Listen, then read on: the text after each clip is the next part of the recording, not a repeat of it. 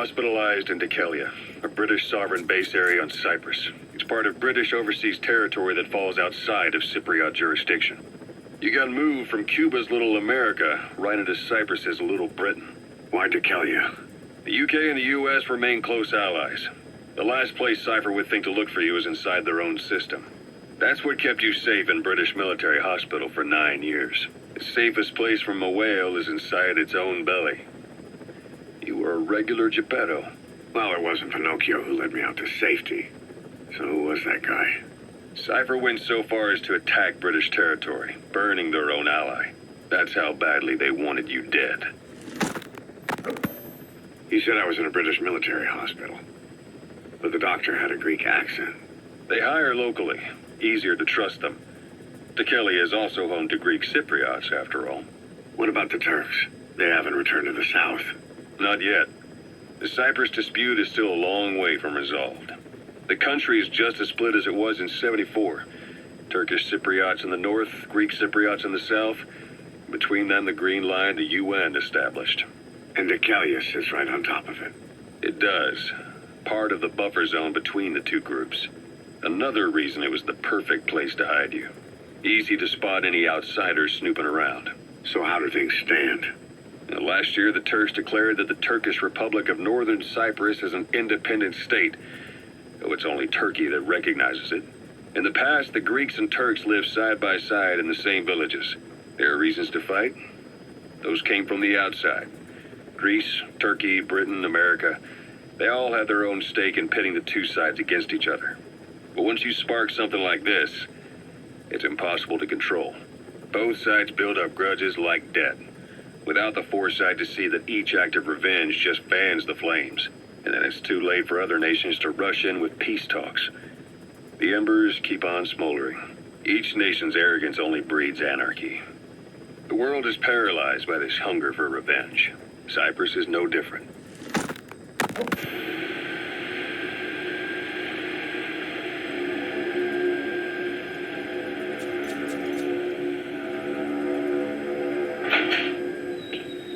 You're up. We're changing ships? We can't go sailing the Suez in a whaler. The Suez Canal. When did they reopen it? Not long after you were attacked. Once they finished sweeping it for mines after the Arab-Israeli conflict. Can you stand? We're going to transfer to a container ship for passage through the Suez. Our destination is Pakistan, Afghanistan's neighbor to the south. There, we disembark and head via Peshawar to the Zero Line, the border. We'll travel to the Khyber Pass by road. And then? We continue on horseback. Afghanistan's main roads are under Soviet control. We'll need to go around them. It'll be all narrow, winding paths through the mountains. We'll do better on horseback. It's a local guerrilla tactic. They use the higher ridges to avoid air recons. Then they charge down the mountains for ambushes. The Soviets still haven't devised a counter-strategy. Our time frame is only half as much as we really need. It'll be a tough march. Better horses than boats. Well, it'll make for good physiotherapy. Take the time to get used to that new arm. While the Soviets have indicated they are not participating in the Los Angeles Olympics, primarily because the United States has made no attempt to guarantee the safety of the Soviet Union's athletes, the United States is increasingly demonstrating the belief that the issue has nothing to do with its preparations, and in fact this is retaliation for the Western nations' boycott of the previous Moscow Olympics. That concludes today's news. That's quite some news. The Soviet Union not attending the LA Olympics? Yeah. Andropov's death has changed some things. They're calling it revenge for the Western boycott of the Moscow Olympics. Countries boycotted the Moscow Olympics? Yes. In protest of the Soviet Union's invasion of Afghanistan. Over 50 countries were absent. It's too bad I didn't get to see Yamashita's judo. When the 40th Army crossed the Amu River 4 years ago, détente went right out the window. The U.S. Congress chose not to ratify SALT II, and Reagan's hardline politics won in the presidency in a landslide. According to him, the Soviet Union's an evil empire. A second Cold War. And there's been no end to regional conflicts and civil wars. Lebanon, the Falklands, Grenada, Iran, Iraq. The story never changes. Egypt and Israel did sign a peace treaty. But then the driving force on the Egyptian side, President Sadat, was assassinated afterward. Apparently, his actions were considered a betrayal of his fellow Arabs. Islamic extremists?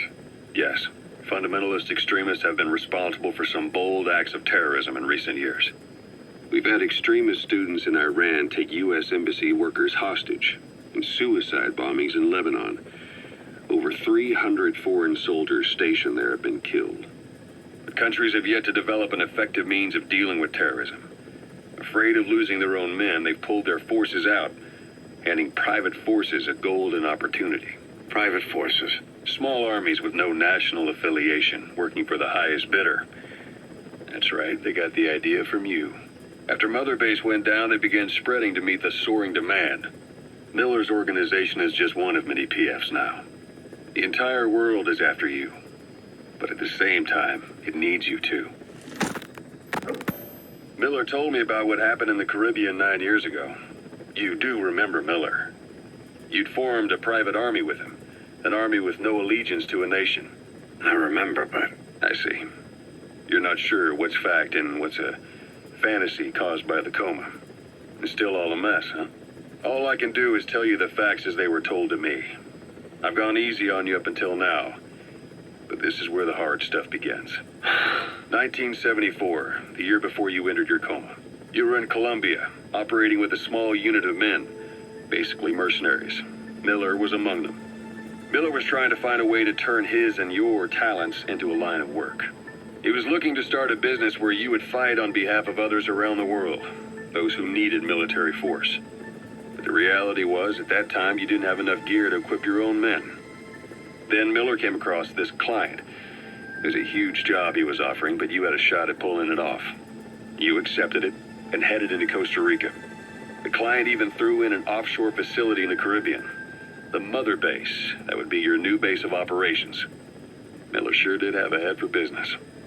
As your mission went on, your unit grew and grew. More weapons, more money. Before you knew it, you were commanding 300 men. As the organization got bigger, your military powers swelled to match. It got so the international community couldn't afford to ignore you. You were just too damn successful for your own good. You, your men, had worn out your welcome. Everyone was out for you. East, West, First World, Third. It was only a matter of time before someone took you down. And that was XOF. Officially, they're an anti-terror unit under the CIA. In reality, they're Cypher's private strike force. They lured you to Cuba using Chico, the Nicaraguan revolutionary kid, and Paz, a mole who worked for Cypher as bait. While you were gone, XOF, posing as a nuclear inspection team, stormed Mother Base. At the same time, C4 they placed on the strut legs went off. The whole thing went down in minutes. XOF. Kisses and hugs followed by a big FU. All because of Miller's blind spot. A back door into Mother Base no one suspected. You remember a certain scientist. Huey was responsible for bringing the inspection team on board, giving the enemy a perfect opportunity to hit you at home. You were returning from Cuba when it happened. Mother Base came damn close to taking you with it into the Caribbean. Those of your men out on assignment returned right away. They refused to believe the wreckage in the water they found was Mother Base. But they checked the coordinates again and again, until reality finally settled in. You were supposed to die that day. That was XOF's primary objective. As far as most folks know, you did. The first doctor to see you wasn't even sure what he was looking at. Before they'd even finished operating, your men moved you to that hospital in Cyprus. It was a woman named Eva who arranged that. Rings a bell, huh? Most men in your condition would have been written off right from the start. But you survived. You went straight down to hell, and they pulled you out. Your eye wide open. Full of venom. The days of naked snake are long gone. Welcome back, Venom Snake. This world still needs you. Snake, try this on. A prosthetic arm. Yeah, Miller was calling it the arm that wasn't there. The physiotherapy's going well. Your arm's bulked up enough for it to fit. There. Perfect. A little time with it, and it'll work better than the real thing. What do you think? I can still feel my real arm. Well, you better get used to this one quick. You have any pain? Every now and then. Where? My fingertips. My left fingertips. Sounds like phantom pain. Your brain still remembers your old hand. Yeah. What about your vision? Can you see okay? Yeah, at the moment. Now, the shrapnel in your skull is pressing on your optic nerve. I'm told any hard impact could have an effect on your visual cortex. Yeah. The doctor mentioned that. Your brain might process visual information incorrectly. In other words, you could have hallucinations. You might see things that aren't there, or not see things as they really are. You experience any of that? I think so. When? Right after I wake up. Colors look faded. Colors, huh? Well, that's not a major concern in and of itself, but it could mean the difference between life and death in the field. You'll need to watch out for that. I will. All right. You should continue your physio. We'll be arriving soon. It's the last chance you'll get.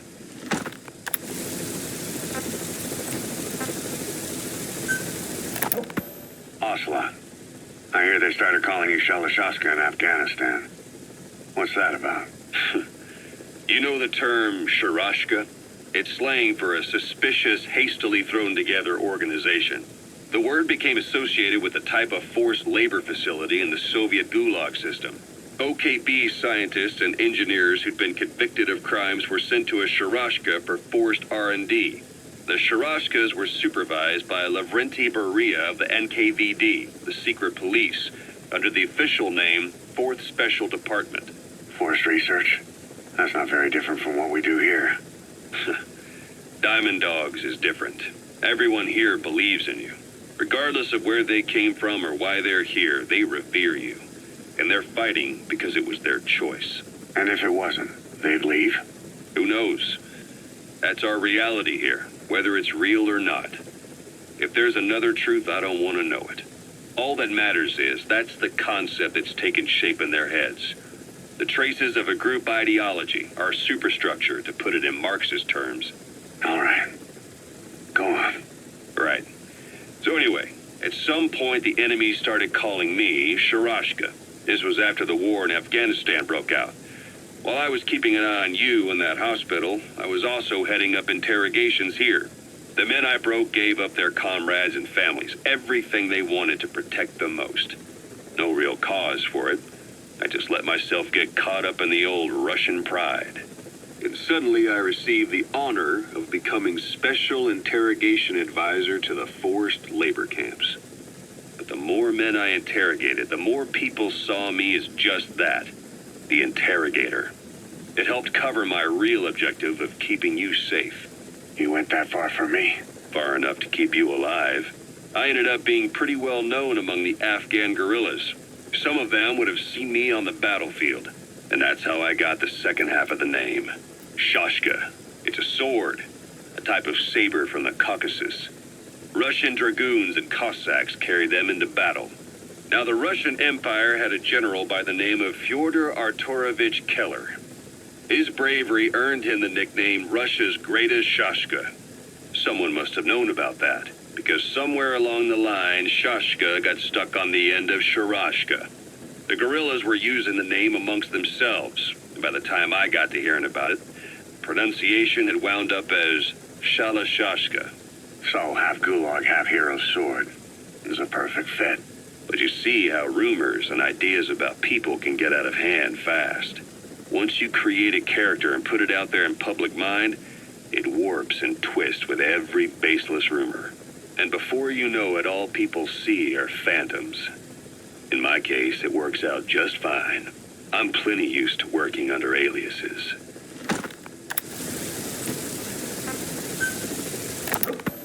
So SALT 2 still hasn't gone into effect. That treaty was drawn up to limit not just the size of the U.S. and Soviet Union's nuclear arsenals, but also their delivery systems. The whole deal. Just when we thought all those years of negotiations had paid off, somebody decides to invade Afghanistan. The timing couldn't have been worse. The president was in the middle of the SALT II talks back then. You mean while you were busy trying to stop Peace Walker? I heard. President Ford was meeting with the General Secretary in Vladivostok. In his absence, the political brass in America detected what they didn't realize was false nuclear launch data from Peace Walker, and were on the verge of ordering a retaliatory nuclear strike. Coleman's big idea? Humans are incapable of destroying themselves. Turns out he never knew what humans are capable of. If that AI, the boss, hadn't found a way to stop the fake data transmission, they probably would have gone ahead with the launch.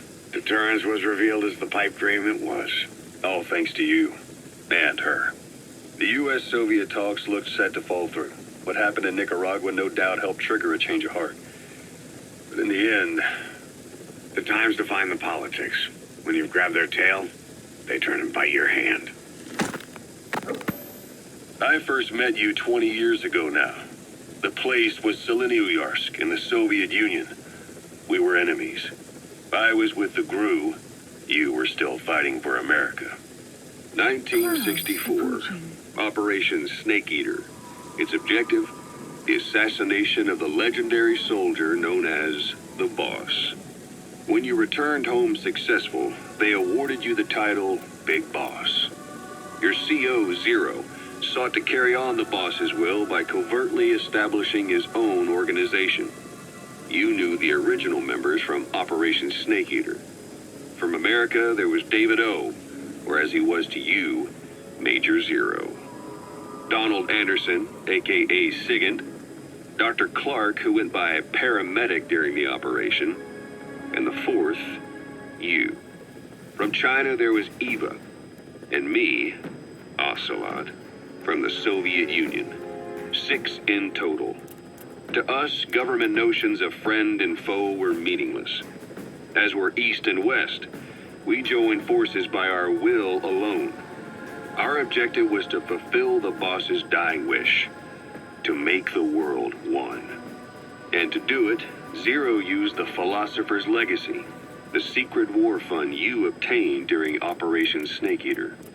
This organization would go on to become Cypher.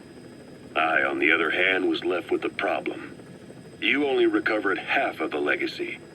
I had to locate the other half myself. When I found the funds, I passed them on to Zero, just as you wanted. I still trusted him in those days. We thought what he was doing was the boss's will, until he started that one project. Les enfants terribles, Zero called it. You parted ways, as did Eva, leaving only Anderson and Clark still with him. I maintained limited contact, although truth be told, we were just keeping tabs on one another. The reason was always you. After you returned to the Army and created Foxhound, you left America. For a time, even I'd lost track of you. I'd imagine Zero did too. You always were the best when it came to hide and seek. Zero created Cypher, an information network to tap into every corner of the globe. Woven together, Cypher's arteries make the world just one big organism. And that's not all. It also monitors the thorn in Zero's side. That's you, tracking your coordinates wherever you might go. The further you strayed from your roots, the larger Zero became. It's as if he was trying to close the gap between you. But before long, he disappeared from public life. Only a few people had direct contact with him. For a time, I was one of them. Then a year after you fell into your coma, he slipped out of sight entirely. Since then, nothing. No photos, no recordings, not even a reliable rumor as to his whereabouts. I tried every method I could think of, but Zero was gone. Freed of his control, his creation, his power continued to grow. Cypher is a great beast, and Zero was its spine. But even without him, it's endured, evolved. But now its body is rotting, riddled with parasites. Parasites like the ones who attacked you 9 years ago in the Caribbean, and then at the hospital. Cypher's Black Ops Unit, XOF. They learned where you were, came to wipe the slate clean.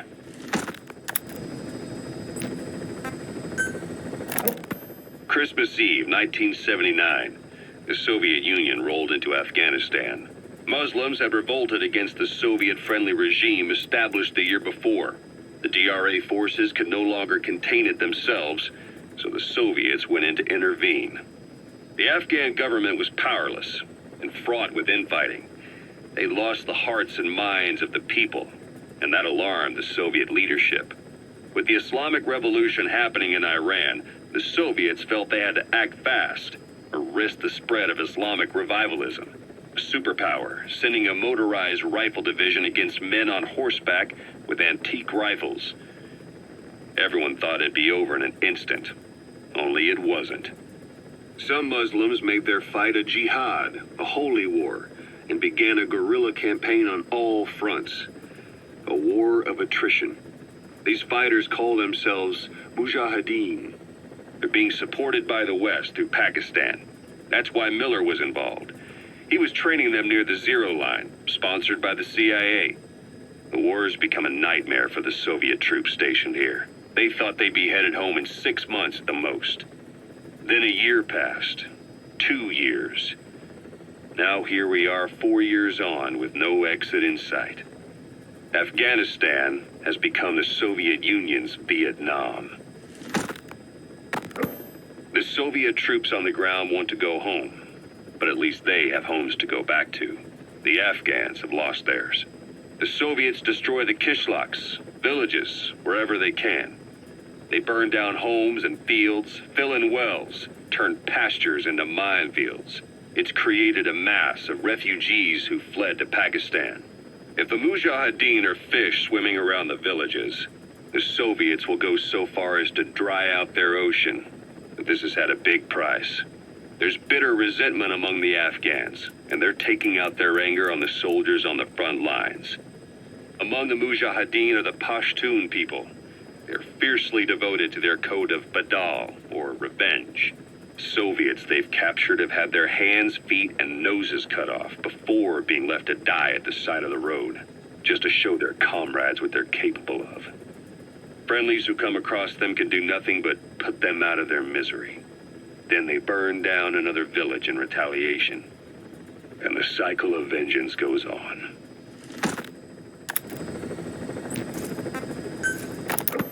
This war, the Kremlin never expected to have this much trouble against the Mujahideen.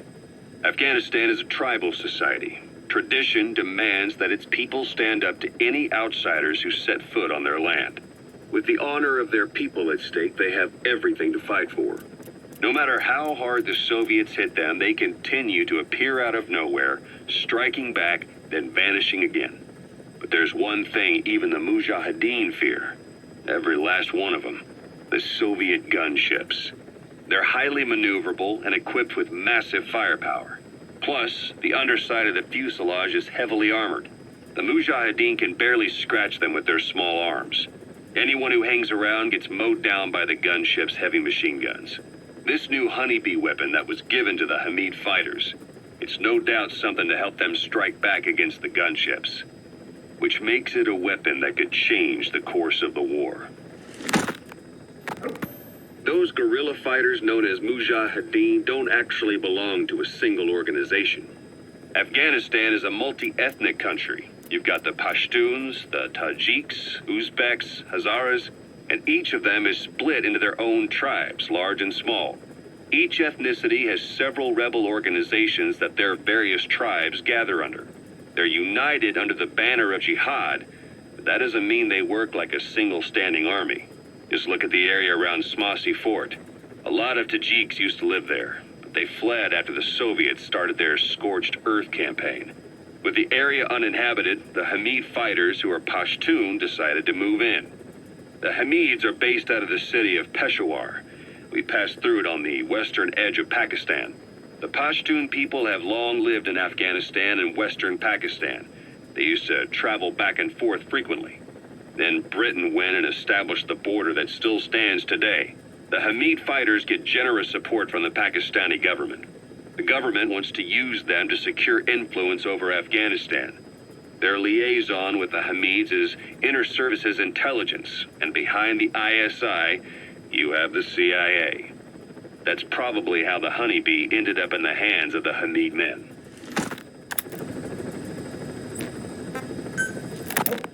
I had the R&D team analyze the Honeybee. How? The CIA wanted it with everything intact. They took it apart to look at it. Then they put it back together. Everything intact. That's the R&D boys, all right. Turns out the Honeybee's homing capabilities are a cut above previous manpads. It can detect a broad range of infrared wavelengths and even ultraviolet for supplementary guidance. Hence the name, huh? Right. Honeybees rely on UV light to fly.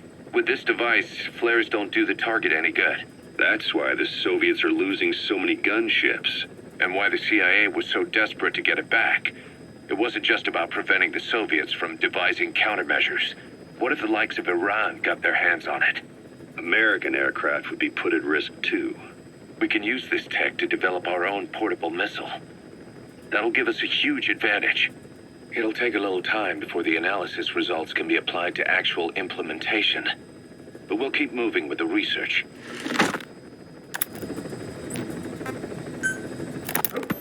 Kaz, what about the unit that attacked us in the mist? You knew something about them.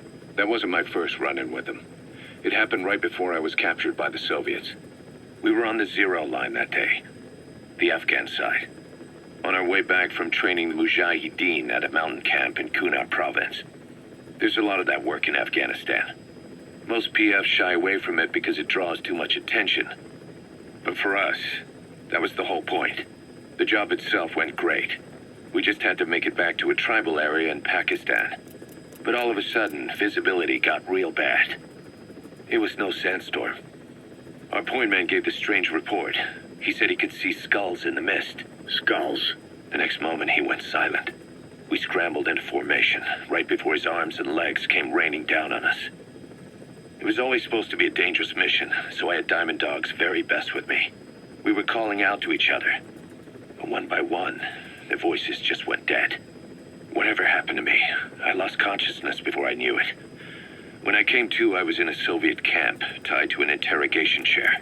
Could they be some new Spetsnaz unit? No. The ones that interrogated me were just the average rank and file. Whatever group attacked us, the way they moved was just insane. And that mist, appearing out of nowhere. The Soviets don't have tech like that. If they did, Ocelot would have heard about it. I doubt the West does either. Otherwise, the folks at Langley would be sleeping a lot easier. Why'd they come after you? Wish I knew. I'm the only one who survived. Though I don't think they planned it that way. If I was their target, they wouldn't have just handed me over to the 40th Army. Whatever the case, we need to watch our step until we know who they really are.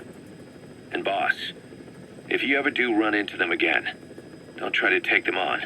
You just get the hell out of there. When I first started dealing with Zero, with Cypher, it was a somewhat parasitic relationship. Though, a mutually beneficial one. Cypher had no army of their own, so they wanted us. They wanted our strength. They approached me as a potential business partner. But they had other motives. Cypher coaxed us into Central America, into that US-Soviet proxy war, to fuel Mother Base's growth.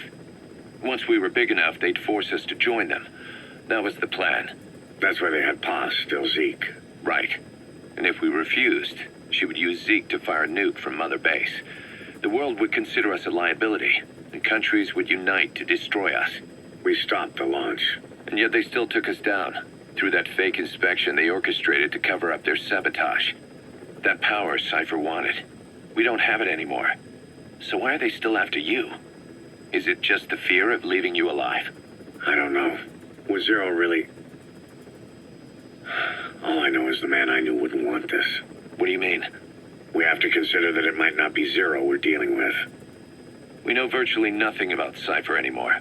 How big they've gotten, what they want, or even who they really are.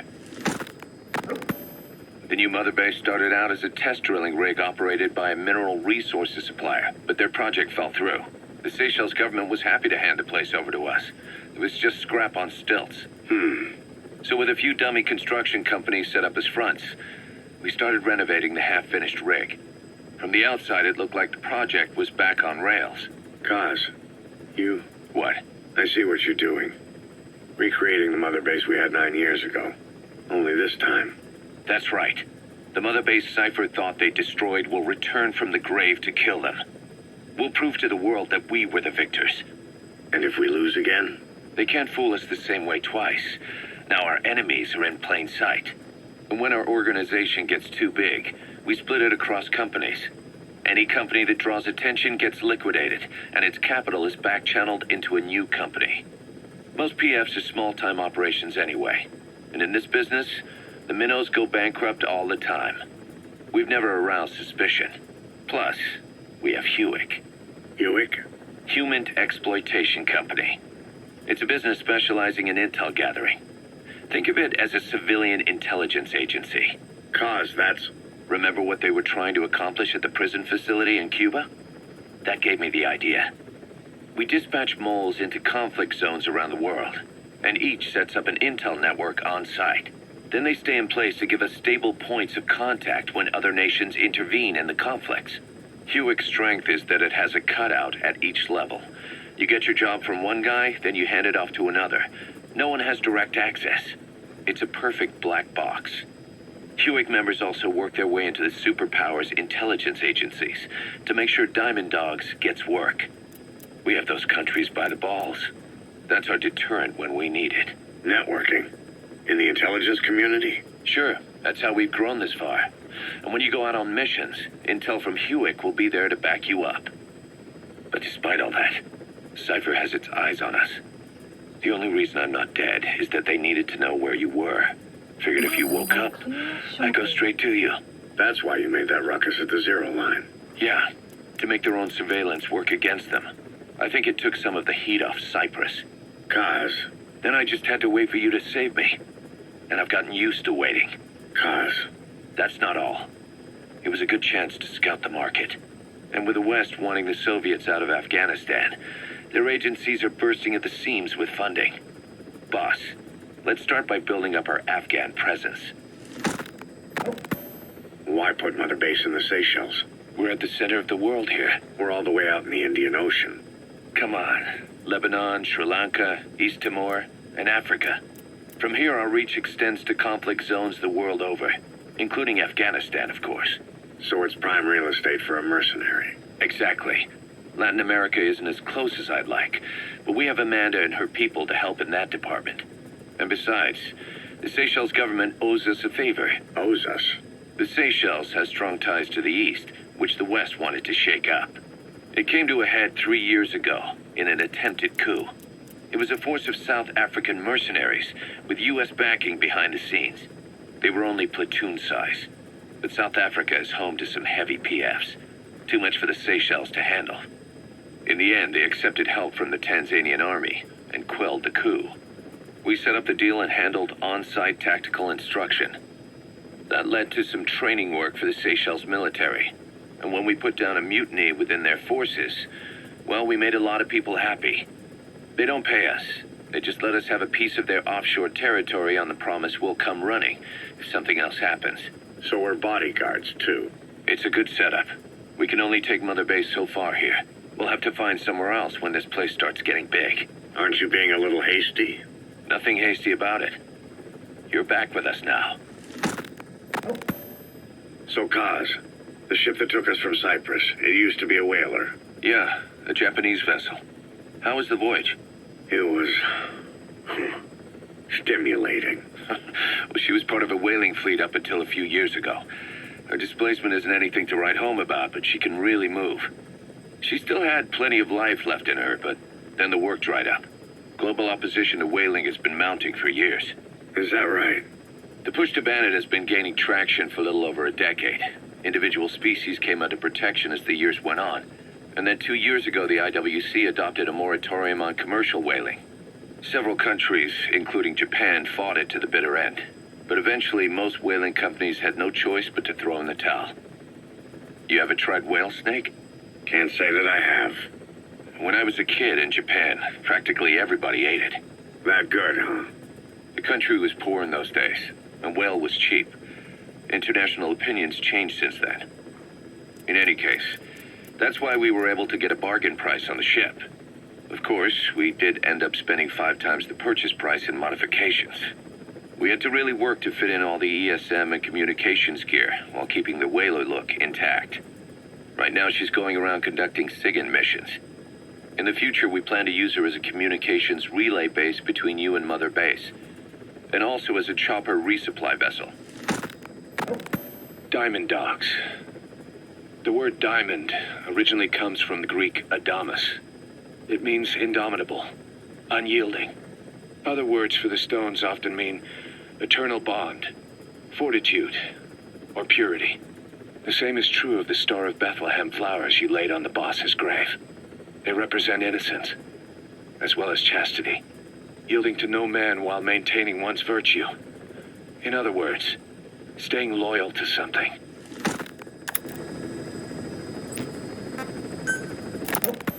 Ocelot said the number of private forces is increasing, and they modeled themselves after us. They're a far cry from the likes of us. But why? 9 years ago, we made enemies of the world as a nuclear-equipped force, independent of ideology or state. Yes. Sooner or later, the real UN would have stepped in. So why are they giving these PFs free rein? That's our fault, too. What do you mean? What happened 9 years ago was a real problem for a lot of people. An organization as big as ours, with our facilities, was wiped off the map. Not an easy thing to hide.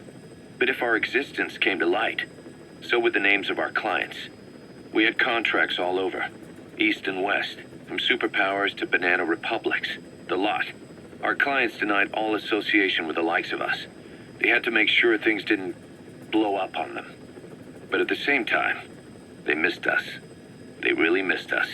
The demand for armies for hire was as strong as ever.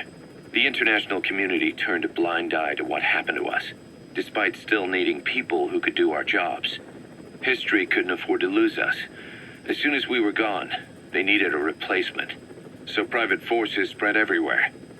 And they're all just a phone call away. But still. I know. PFs are totally different from what we envisioned. Nation-states, revolutionaries, terrorists. They have a lot of clients, and Cypher is one of them. Cypher stays anonymous, but I know their work when I see it.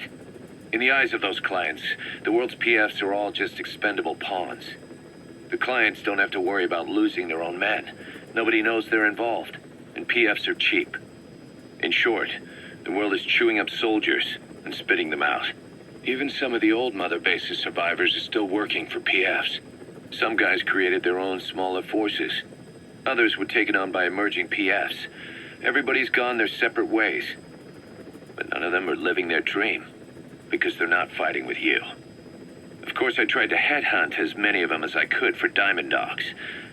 It was all a waste of time. They said they weren't interested without you to lead them. But now you're back. And everything's gonna change. We'll unite all private forces under you, transcending nations and economies.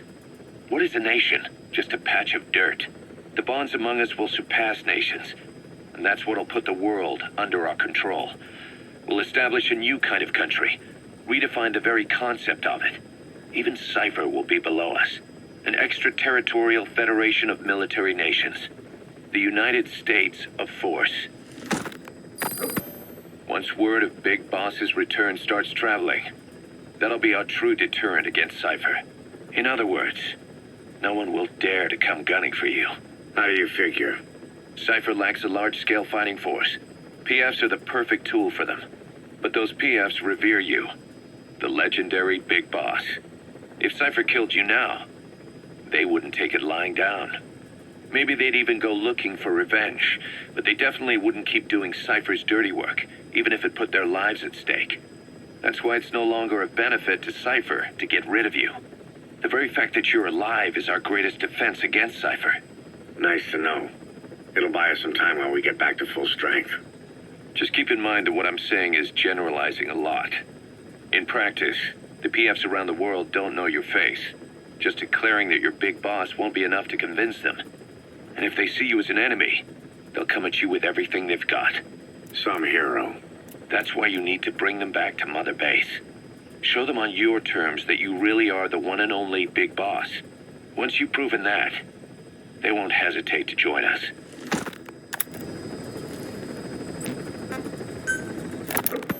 We were lucky to get our hands on that cyborg arm developer. There's no one in Diamond Dogs who can so much as maintain that thing.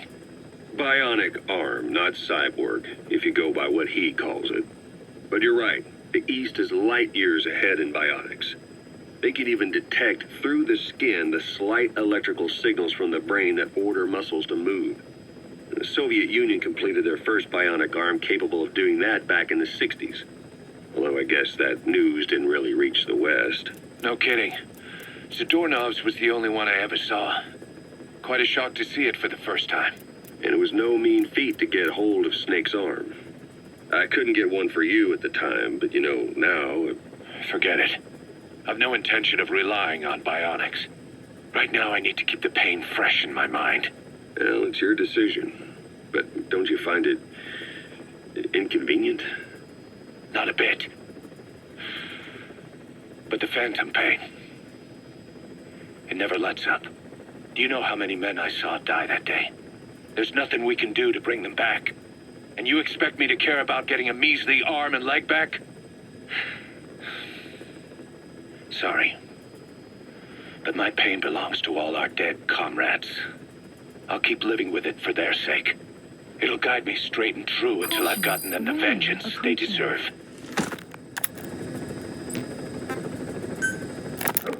Diamond Dog's intel team specializes in information gathering, mainly HUMINT and SIGINT. They plant scouts and moles in the field. These operatives will blend into the local populace and work under the guise of a resident, or disguise themselves as travelers and ask around for information. They observe targets using various hidden bugs, cameras, and transmitters, and by tapping their satellite and phone communications. Analyzing all this information creates a clear picture of how wars and the PFs fighting them are changing. This data can also be used for threat assessment when deciding whether to accept contracts from certain clients. And during missions, the intel team keeps track of target locations and produces FOM predictions, reporting mission-critical information based on real-time remote observation of changes in the AO. What you hear from us over the radio is based on how we interpret the data gathered at the command platform. However, intel team operatives go unarmed in almost all situations to avoid revealing themselves to the enemy. Some will carry a knife, but most have nothing at all. As such, don't expect them to help you take on heavily armed adversaries like PF soldiers. Think of them as entirely passive in the hot zone. Plus, they use all manner of techniques to remain inconspicuous in the field. If you ever spot one, you'll have some serious explaining to do. So remember, their specialty is espionage. They may not be of use in a firefight, but when it comes to intel, they're pros.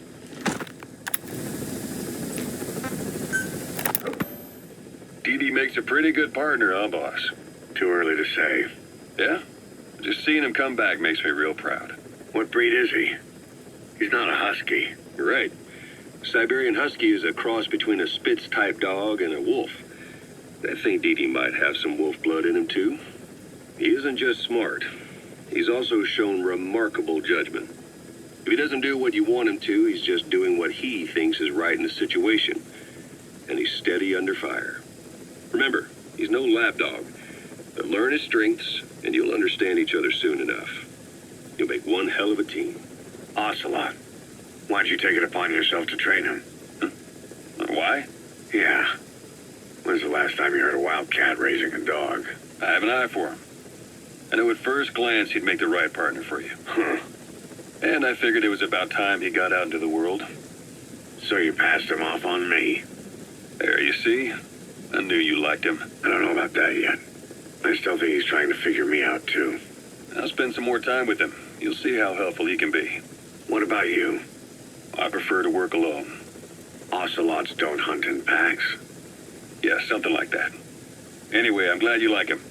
Dee's really taken to you, too. And to going on your walks. Don't be shy about taking him with you in the future. I'll think about it.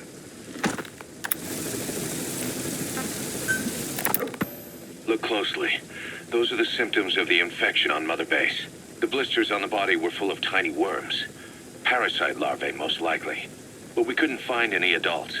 It doesn't seem to mature in the body, like a spargatum. We don't know the root of infection, or what causes symptoms to develop. The infection rate, along with the number of dead, are both on the rise. If we don't find the cause, and soon... Boss, do you remember seeing these symptoms before? The bodies floating around in the oil facility, the bedridden test subjects at the Devil's House? This epidemic looks just like what we've seen on our hunt for Cypher. It could be a counterplay by Skullface. That's insane. You mean they weaponize parasites? Parasites as weapons. That definitely falls under the Biological Weapons Convention, but it's something the world would never see coming. And no one's ever developed a vaccine for parasites. So this is the weapon of mass destruction Cypher was working on in Africa? It may be. But if it is, how do the Yellow Cake and Walker Gears fit in? There must be something bigger we're not seeing. Anyway, our priority now is to prevent more casualties. The medical team is studying the infection, but we can't treat anyone until we know the root cause. All we can do right now is halt the spread of infection. Remember before, boss? When Quiet attacked one of our guys on Mother Base, stuck a knife in his mouth. He's one of the very few soldiers who've had contact with her recently. Close contact. I don't think it's a coincidence that he was among those who became symptomatic pretty early on in this epidemic. Saliva and blood spatter, an open wound, mucosal infection. Whatever is causing this got inside him then. Miller, that is a baseless accusation. The source of the infection is Quiet. Everyone suspects her. We don't know that. And we've come across these symptoms before. The bodies in the water at the oil field facility, those sick people in the beds at the Devil's House. They're identical to what we've seen while we've been after Cypher. The infection could have come from elsewhere. But at the very least, she does know something. It's not like she's gonna talk.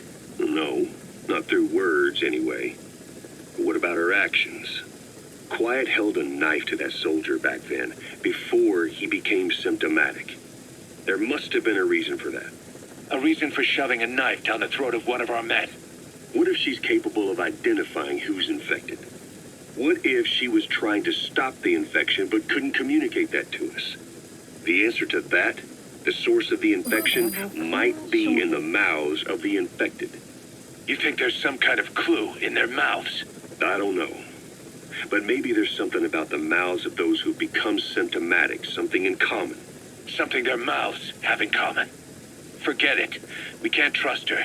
Even if she can spot the infected, I don't want her help. I understand how you feel. But this is something to go on. Can't you see it's just like I said? Bringing her here was a big mistake. Quiet is gonna be the end of us. Stand down. You've got zero proof. Try to keep an open mind on this, boss. There has to be a way to identify who's infected. Snake, do you remember Amanda? Yeah, I do. Their revolution was a success. Somoza resigned, and Nicaragua has a new government. Amanda's really working hard for her country to be reborn. Good for them. She says she wishes Chico could be there. That revolution was the dream. For Amanda, for Chico, and their father. That chopper was no place for Chico to die. I'd like to at least think history will remember his part in the revolution. When you pick up a gun, there's always a chance you'll die for nothing. He knew that as well as the rest. Now that he's gone, it's up to the rest of us to decide what it was all worth. If we don't, there's nothing to prove that Chico ever lived at all. We're his mark on the world. Amanda told us that Strangelove contacted her after the revolutionaries came to power in Nicaragua. Strangelove, the AI researcher from Mother Base? I remember her. We'd lost touch with her, till Amanda heard from her out of the blue. She told Amanda she wanted to salvage Peace Walker's drive parts, or something from the bottom of Lake Nicaragua. Amanda passed the request on to her friends in the new administration. She's a national hero now, after all. So Strangelove got a Soviet military aircraft to transport something to somewhere. But apparently the cargo wasn't big enough to have been Peace Walker itself. So what was it? Who knows? We recovered Peace Walker's nuclear warhead ourselves 9 years ago. What could Strangelove have been after? Amanda said she didn't mention what her reason was or where she was headed. Nicaragua is a socialist state now. And with Amanda vouching for her, the government didn't feel the need to concern itself with the details. All Strangelove told Amanda was that she was going to continue her research, and that the rest was a secret. Right before the attack, Huey was in the control tower to prepare for the inspectors. He was with them when it all went down. The control tower collapsed with the rest of it strut. His body was never recovered. But he was the one who met the inspection party when they arrived. And he was the one who showed the nuclear inspectors to the tower. You remember the way it went. First he recommends we agree to the inspection. Then he gives them the okay without our permission. All the time acting as if he was doing us a favor. On top of that, he even had the guards disarmed that day. It would send the wrong message, he said. Whatever the angle, it all leads back to Huey. I curse my own stupidity for not realizing sooner. Huey escaped with that unit by chopper. I've been hunting him for 9 long years. The other reason I was operating around Afghanistan was to dig up his location. Huey's in Afghanistan? Yes, and I have a good idea where. Now we just wait for the right moment. This time, we'll be the ones using him. He's going to tell us who our guests really were that used a fake nuclear inspection to blast our home into the ocean.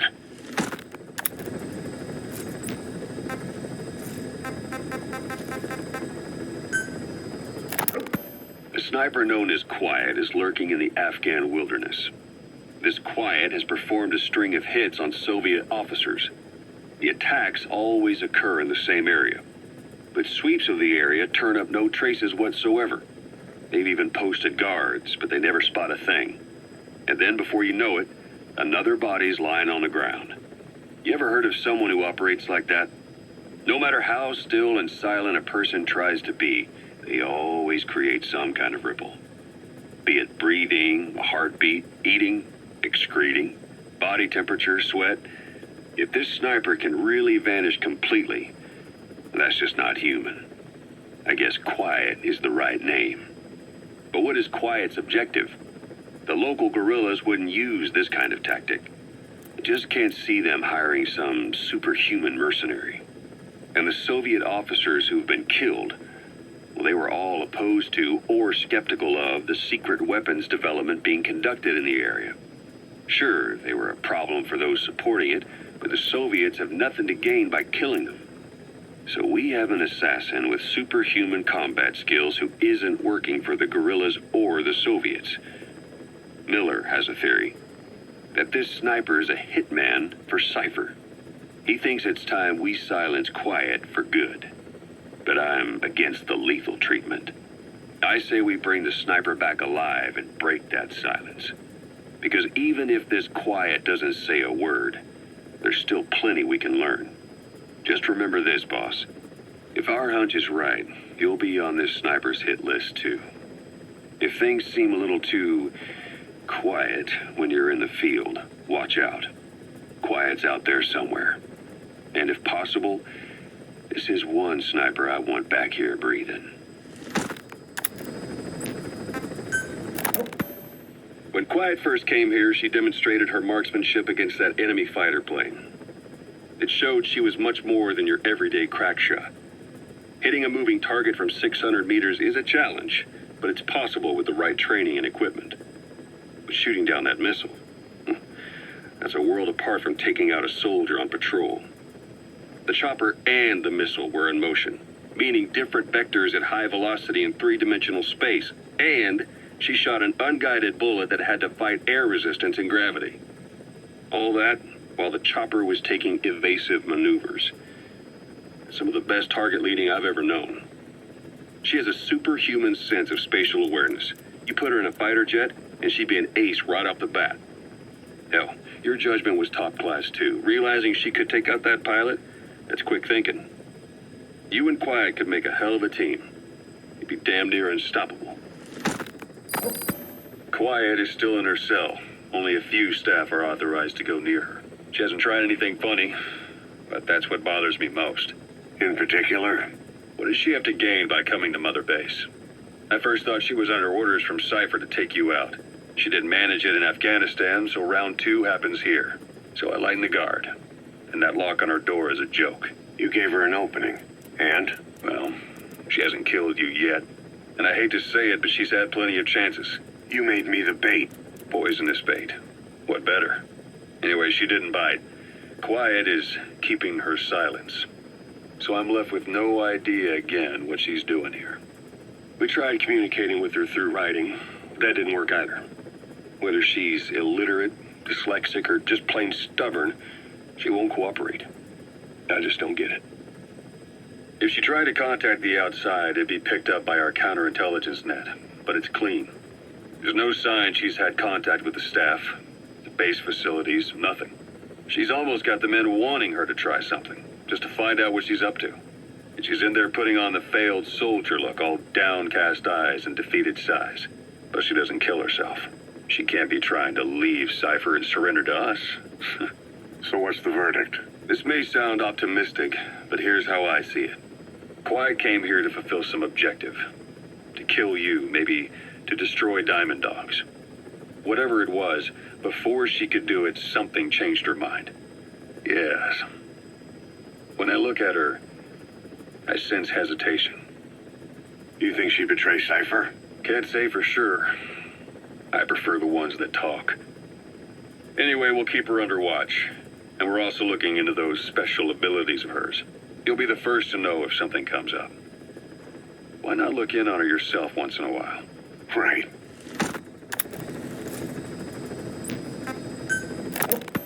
Boss, Quiet still hasn't made any moves. It's got me thinking. What?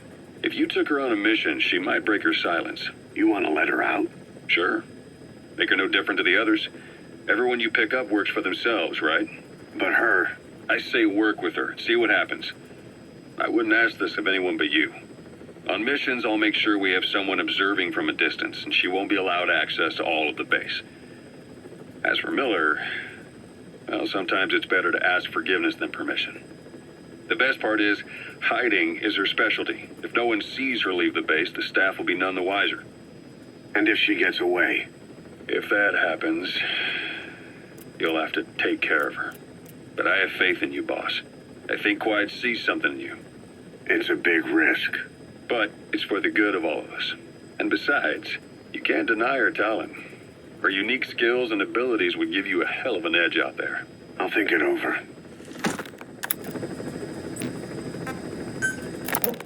How long are we gonna keep that woman here?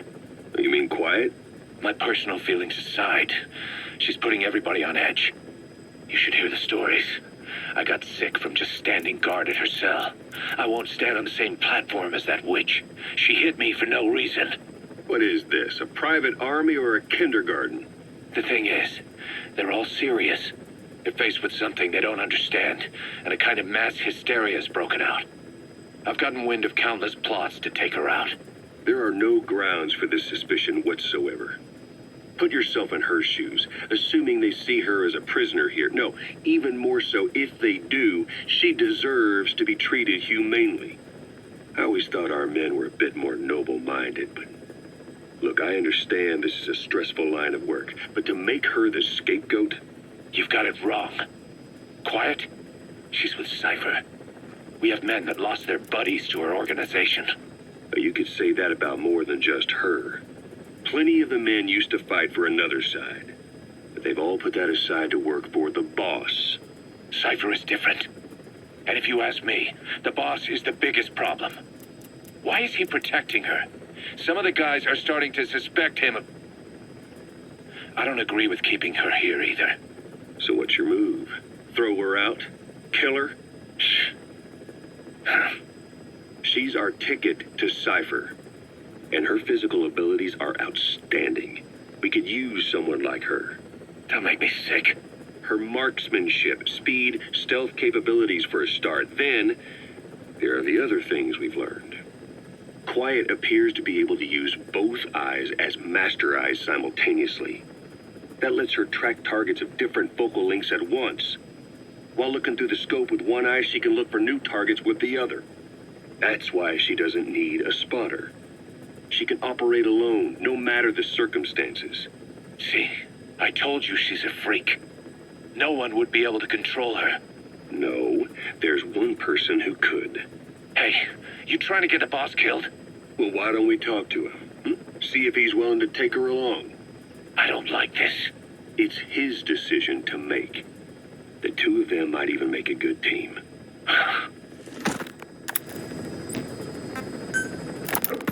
It wasn't just Cypher. Back in the Caribbean, every eye in the world was turned on us.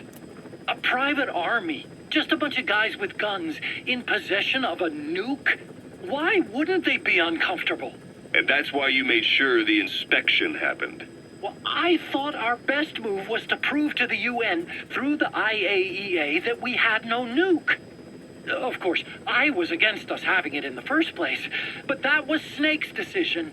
The boss wasn't responsible. Well, don't get me wrong, I still believed in Snake. I thought I was making the best decision for all of us, that's all. I figured we should get a third party to exonerate us before proof of the nuke did get out. And who better to do that than an organization with international authority? So the truth is, you took it upon yourself to agree to an inspection arranged by the UN. Only the inspection was a ruse, and Cypher's strike force, XOF, showed up instead. I had no idea that would happen. Enough bullshit. Oh, sure, like I could have known. You know, I was just trying to prove our innocence to the world. What's wrong with that? We're not interested in the excuses you thought up. The truth is objective. Just see it from my point of view. You led XOF to the control tower. They seized it, giving them complete control over the base. Moments later, they detonated C4 on the strut legs. Anyone who'd managed to survive was hunted down by the assault force and their choppers. You can't believe I did that on purpose. That was the end of Mother Base. But it wasn't the end for you. How can you... Look, think about it. I lost something too. I built Zeke and it got buried underwater. I am a victim. That raises the big questions. Why were you the only one spared? You got away without a scratch. Why did Strangelove leave the base on the eve of the inspection? You two were close. Strangelove? And how did you manage to build something that surpasses Zeke in every way? Because you did everything they told you. You're the only one who didn't lose a thing. That is the truth. I was taken away against my will. Skullface forced me to do his research these past 9 years. He used me. I lost 9 years. 9 years. We all lost 9 years. It wasn't just you. I suppose blaming me makes you feel better, does it? But who's gonna give me back all the time I lost? You're not getting anything back. You're not a victim here, Emmerich. You're the perpetrator. I didn't know anything. Nobody can back that up. Yeah, all the evidence is at the bottom of the ocean. You know the hardest man to break. The type who's fooling himself. That takes time. It's easier to live a convenient lie than a painful truth. Is that the piece you've chosen, Doc?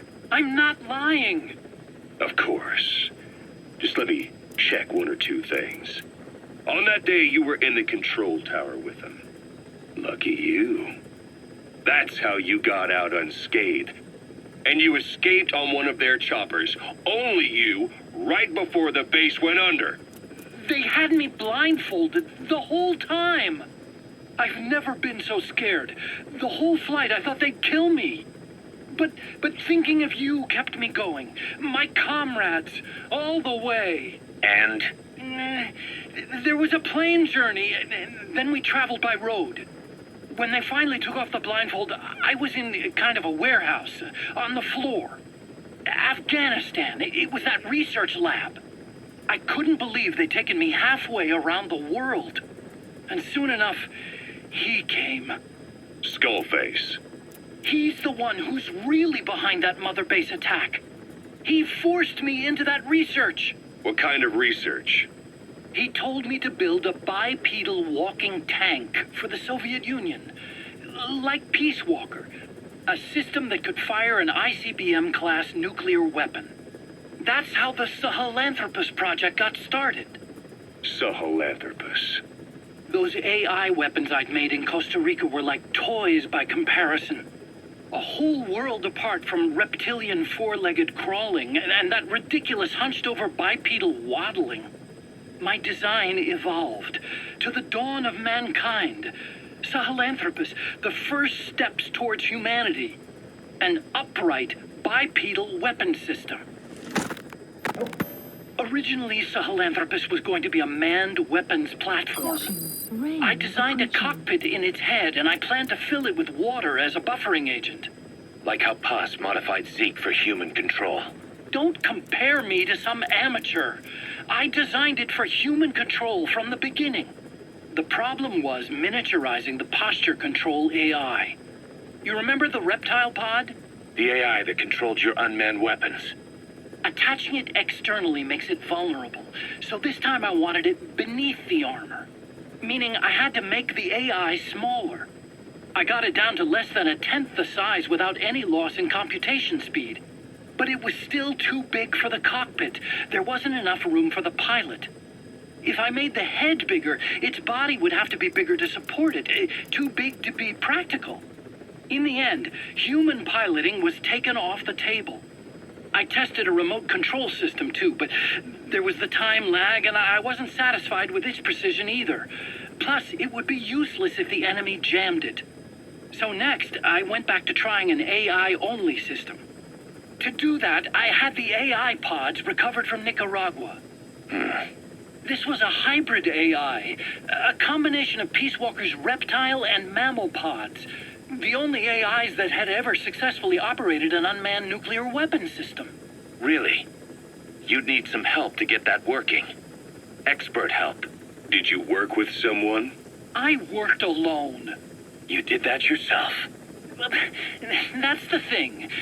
The AI didn't pan out in the end either. But I did finally get Sahelanthropus walking by folding over its upper body to lower its center of gravity. The first upright bipedal locomotive weapon system in the history of mankind. I guess technically it falls into the anthropoid ape category. I don't see the benefit of having it stand taller. On terrain with significant differences in elevation like Afghanistan, you need a body that's vertically adaptable. That also lets it attack from long range while using mountain ridges for cover. So, making it walk upright was the most important factor in giving it superior height capability. As the name suggests, that was the whole point of Sahelanthropus. But I was being pushed for results. Having the AI mounted externally would have been the fastest way to get it working. I just needed more data so it could maintain its balance. But Skullface refused to wait. He dismissed the idea of AI control and took Sahelanthropus away from me before I could finish it. But it was walking when it came after you. That's just it. I don't understand how Skullface got it to move upright, without a pilot or an AI. And walking at that speed, too. It's beyond anything I could have imagined. This is like the Wright brothers making it to the moon. I'm just as clueless as you are. So this Sahelanthropus, where is it now? I have no idea. All my experiments took place at that cave. I've never seen it anywhere else. Besides, it's still just an incomplete prototype at this point, and nothing but a paper tiger. Even if it can walk, it's far from being a viable weapons platform. It wouldn't be useful in actual battle. Emmerich will remain here at Mother Base for now, but not as a member of Diamond Dogs. I still don't trust him. That work for you? Fine by me. He can't be allowed any contact with staff either. Yeah. A lot of the guys would love some payback for 9 years ago. We still need him alive. But we have to restrict his movements. He can only go where we tell him. And of course, the interrogations will continue. He worked for that skull bastard for nearly a decade. He still has more to tell us. How long are we gonna press him?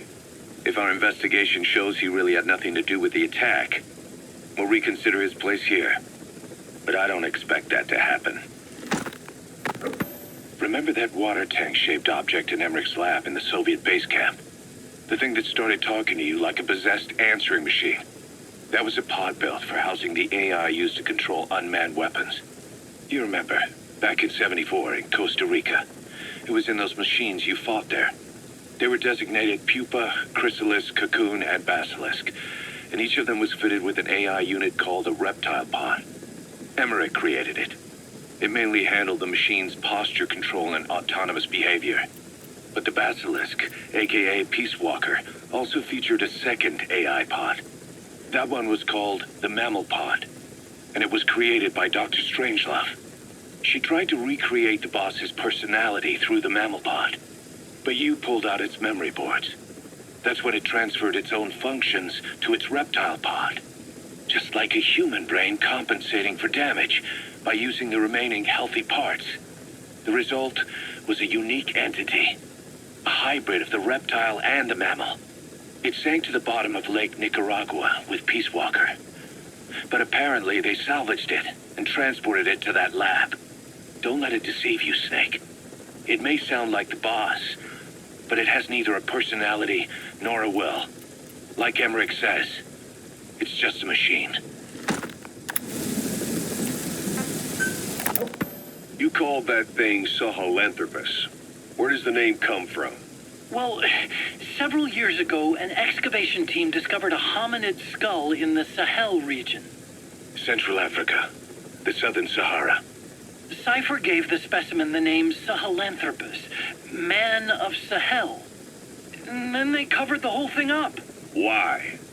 They probably wanted to monopolize information about human evolution to have a head start in their genetic research. At least, until they had an idea of what they'd found. It was that big of a discovery, huh?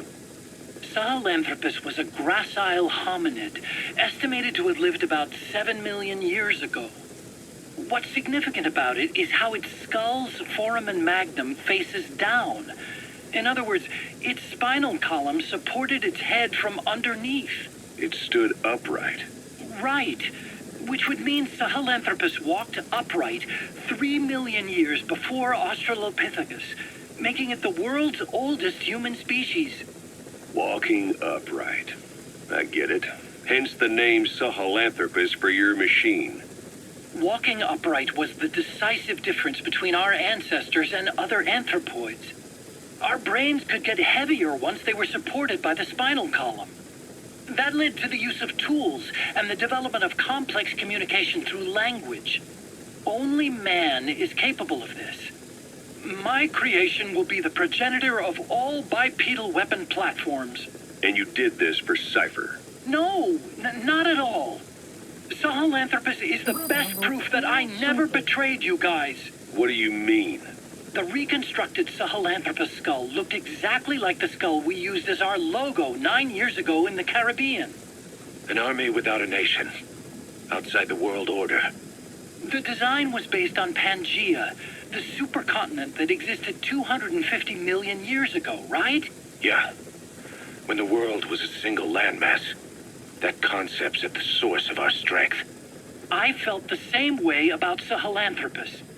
Sure, I was forced to build it under their orders, but I always wanted to put its technology back in our hands someday. That's the reason I incorporated the old insignia into Sahelanthropus's name. Don't you see?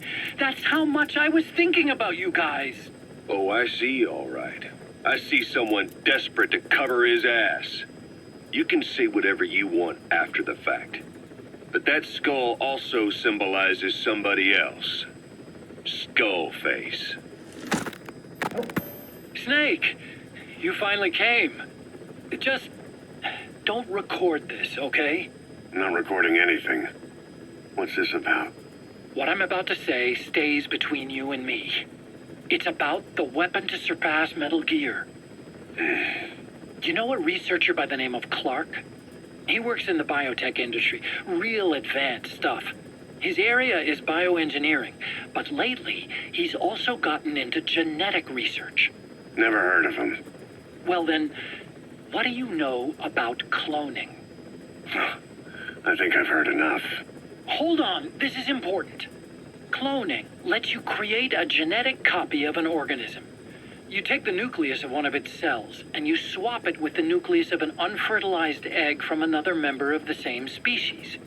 They started out working with plants, but since then they've had success with other organisms, including mammals. It's a hot area for a lot of places right now. Corporations, universities, research groups. There's no shortage of scientists out to get famous and patent their work, with morality taking a back seat. Isn't that a little outside your field? It's got nothing to do with my research. But I thought it might be of interest to you. Cloning, and Dr. Clark, I mean. Go on. Now, this is really highly classified stuff, but I've heard that an American biotech company has successfully cloned a human being. What's more, it happened over 10 years ago, and the researcher behind it was Dr. Clark. You've really never heard of him? I don't meet many doctors. This Dr. Clark is a complete ghost, even to others in his field. His age, where he comes from, that might not be his real name. And I can't even say for sure he's a he. Clark's employer, ATGC, its company motto is embracing your hopes, preserving talent. What does this have to do with me? Cypher. Dr. Clark works for ATGC, and they have connections to DARPA. Cypher couldn't function without the communications network DARPA's built. Meaning, Cypher has to be a part of the Pentagon. Or at least, the two are joined at the hip. DARPA is a driving force behind human cloning. It's a pretty high priority project for them. And this Dr. Clark, some say he's a pivotal player in Cypher. But that's not all. Every cell nucleus in an organism contains the genetic information for that organism. Think of it as a blueprint for life. Clark appears to be working on how to decode this information and rearrange it at will. If you could do that, it would mean being able to custom design human beings for specific purposes. Can you believe that? Suppose for a moment that this is all fact. A man of your talents, if your genetic information died with you, that would be a terrible loss for mankind. But what if mankind could preserve you for future generations by cloning you? All right, enough. I get the idea. Look, I know it's inductive reasoning, but this weapon to surpass Metal Gear they're developing in Africa, I believe it's something that uses this new technology. Speaking as a fellow scientist, it chills me to the bone. That's rich coming from you. If genes serve as our blueprint, then I wonder if they include an impulse that drives us to tweak the design. Can you imagine that? Genes encoded with information that wants its children to decode it. Is life itself putting the direction of our next evolution in the hands of scientists? I guess it would take some real arrogance to believe that. And yet, it could be what Cypher's after. I think you're barking up the wrong tree. But that was an interesting story. It'd make a good movie. You have to believe me. Where'd you hear all this anyway? Where? I just overheard it in bits and pieces while I was forced to do that research for them. Right. Wait a minute. Look, I want to help you. I want to be of service here. I'm risking my life with this. Is that so? Maybe it's time we brought someone else into the conversation. No, not him. Not Ocelot. You can't do this.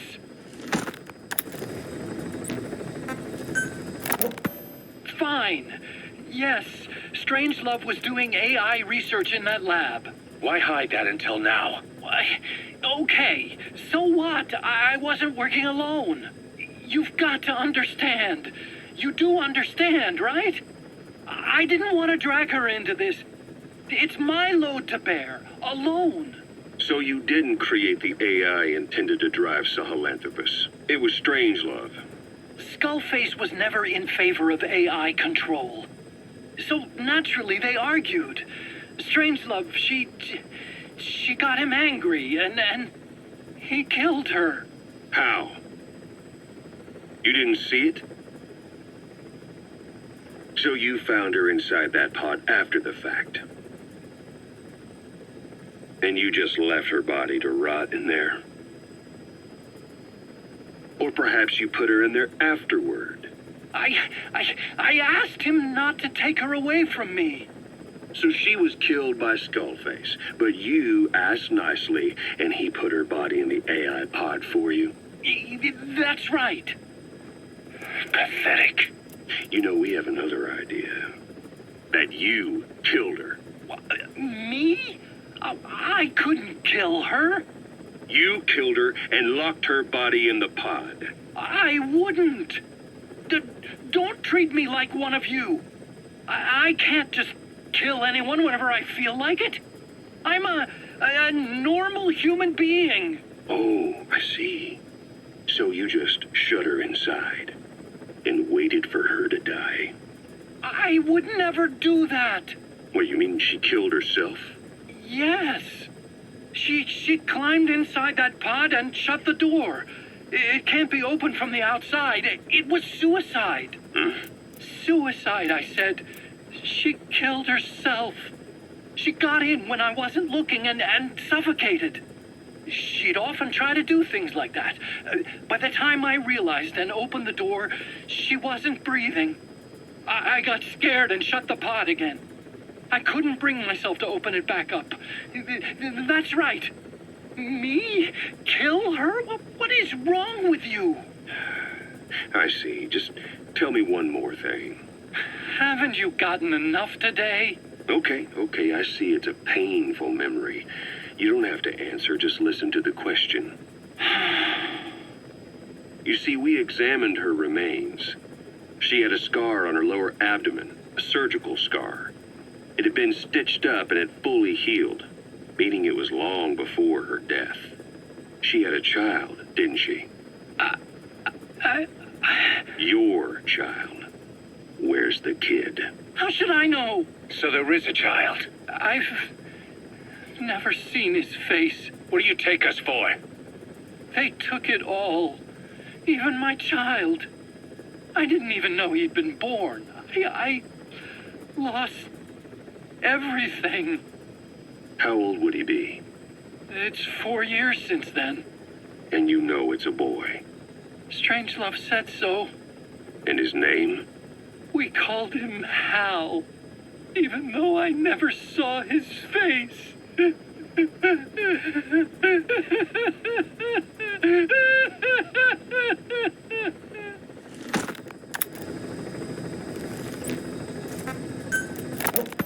What was your goal in having the children repair Sahelanthropus? I just answered their questions. I had no idea they would actually try to fix it. I mean, can you imagine a child piloting it? Oh, sure, easily. It wouldn't work. I bet it's just like riding a bike. I said it didn't work. Who did you try? I didn't. Did you put your son in it? We never did that. His name was, Hal, wasn't it? I thought you said you never saw his face. But you made him pilot Sahelanthropus. You used him in your experiments. He wanted to get in. It was such a short time we had. So he was with you.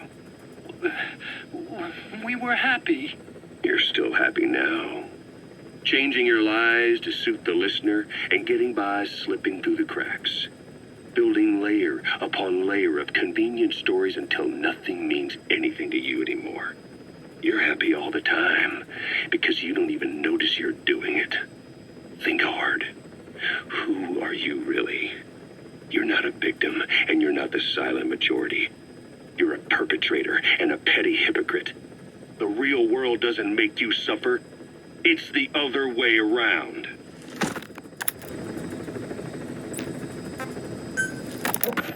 Well, Doctor, I have the report on the incident at the quarantine facility. Assuming the vocal cord parasite underwent a mutation. The only plausible explanations are exposure to some high-concentration mutagen or radiation. As you know, some of the staff at the quarantine facility were infected with the parasites. The Wolbachia prevented them from copulating, but the parasites themselves can't be removed from their host's vocal cords. Once you're infected with Skullface's parting gift, you're stuck with it. The researchers regularly used X-ray equipment to monitor the parasites in their throats. No problem there, they kept a close eye on the radiation doses. But that equipment didn't just give off X-rays. It was also emitting beta rays. Even though that's unnecessary for the scans. See, beta rays have far worse effects on DNA than X-rays. Meaning the only logical conclusion is that someone added in a beta ray emitter to trigger a mutation. Those beta rays leaked out from inside the equipment. Because the emitter was retrofitted, the shielding was inadequate. And the person who ordered and inspected the equipment was you, Doctor. That makes you the only person with the opportunity to install that emitter. So now you're saying I sabotaged medical equipment for some wild plan to make the vocal cord parasite kill everyone? Or maybe you thought it'd reveal a way to treat the parasite without using the Wolbachia. With that much to barter, I suppose some people would welcome even a pathetic cur like you. Just stop it. You'd have no shortage of buyers, but most would be happy with just the parasite. You wouldn't need to offer anything else. However, if that buyer already knew about the parasite, they'd also know that by itself, it's no longer the ultimate bargaining chip it once was. To sell to that buyer, you need to throw in a bonus. A way to one-up it. There's only one buyer who'd be after that. Emmerich, we record all communications on Mother Base. That includes radio transmissions to and from homemade devices. You've been in frequent contact with people in America. A private biotech company. A client of which is DARPA. And they are connected to Cypher. You made a deal with Cypher. You offered them a new parasite in exchange for your safety. This is the only place in the world where the vocal cord parasite still exists. And you used it as a testing ground. Tried to resurrect their bioweapon. But your plan to obtain the parasite has failed. Your bullshit ends now. And don't think you're leaving here alive.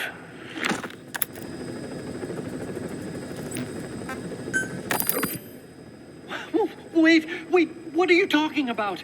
Just what do you plan to do? Present the charges against you. And render an appropriate punishment. You're gonna put me on trial? Call it what you like.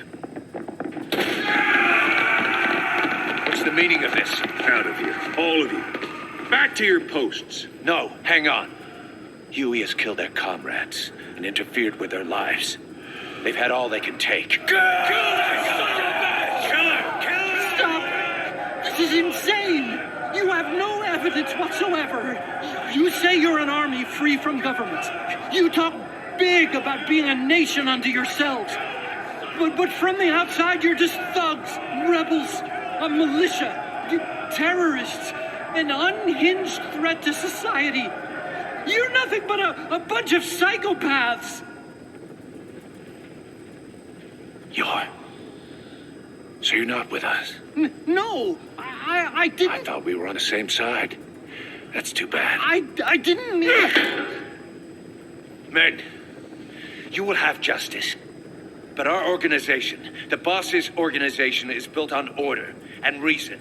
There will be no lynch mob. So stand down for today. We will gather all the evidence of this man's crimes. And then he will be tried. Dismissed. What do you think you're doing? Go ahead and execute me. It'll be murder in the eyes of the world. You've lost your minds. Don't you get it? You're seeing phantoms. Just look at that dog. No, you named him D-Dog, but it's obvious anyone could see that's a wolf because you're all a bunch of wild dogs. You wanted to believe he was too, to feel some connection, to fight your loneliness. You wanted something to cling to prove you deserve to be alive. You wanted to forget the death, your sins, So you'd cling on to dogs, or wolves, or even Big Boss. The boss is the same, isn't he? Every one of you is alone. That's why you suspect your own. I know, because I do the same. I'm one of you too. Alone.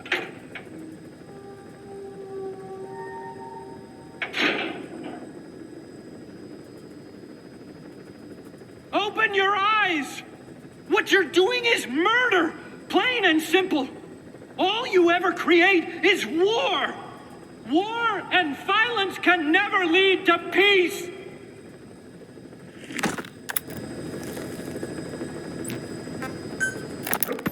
The R&D team's going to take over Emmerich's work. He may be gone, but it won't affect us one bit. We'll be able to deliver whatever you need just like before. You can depend on that. One other thing.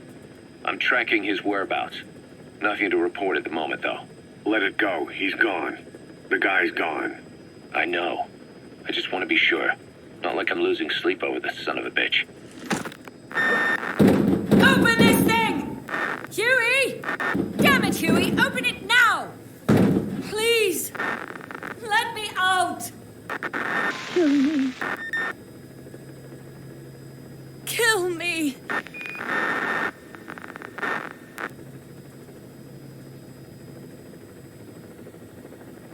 If only I'd tried to get out sooner. Perhaps I'd have made it. Why didn't I stop the hatch from closing? Even if it meant losing an arm.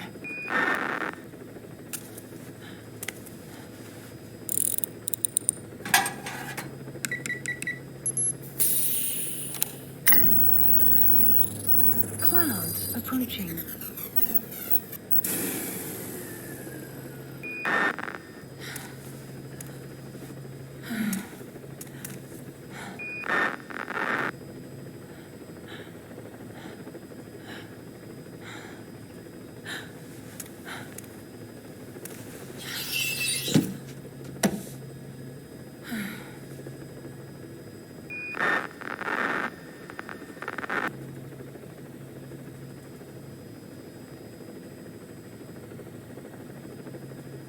Well, I guess I'll stay a while. My voice, it's so distant.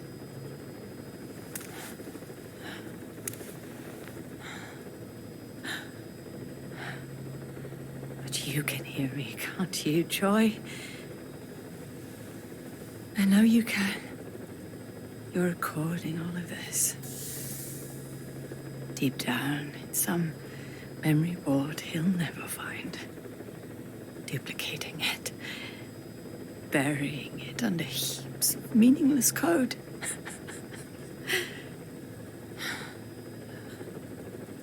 Anyway, I guess I can say what needs to be said.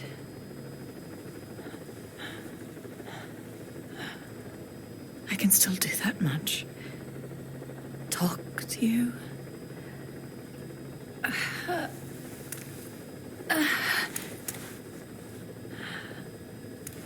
Even if I can't face you.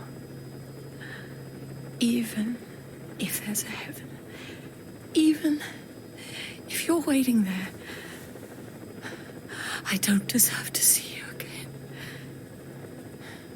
I don't deserve to love you.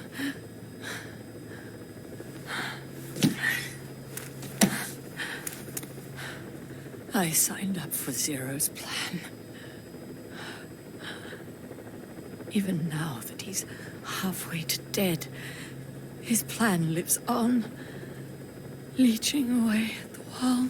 And it took your strength to make it happen.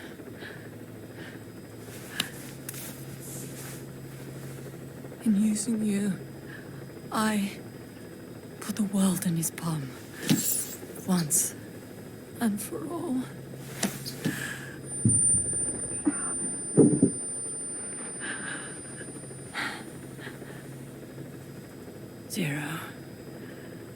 Zero or whoever it is who's taken his name. They found me after the Caribbean. They made me simulate his will, so that even after the body was gone, that will would keep the world turning the way they wanted.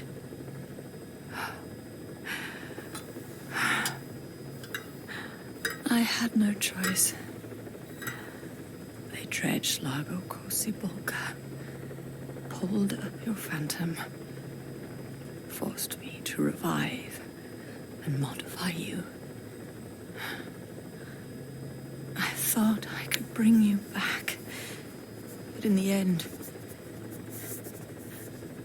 I sold your will to him.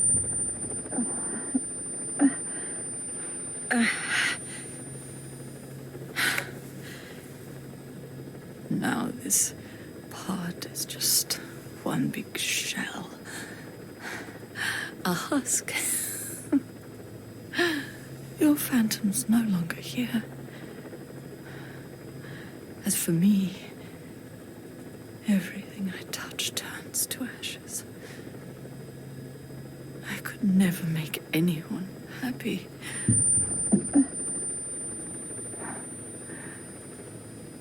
And now I'll never see my son again. But at least Hal's free from his father's hands.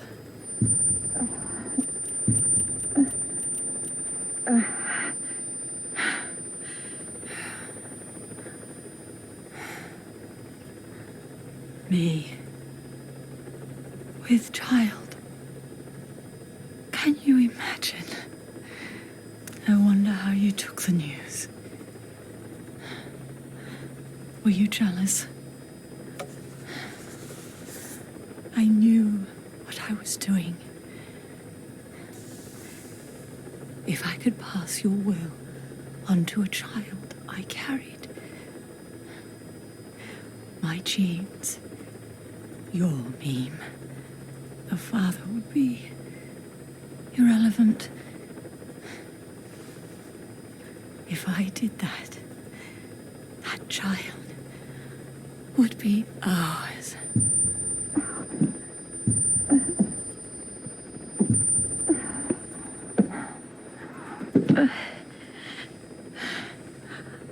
I've been a fool.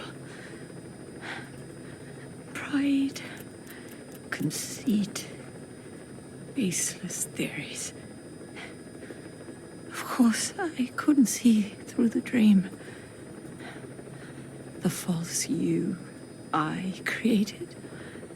I only wanted to pass your will on to the next generation. But Zero took it away. Caution. And now I haven't just lost you. I've lost my...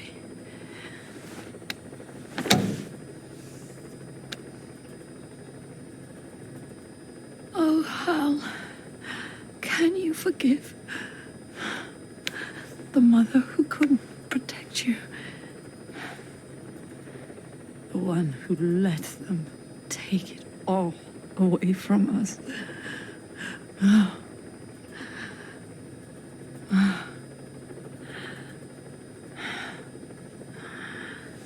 There's still hope. You, the one he took away. He'll never break your will. The will to make this world the way you saw it could be. I buried code, just to be sure. Inside of you, there is an egg. And when someone finds it, when they crack it, there'll be nothing left to stop you. The world you envisioned will become a reality.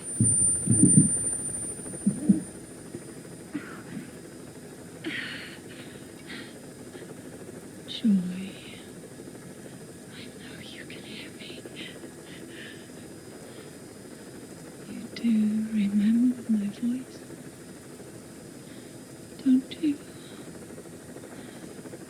Please, take care of our son.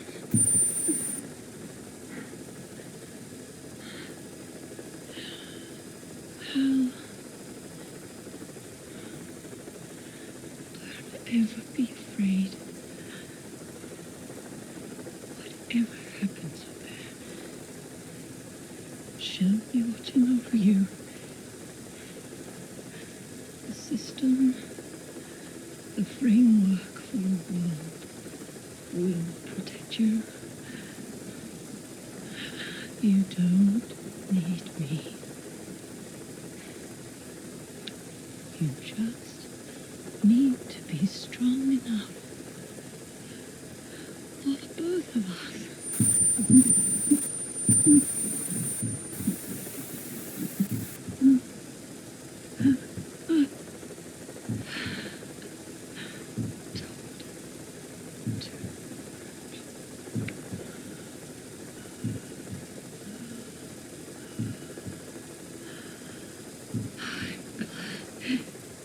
It's you.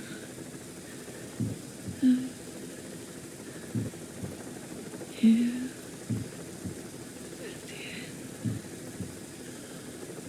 I think I hear your pulse.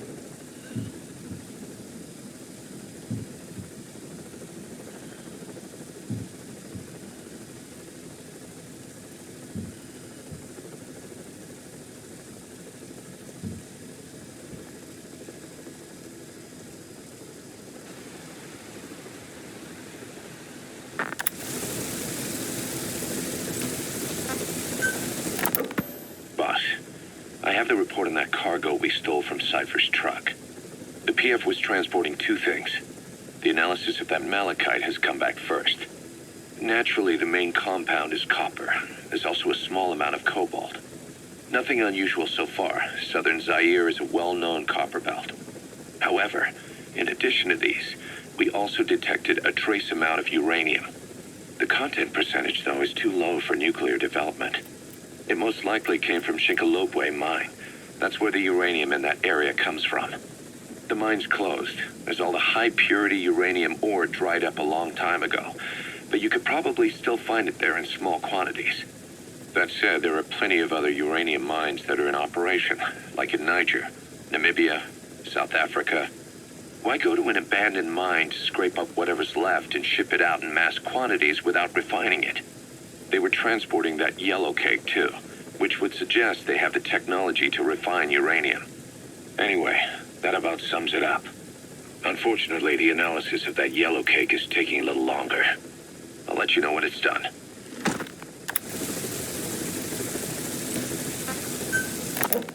Boss, sorry to keep you waiting. We finally finished analyzing that yellow cake Cypher was moving. There was nothing unusual about the composition of the yellow cake itself. Most of it was oxidized uranium, with the rest being impurities, various metals, as well as traces of organic matter. What's interesting is the composition of these impurities. When we checked them against the impurities found in the copper ore, it was clear the yellow cake didn't come from Shinkalobwe, meaning they went to the trouble of mining two sources of uranium, then transported them together in different states. Another thing, we detected a very thin layer of highly enriched uranium in the middle of the yellow cake. Now that is very interesting. It may not be a lot, but it points to the existence of uranium-enriching technology. After all, yellow cake can't naturally produce highly enriched uranium. If they could mass produce this, they'd be just one step away from a gun barrel-type nuclear bomb. But uranium enrichment requires advanced technology and a large-scale facility. If that kind of place existed in Zaire, the Soviet Union wouldn't sit idly by. And there's another question. Where were they transporting the yellow cake and malachite uranium? The first place that comes to mind is South Africa. The government was supposed to have abandoned nuclear weapons development after caving to international pressure. But rumors persist that it's continued in secret. Plus, CRS were escorting the truck, and they're based out of South Africa. And then South Africa does have an abandoned test site. If Cypher's involved with nuclear development in South Africa. But how would that fit with their weapon to surpass Metal Gear? We need more information. Shinkolobwe. There's a name I haven't heard in a while. The U.S. bought a lot of uranium from Shinkolobwe mine during World War II for the Manhattan Project. They even sent a squad from the Army Corps of Engineers to reopen the mine after it was flooded. That's how good its uranium must have been. With that, the world's first nuclear test was a success. Shinkolobwe uranium might have been used in the Hiroshima and Nagasaki bombs, too. Just hearing its name is like seeing all the phantoms of the war rise up to haunt us. But all the uranium's dried up, and the mine's been closed for years. So someone reopened it. Right. Zero-risk security seized control of the area and were forcing locals to work in it. And the Zairean government was getting a slice of what they took in exchange for looking the other way. Mobutu has to finance his tastes somehow. He'll gladly sell the rights to some old mine. The question is, why would zero-risk security do this kind of thing? Or rather, why were their employers, Cypher, interested in an abandoned mine? They'd be getting trace amounts of uranium, yet to the naked eye it appears to be ordinary malachite, meaning security would be lax. Not a very efficient way of obtaining it, but easier to move. But how would they enrich it at its destination? Did the yellow cake really have a layer of highly enriched uranium in it? Having trouble believing it? No. If they say it's real, then it's real. In which case, they might have some enrichment method that we don't know about. And this was to test it out? It's possible. And that would mean it's almost complete.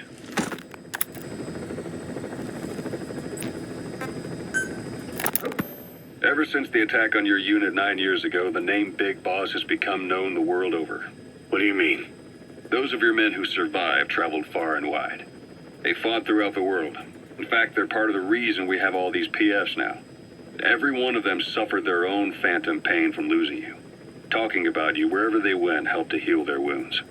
Your actions and words, your legend, has been told on every battlefield they've set foot on. Obviously, as the tales have spread, the truth's been distorted, painted over. Big Boss sacrificed himself to show us the threat that Cypher poses. He sounded a warning, so it goes. A warning? Too much power destroys the hands that hold it. Apparently, you chose to be a living example of that. I never said any of that. The moment any truth is passed on, it starts turning into fiction. The problem is, fiction inspires people more than facts. To the world, you're now the legendary mercenary Big Boss. The lessons you've taught the PFs are the reason they're so widespread. They're the reason they've survived. And you know what they all aspire to? To one day go nuclear, just like you did, and stand up to Cypher. Of all the stupid things you could do. They'll never understand what you really wanted. Heroes are misunderstood. It takes a man of the same caliber to understand what drives them. Bottom line is, these guys want to be like their hero, Big Boss. And deep down, they all have their eyes on nuclear weapons. They say that a nuke is the only means of standing against Cypher. But these days, it's becoming little more than a slogan to rally the troops and survive in a cutthroat business. Currently, there are 3 major PFs who've expanded into Central Africa. CFA, Rogue Coyote, and Zero Risk Security. HEC's investigations have shown there's almost no overlap between their areas of operation. It's not so much a turf war, more like they have a gentleman's agreement. If you do cross paths with them, you probably won't have to face more than one at a time.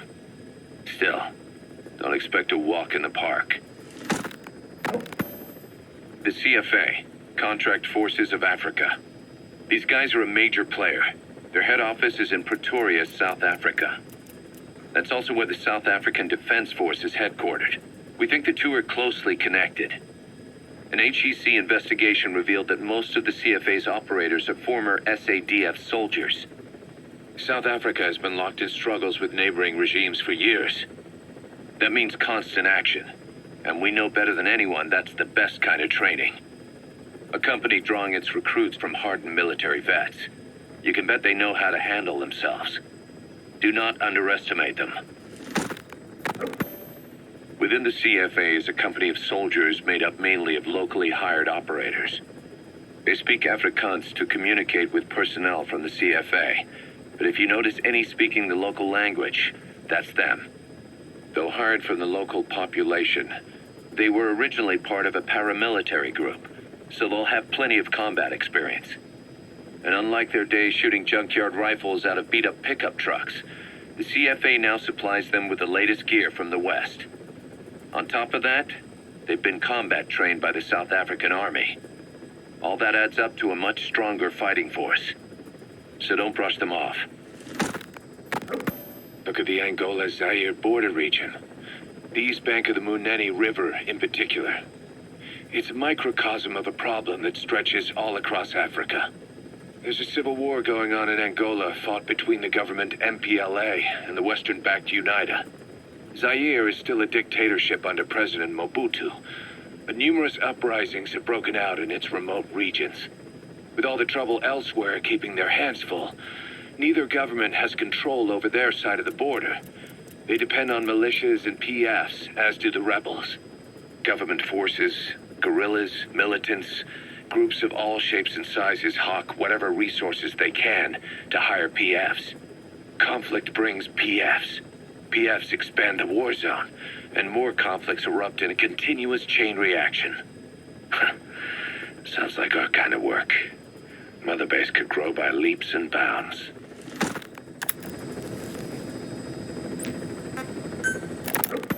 Hard to believe how many of those bipedal weapons have popped up around Africa. When did that start? No more than 6 months ago. Didn't really hit me until I came here. They're not supposed to be in use yet. Emmerich says they were still doing the last round of fine-tuning. The doctor has no idea. His research has already hit the black market. Both sides of the Iron Curtain will have it by now. Even so, they're spreading much too fast. Sure, the Walker gears can operate in any terrain. Their mobility's just as good in the jungle as it is in the desert. That would come in handy in a place like Africa. They are modules that can one day be used as nuclear weapon systems. And with that in mind, the numbers are way too large. There must be another reason they're so widespread. Like what? It's all about needs. To small-time outfits like most of these private forces, this product is a dream come true. Hell, it goes beyond PFs. This is the ultimate weapon, the forbidden fruit, for anyone with an enemy to fight and people to defend. A nuclear deterrent. Exactly. Sounds familiar, huh? PFs are all operating off your playbook. You created these times. But could this be the new weapon in Africa that Emmerich talked about? If it is, why is Cypher letting everyone and his brother get their hands on one? What comes next? Selling nuclear weapons in the open? Making them public property? Why don't they give that a try? Then the next war really will be fought with sticks. Right. The man we're dealing with isn't foolish enough to make a suicide pact with the world. So, what is Cypher really up to?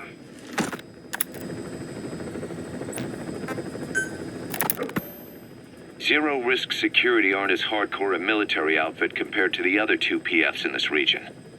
The company sends operators to conflict regions around the world, not just Africa. They have decades of combined experience. They're also based out of South Africa. Their headquarters is in Johannesburg. A lot of their work involves corporate security for South African companies, but a good number of their operators are retired South African military. So don't mistake them for a bunch of security guards.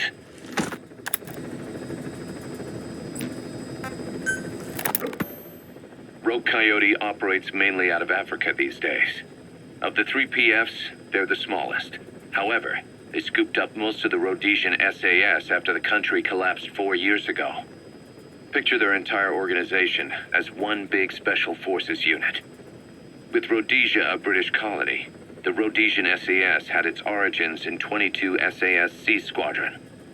They started out as a group known as the Southern Rhodesia Volunteers, but in '51 they were incorporated into 22 SAS as members of the British Commonwealth and deployed to fight guerrillas in the Malayan emergency.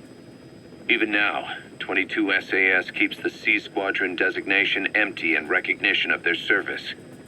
In a way, you could say the SAS almost makes up the core of Rogue Coyote. Later on, they were bolstered by other talent, including former Celis Scouts and 32 Battalion. These guys are direct descendants of the best special forces in the world. They won't go down without a fight. Don't get careless. Kungenga Mine. A civil war's been going on in that region for the last 20 years. It's being fought by what are now two ethnic groups, the Buta and the Mbele. Originally, you could barely tell them apart, but the reason for the current armed conflict goes back to World War I. After the war, their land was colonized by a European power, and it decided to give local control to the Buta. That split the two groups into rulers and subjects, laying the foundations for an inevitable civil war. The friction between them remained even after they won independence from Europe. The Buta are holding on to power to this day, and the Mbele rebels continue to fight back.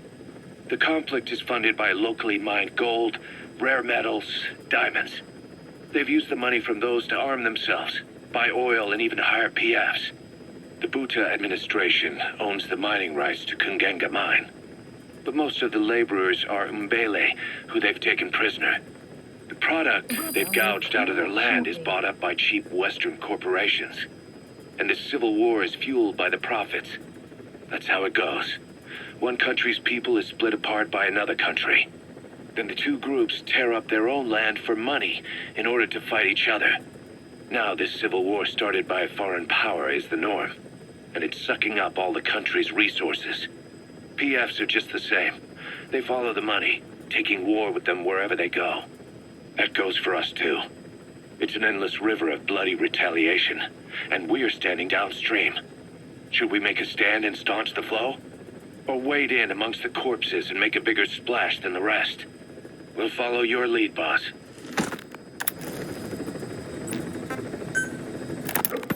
Boss, about those invalids you saw in that devil's house. Poor bastards. All strapped down to the beds, with those lumps on their chest. The medical staff tell me they were probably a type of cyst. Cysts can get that big. In some cases, yes. But supposing they're a kind of atheroma forming on the surface of the skin, the size is just too big, and the appearance is all wrong. In the end, the medical team were at a loss. Those lumps were like nothing they'd ever seen. The fluid you said you got on your prosthesis when you touched one was burned off in the fighting, and the factory burned down too. None of the tests we did once you were back at the base revealed a pathogen that could have caused them. Meaning we don't have a single sample to work with. Everything went up in flames. What worries the medical team most is whether it's contagious. Whether there's a chance we could end up like that. And? Mother Base's sanitation control has always been strict. After all, war is great at transporting diseases.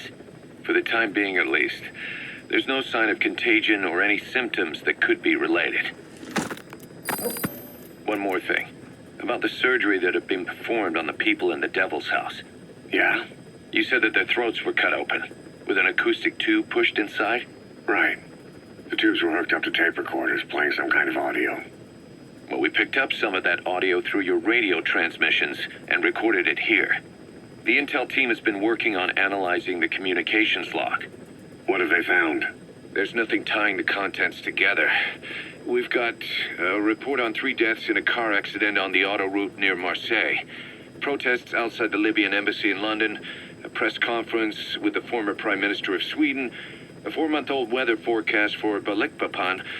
And then commercials for appliances, cough syrup, and TV dinners. Assuming they're not all staged, they come off as recordings of your average public broadcasts. Public broadcasts? Just radio and TV signals? Yes, and from all over the world. We're looking into whether they're genuine or not, just to be sure. What else? A speech that sounds like it was recorded out on the street, and people chatting about how this year's tomato crop did. And there's nothing they have in common? We're partway through the cryptanalysis.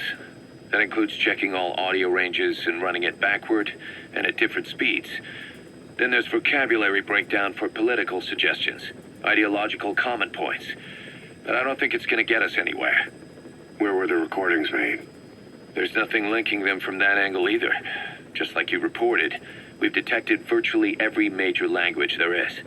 French, German, Italian, Spanish, including South American accents. Then there's Russian, Hindi, Arabic, Portuguese, Mandarin, Cantonese, Japanese. They're nothing if not thorough. Well, I don't know if we've got them all covered. Ignoring the ones that have gone extinct, supposedly over 5,000 languages exist today. Besides, English isn't one of the ones we picked up. Really? English? I know. Only 5% of the world's population is a native English speaker. But when you factor in those who've acquired it as a second language, nearly 1/3 of the people speak it. The world's dominant lingua franca. You gotta figure they had it somewhere among all the languages in that place. No English. Bear in mind, we didn't hear everything that was played in that room. We couldn't isolate the more distant sounds due to static, and the program could have been set to change every day. In a nutshell, for reasons unknown, people in that room with a common medical condition were made to listen to recordings in languages from around the world. It's not clear how the growths on their chests fit into it. It could have been treatment for them, or maybe an experiment of some kind. I'm guessing one person knows. Yeah, Skullface. He was there. The only thing we can say for sure is that he's involved.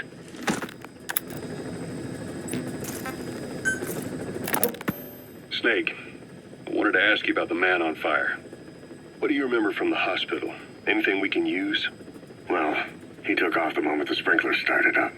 Sprinklers? The fire system? And when he got sprayed with water from the burst pipe, it slowed him down.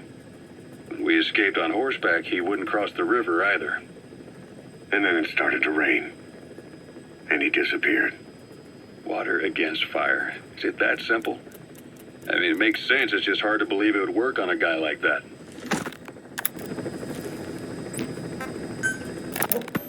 You mentioned that the man on fire was crushed under Sahelanthropus in its hangar. Yeah. He was caught under the wheels of its transport platform. But his body wasn't found. What? We searched the area the moment we arrived, but there was no trace of him. I wasn't hallucinating. I know. I trust you on that. That means someone must have taken the body. But when I got there, everything was still as it was. Even Skullface hadn't been touched. I can't see a reason to sneak into a place like that and drag out the biggest, heaviest guy there. What are you getting at? The only option left is... he got up and walked away. That platform ran him over. Just ran him over. You're saying that's not enough? I don't want to believe it, but maybe not. He shrugs off bullets, even rocket strikes. There's no reason to think that would finish him. It seems ridiculous, but I'll start gathering eyewitness accounts just in case. If you dig up anything concrete, I want to know. You'll be the first, if I dig anything up. But I hope to hell I don't. No kidding.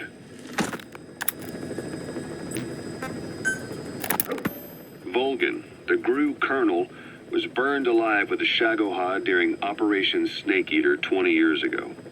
Despite suffering severe burns to his entire body, he still clung to life. After you left Seleniarsk, Volgan's body was taken to a research institute in the outskirts of Moscow. But modern medicine couldn't explain why he was still alive. Not that the colonel was any ordinary man to begin with. That constant electric current he had running through his body that he could unleash at will. To be honest, I was always uncomfortable around him. Thought I might get electrocuted just by standing nearby. The institute studying him was tasked with investigating and developing human paranormal abilities. The comatose Volgan was used to further the Soviet Union's research into such abilities. But not long ago, the facility burned to the ground. And Volgan's body was never found among the rubble, even though the fire started in the room where they were keeping him. This occurred at around the same time you woke up. If Skullface was right, and a thirst for revenge can turn a man into a demon and keep the dead alive, then this man on fire who's been coming after us ever since you woke up, well, that just might be what's left of our old friend Volgan. It's not over yet. Back in '64, in Seleniarsk, you brought his plans for a utopia down in flames. That grudge is what's keeping him alive. The day the research facility holding Volgan burned down, a Soviet jumbo passenger jet happened to crash nearby, far away to the north of that hospital in Cyprus. On board the plane was a young boy who was being studied at the same facility. The plane fell to earth from over 8,000 feet, but the boy's body was the only one not recovered. At almost exactly the same time as the crash, Volgan awoke in that facility. According to the Research Institute's documents, the gifts this boy demonstrated included psychokinesis and telepathy. To protect his mind from being inundated with other people's thoughts, he always wore a kind of gas mask. A rudimentary form of psychic insulation, apparently. We don't know where this boy is, but if Skullface is connected to him, we may cross paths with him yet. This boy is part of a new age where nothing we understand about the world makes sense anymore. Don't let your guard down. The White Mamba, Nyokayam Pembe. He's the commander of the kids based out of Wala Yamasa. As you know, contract forces of Africa were stationed at that village. Anti-government forces hired CRS to bring kids there from around Africa for training. But at some point, the adults with the PF started dropping like flies. This was right after we arrived in Africa. We don't know the cause. The kids ended up on their own. Must have been like fish out of water. Nothing to eat, no way to get back home. All the adults taught them was how to use a gun. Sure, they could shoot targets, but hunt for food? Not likely. They wouldn't have lasted long. Then the White Mamba showed up. He was faster and stronger than them, a better soldier, and he knew how to lead. I guess somebody wished upon a star, because their savior turned up like stardust straight out of the blue. The moment he arrived, the kids had their new commander. That was when they started attacking other villages.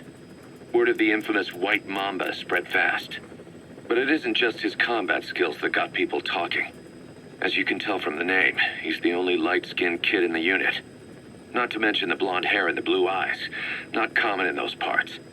We have no idea where he came from or what he's experienced. The kid's a huge blank. But I'm sure you'll know him when you see him. One other thing. He's still a kid, so don't kill him. Be careful not to hit him with anything lethal. Not even a flesh wound. Our mission objective isn't just suppressing a bunch of militants. This is a DDR operation of the kids in that unit. DDR stands for disarmament, demobilization, and reintegration. Disarmament is obvious. We take their weapons off their hands. The demobilization part means dismantling their military organization to ensure they can't arm themselves again. To do that, you need to capture the unit's commander and have him order his men to disband. In this case, the commander is the White Mamba. There's nobody above him, so he's all we need to grab. Finally, reintegration. Through education and occupational training, we give them a means to live besides war. A lot of kids born in a war zone don't know any other way to live. So before they find themselves back there, we teach them another skill. I'd like to establish this rehabilitation process at Mother Base. That's why we're bringing those kids back here. It's not so much for their sake. It's for the world that we're trying to create. No other way about it. Those kids are amateurs. Bad for business to have them running around where we're trying to work. Bring them all back if possible. Or as many as you can.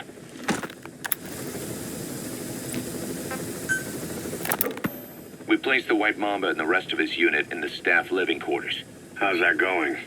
It's a disaster, but what else can we do? We've taken away his weapons and banned him from using his nom de guerre. Apparently his real name is Eli. He must feel like we stripped him of his whole identity. We'll let things simmer down. I put a guard on him for now. Still the question is, who is he? Where did he come from? And how has he survived? He's still not talking. No, he won't say a word about himself. But you know, it looks like he speaks English. One of the deck crew called out to him in English, and he said something back. He just lost it all of a sudden, started mouthing off at the guy, in perfect English. He wasn't stringing together words he picked up somewhere. So English is his mother tongue. He could be from the east, or the south, or maybe even further north or south. English is well established in countries all across the continent. It's rooted in Africa like a weed, or maybe parasite is the better word. So just speaking English doesn't help us figure out where he comes from. Could even be from off-continent. Right. In any case, we'll keep an eye on him. If we learn anything else, I'll be sure to let you know.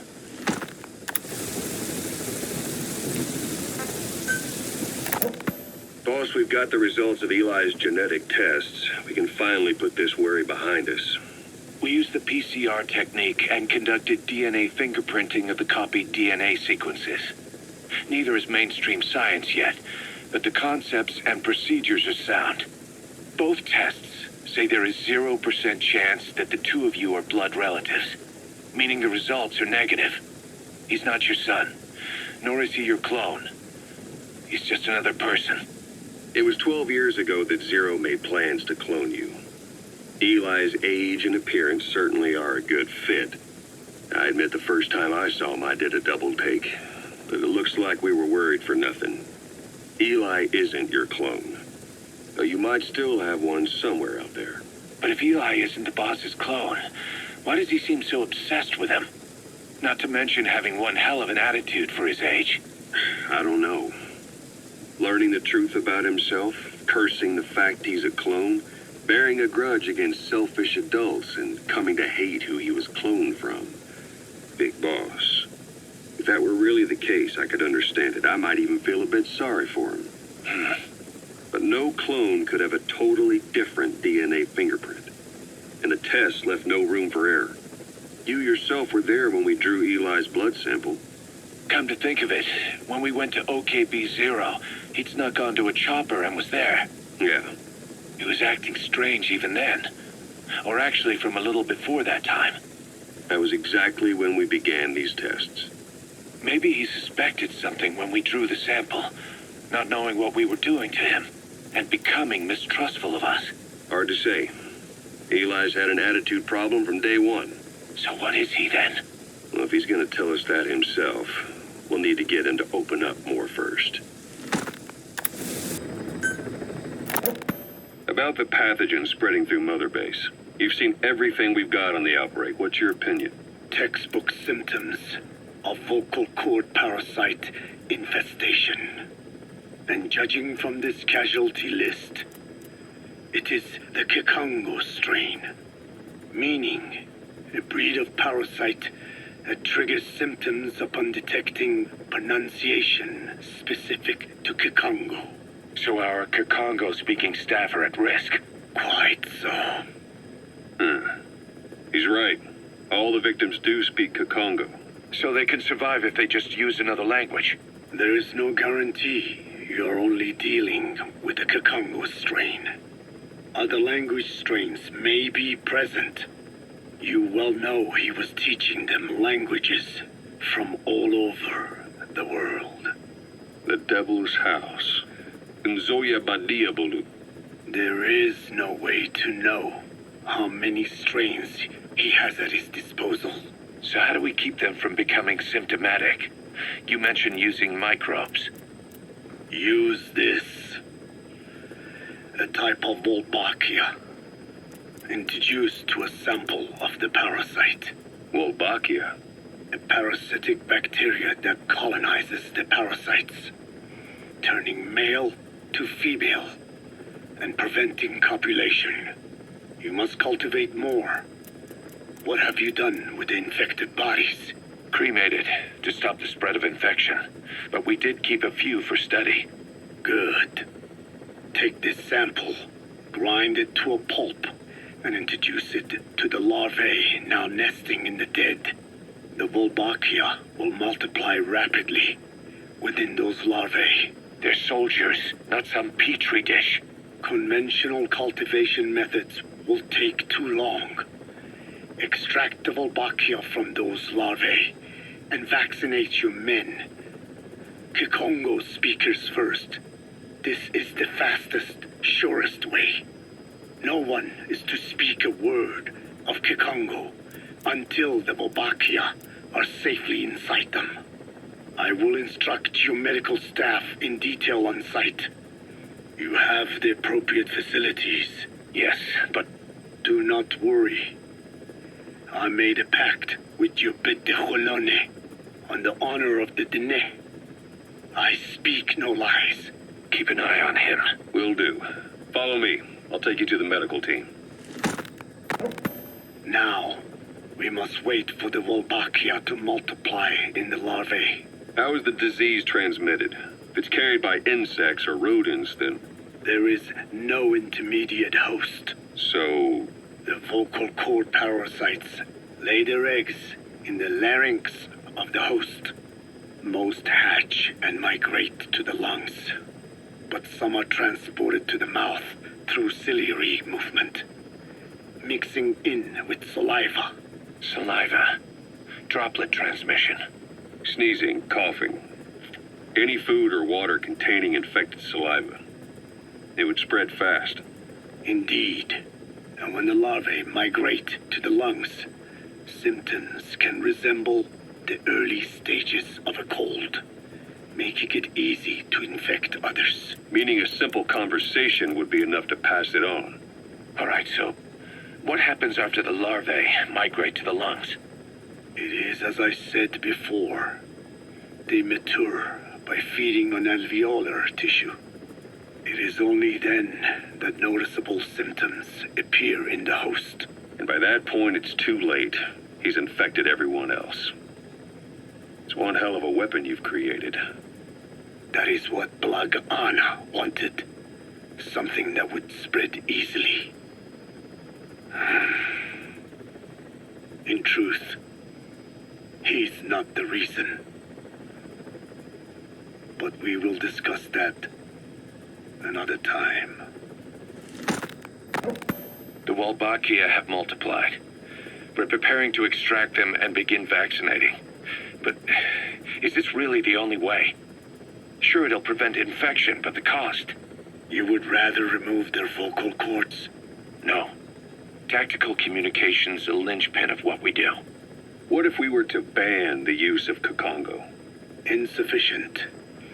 First, there's no guarantee that only the Kakongo strain is here. Second, there is the matter of how the parasites lay their eggs. Before they can copulate, they must be exposed to the pronunciation of a specific language for a period of time, like a container filling with water. But the duration between when the container is full and when the copulation actually begins varies from case to case. In other words, even if the infected stop speaking as a countermeasure, it may already be too late. The only true solution is to prevent copulation through the Wolbachia, or by physically removing the affected tissue. Do any antiparasitics work? It sounds as though you have already tried. Yeah. We tried every one there is, and nothing. I have yet to find a medicine that can remove the parasites. At best, it temporarily covers their ears. Why is that? Because the parasites are companions to us. To remove them inevitably harms the host. Companions? More than you think. And this is why the human immune system cannot eliminate them.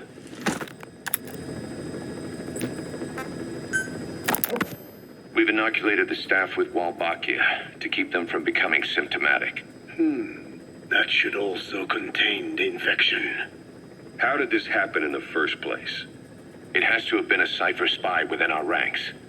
If this is so, then why the Kakongo strain? If their intent was to wipe you out. Skullface said the remaining English parasite was close to the boss. If this latest strain was his doing, he wouldn't have tipped his hand. It is possible someone brought eggs onto the base. Without knowing. Stuck to their shoes, clothing. Well, that makes the most sense to me. And where did the eggs come from? You mentioned that your boss visited Nzoya Badiopulu. Sure, but his gear's disinfected immediately upon return. Then he was not the carrier. And not just the boss. All staff dispatched to high-risk regions were quarantined on the flight back. When the symptoms first appeared, we checked and disinfected all equipment used up to that point. Any and all prisoners, soldiers, materials, and animals extracted during missions were also quarantined. So, that just leaves. I have seen children around here. Where are they from? All over. Some were being held hostage at a mine. Then there were the troublemakers at Bwala Yamasa. Bwala Yamasa? Yeah.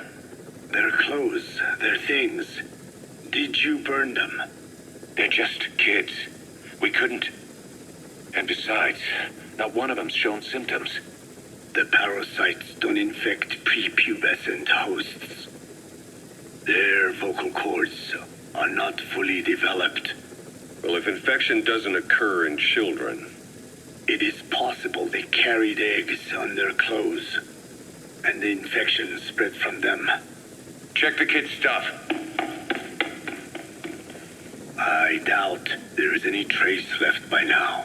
And if there is, some of those kids must be close to hitting puberty. How could we have missed this? the name Walla Yamasa got quite a reaction from you. I'm guessing the Kakongo strain was released in that village. Cypher used that region to experiment with vocal cord parasite transmission. The Kakongo strain. The settlements around the refinery upstream of Walla Yamasa were the proving grounds. They would infect one villager and record transmission speed. Dangerous work. If they failed to contain the infection, it would slip into the surrounding regions. At which point the world found out about the parasites, making them useless as a weapon.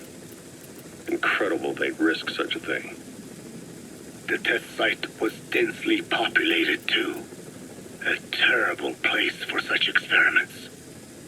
No doubt, they thought burning everything would wipe away all traces. The settlements were covered in oil anyway. Who would wonder if one day they caught fire? And so it did. They burned it all, living and dead. Those remains. But they miscalculated. Transmission speed was far faster than anticipated. It may have been the temperature, or hygiene standards, or perhaps the parasites reacted quickly to Kikongo. Whatever the reason, nearly all villages were swiftly infected, and the settlements reduced to mounds of corpses. Making matters worse, the dry season was ending. When it came time to burn the village, the Moneni River had swelled. Many of the bodies were waterlogged. Meaning they didn't burn completely. The corpses still contained viable eggs, and the larvae washed downstream.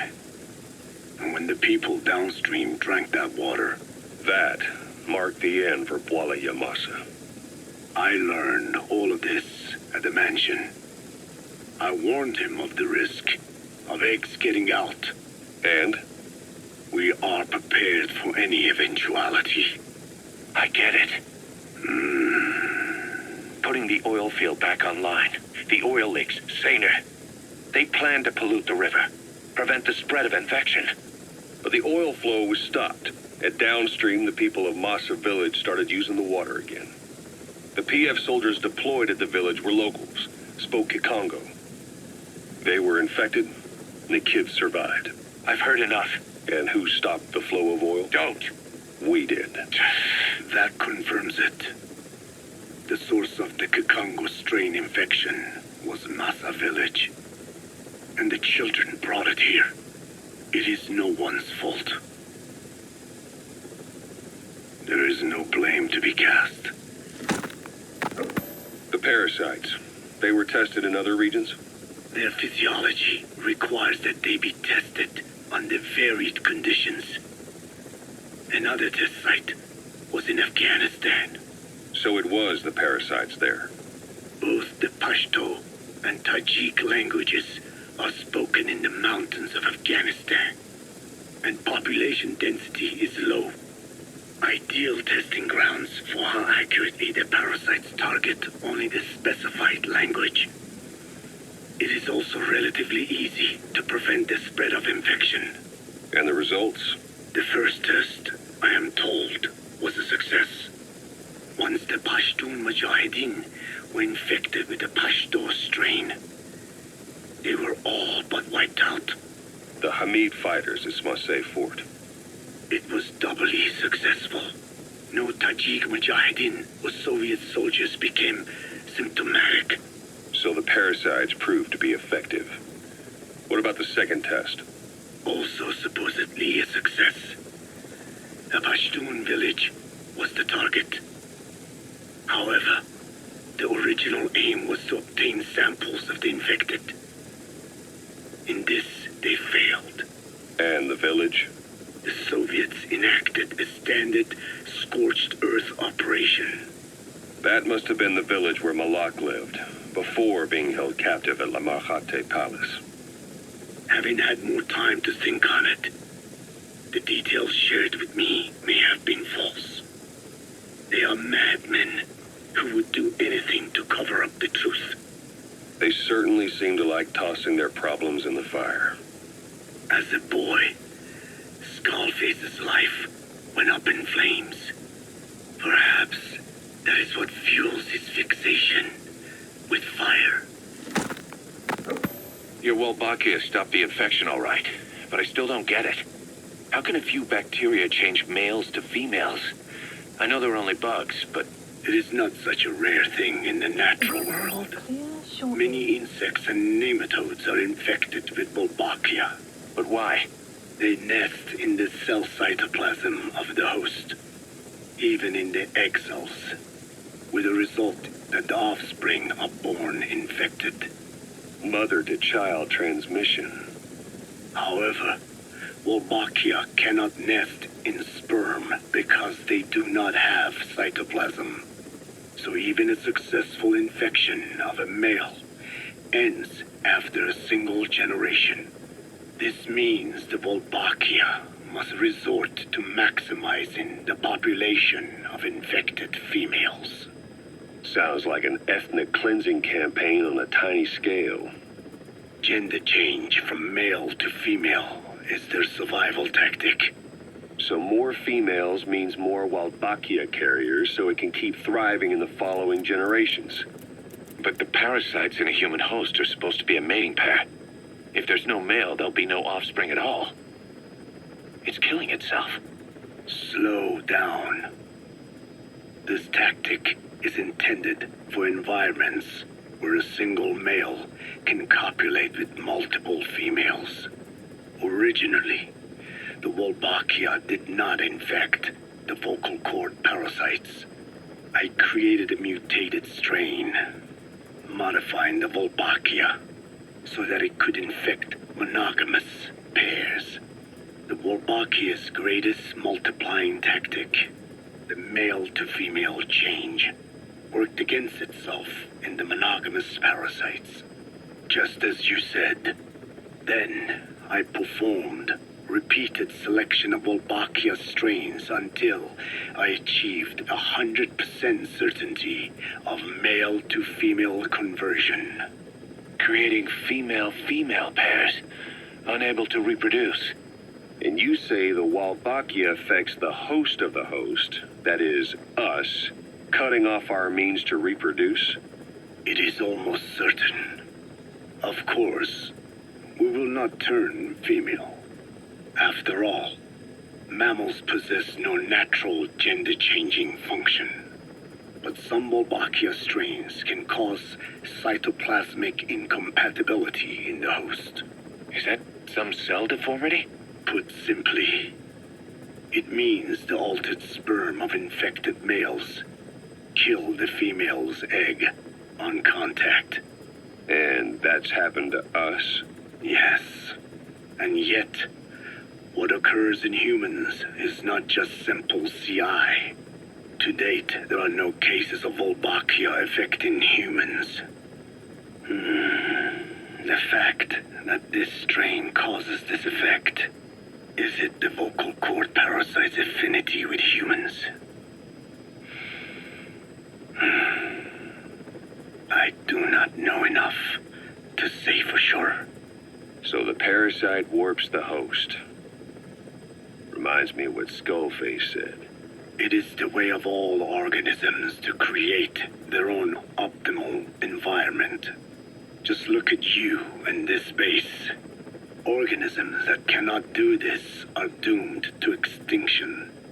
The difference with parasites is that their environment is another organism. That creates a connection between life and life. Parasitism, symbiosis, or death. In this way, the host too is challenged to adapt.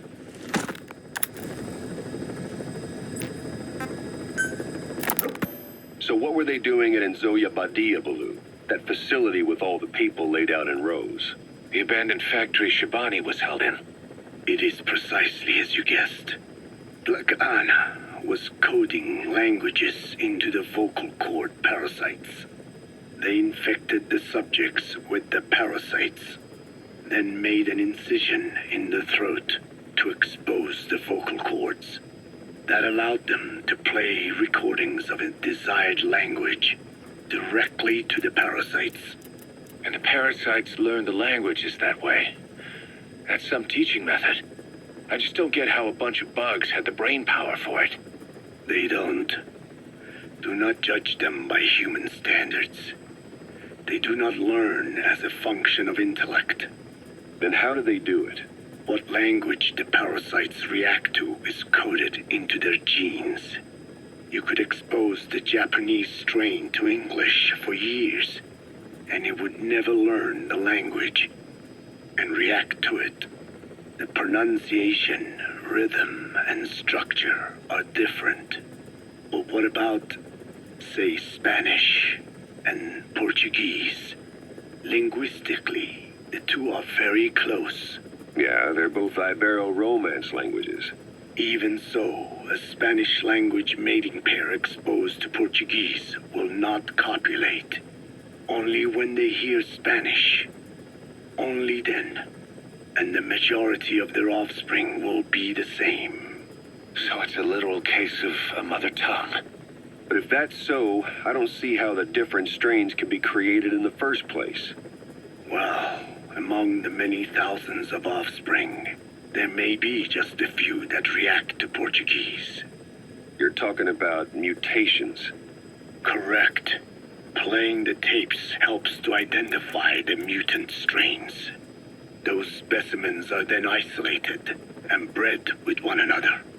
From their children, specimens that react more strongly to Portuguese can again be selected and bred. Repeating this process creates a strain that reacts solely to Portuguese and never to Spanish. Mutation and selection. No different to breeding roses. So you kept increasing the change over the generations, adapting them to languages from all over the world. Must have taken a hell of a lot of patience. More like patience. Just how many died for this? There's something I still don't get. In order to tell which larvae will react to Portuguese, you'd have to let them develop and then see which copulate. That means you'd need tens of thousands of guinea pigs. There's no way you could do that in a facility that small. For normal selective breeding methods, you would be right. But there is a more effective selection method when training the vocal cord parasites. Go on. It is not only when mating that the parasites listen for language. Shortly before hatching, larvae display markedly increased activity in reaction to particular language. The active eggs can be identified under a black light. So the eggs that react to Portuguese are selectively placed in the throats of subjects. So you see, narrowing down strains that react to the target language is an effective process. Though I'm sure that even so, many lost their lives to create the various strains. Taken against their will into that dungeon. There are two reasons for playing the tapes for the parasites. One, to isolate the eggs that respond to the target language. And two, to cause the specimens raised from the selected eggs to mate. I get how the system works. But why do they respond to language before they even hatch? It's not like they can mate from inside an egg. It is because the larvae learn the language before hatching. You mentioned that what language the parasites respond to is hard-coded into their genes, and that they don't have the brain power to actually learn a language. But then you say that the larvae at Nzoia Badia Bulu were learning the languages in the egg. Your story doesn't add up. Your country is home to a unique songbird. The Japanese bush warbler. Sure, what of it? What a beautiful call it has. But no bush warbler can sing it perfectly at the start. As chicks, they can barely chirp at all. They must learn from their parents and other adult birds. Only then can they sing properly and attract females. So naturally, there are individual differences in each bird's call. Though they start on the same footing, each bird is influenced by its teachers. And the parasites are the same? Like the birds, the parasites have a genetic predisposition towards a particular language. But while in the egg, the larvae's ears are tweaked by listening to the voice of the host. This tweaking ensures that the grown parasites will react better to the host's speech pattern. Why would they have an ability like that? Well, there are distinct regional differences within even the same language. Rare is the language that has no unique dialects. Yes, learning the host's speech pattern before hatching attunes the larvae to whatever twist of pronunciation it will encounter. This adaptive ability is what makes them so formidable. I see. So a language requires selective breeding, but the parasites can learn dialects by themselves. Of course, having the egg-stage larvae listen to the tapes in the factory was not meant to teach them. It was more important to use that trait of theirs to identify the mutated strains. As I mentioned earlier, Is that really accurate enough to use as a weapon? You could wipe out a neighboring ethnic group by accident if their pronunciation is too close. what you say is true. In that sense, they are imperfect as ethnic cleansers. But for his purposes, they are good enough. His objective was not to exterminate any one ethnic group, but to render the world's lingua franca, English, inert.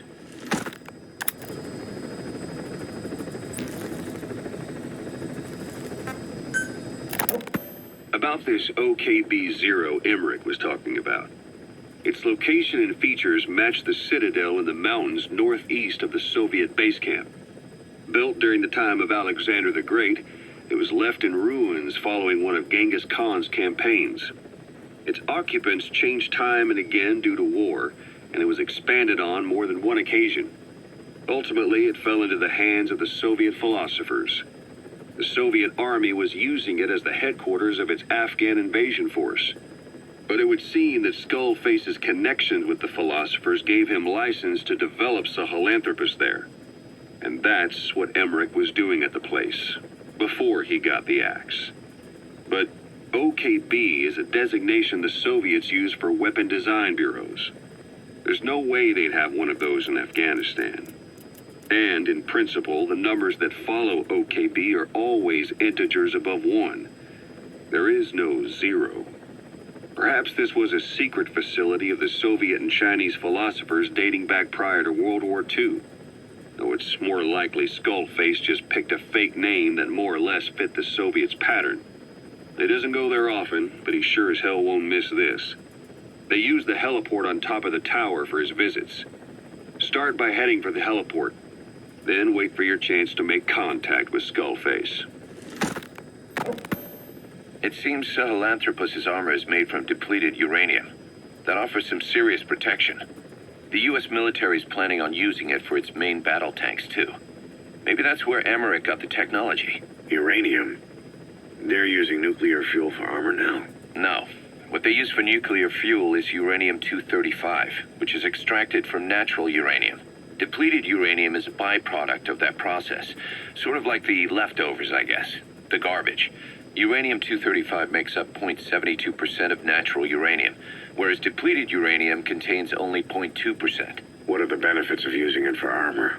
It's a pretty short list. Uranium's a heavy metal, like lead, meaning it can hold a greater amount of kinetic energy. But it also boasts a hardness closer to tungsten, That makes it an ideal material to use for, say, armor-piercing ammunition penetrators. But it's not the best choice for armor. Its volume is less than that of ceramics, but for an equal weight, you could end up with less protection. So why use it then? According to Emmerich, it came down to him being unable to source ceramics technology from a manufacturer.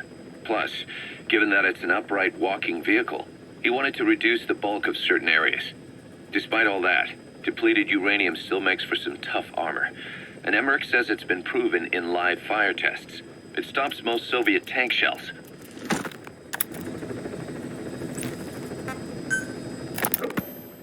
Emmerich didn't go with depleted uranium for Sahelanthropus's armor because of its strength.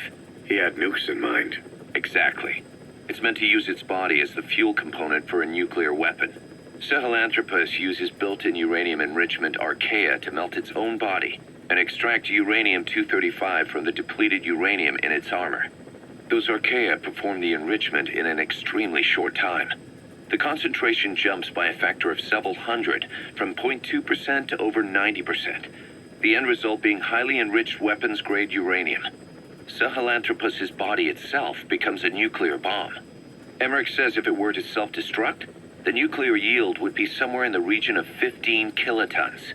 Since you need about 50 kilograms of highly enriched uranium to trigger a nuclear reaction, that would mean Sahelanthropus contains something like 23 tons of depleted uranium.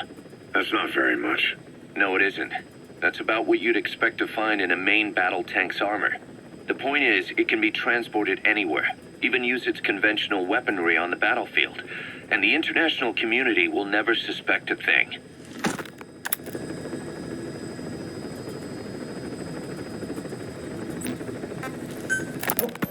I just received word from the R&D team and the transport team out of Afghanistan. They finished installing Sahelanthropus on the base. It's ours now. All right. Don't let any of the staff touch that thing. Especially Emmerich. Of course. That guy's crush on Sahelanthropus is beyond a joke. Guess he really wants to see his tech stand on its own two legs this time. That's not gonna happen. I know it. So you've got no plans to make it operational again? Damn right. Boss, I want to hear it straight from you. Hear what? What the hell do you want with that thing? The drive is busted. It's not like it has a nuke on board.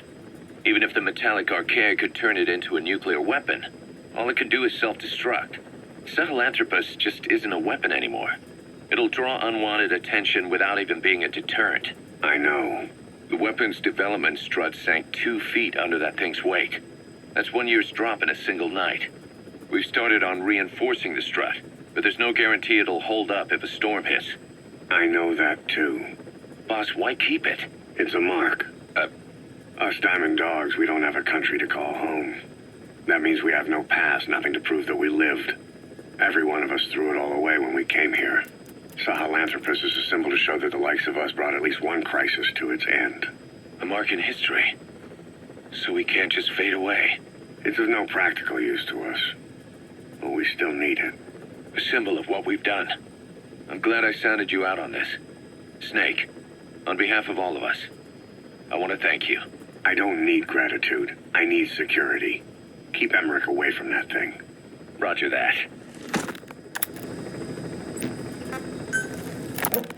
Code Talker, what are the metallic archaea? Volcanic craters spewing sulfur. Water hot enough to boil your skin off. Ocean depths of 800 plus atmospheres. Wastelands radioactive enough to kill you where you stand. There are groups of organisms that survive despite. No.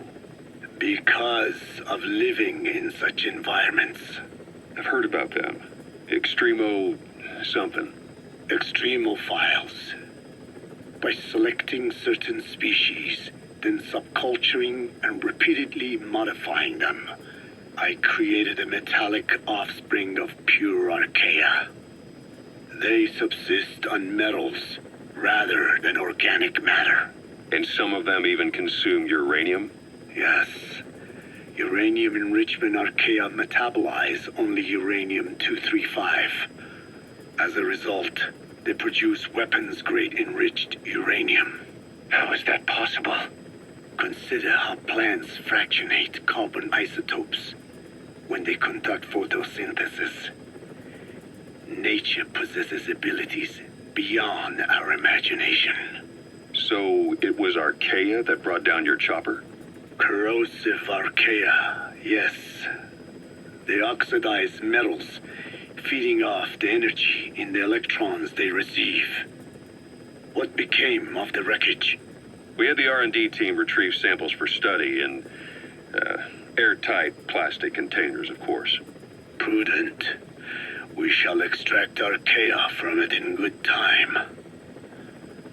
They should help you fight back against Blagana. Any chance we could start now? It doesn't have to be a lot. I might just have another use for them. If it's only a small amount you need. That's fine. I'll get the R&D team to assist. Let's go. South Africa was previously suspected of developing nuclear weapons. It already had a conspicuous presence at the UN because of apartheid and its armed expansionism. But when neighboring Angola and Mozambique became socialist countries in '74, South Africa felt hounded into a corner. So it accelerated its nuclear program to protect itself. 3 years later, the Soviets discovered a test facility, and 2 years after that, an American satellite observed a flash in the southern Indian Ocean. It said this was South Africa conducting a nuclear test with the help of a certain ally. Skullface used the situation in South Africa to get this ally to lend a hand. They both wanted nukes, so it was a mutually beneficial relationship. On the surface, anyway. I figure South Africa started getting serious about nuclear weapons production in '75. In '74, the government was still able to get by with bluffing that it had a nuclear arsenal. But the year after, word spread that an independent armed group in the Caribbean was crushed by Cypher for possessing a WMD. That's right, boss. What happened to you and your men was the reason South Africa decided to push ahead with nuclear development. A force independent of any country getting its hands on a nuke. That was a threat to the existence of countries everywhere. It wasn't just South Africa. Your presence pushed a lot of countries to get nukes.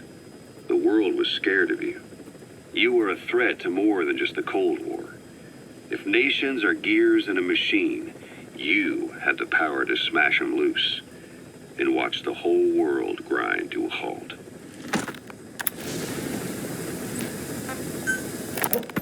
Emmerich uses externally powered legs of his own design. It's bionics technology, a product of the U.S. military's failed attempt to develop a powered exoskeleton. All the wearer has to do is apply a little force, and the actuators continue the movement in that direction. But his legs are unique. Instead of using a hydraulic mechanism, the actuators run off metallic archaea. That increases the actuator's reaction speed and also enables him to lock and release the joints at will. The legs are a nifty little gadget, but they have two clear weaknesses. First, they're dependent on external power. Maybe because he built them knowing he couldn't leave his lab. There's no internal battery. That's why they won't work if they aren't plugged in. Second, and this is more than just a weakness, the legs are directly connected to his bones. Could be to minimize signal loss in the order's output to the legs and the drive response from them. Either way, Emmerich has used bolts to attach load-bearing parts directly to his femurs. Probably by mimicking surgical treatment for compound fractures and the like. But the end result is those legs and his body are fused together. And that appears to be how he's able to move them so precisely. But that also means that any shock to the legs would be delivered right to his bones by way of those bolts. The same is true if he encounters the corrosive metallic archaea. If the corrosive archaea ate into the exposed bolts, they'd reach the endoskeleton parts and eat through them too in the blink of an eye. The doctor's bones are full of holes to accommodate all the bolts. They're like sponges. If he were to lose the reinforcing parts, even the tiniest bit of force or weight would snap his bones. So when I dangled those corrosive metallic archaea in front of him, he realized straight away what would happen. Life wouldn't be worth living if he lost those legs of his. I'd bet that is what the doctor fears the most.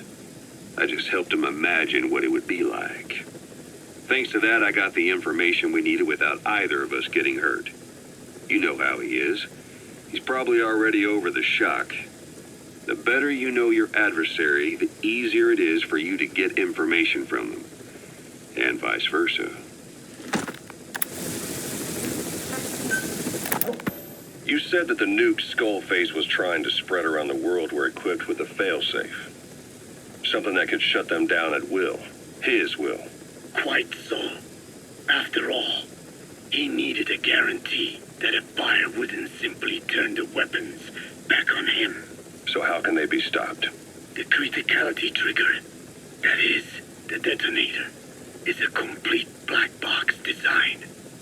Any attempt to dismantle it causes it to melt in seconds, using the corroding archaea.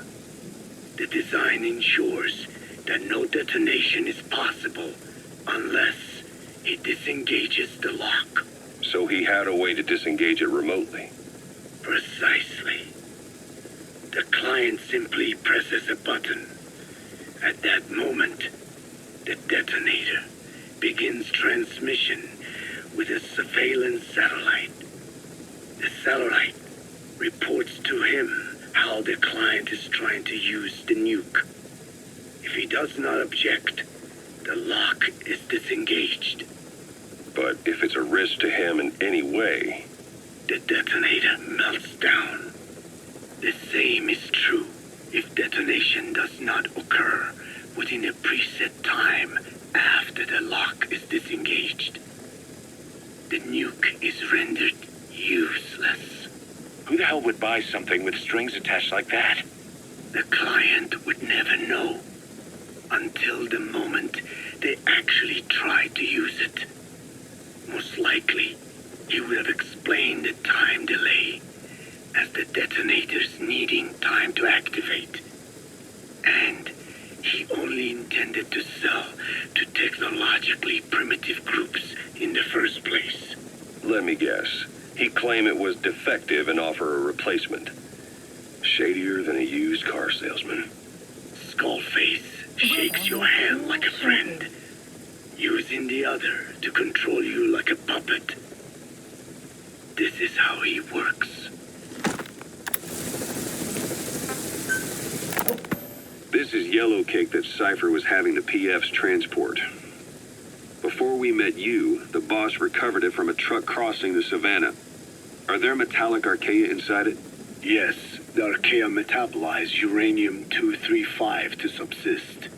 They must be stored inside yellow cake, or they cannot survive. So those biological traces we took for impurities were actually the real cargo. Of course, they are deactivated, so they do not trigger a sudden enrichment. They are like baker's yeast. Yet, they do gradually enrich the uranium as they feed. I imagine you detected weapons-grade traces. Yeah, we did. And the malachite that was loaded on the truck had traces of uranium in it, too. So that's the flower, huh? Skullface was gonna sell do-it-yourself nuke kits. The uranium-enriching archaea complete with the user's manual. And the ores with the uranium could be sourced by the client or provided by Cypher. Even the trace amounts buried in common ores can be enriched to weapons-grade uranium by the metallic archaea. Proving that must have been the most important factor of the trials. That and the ability to successfully prevent detonation. So if the amounts of uranium in the ores are low enough, they can get past any inspection. And you only need a tiny amount of the archaea to act as the yeast. No great challenge to smuggle that either. The first step towards saturating the world with nukes. His plan.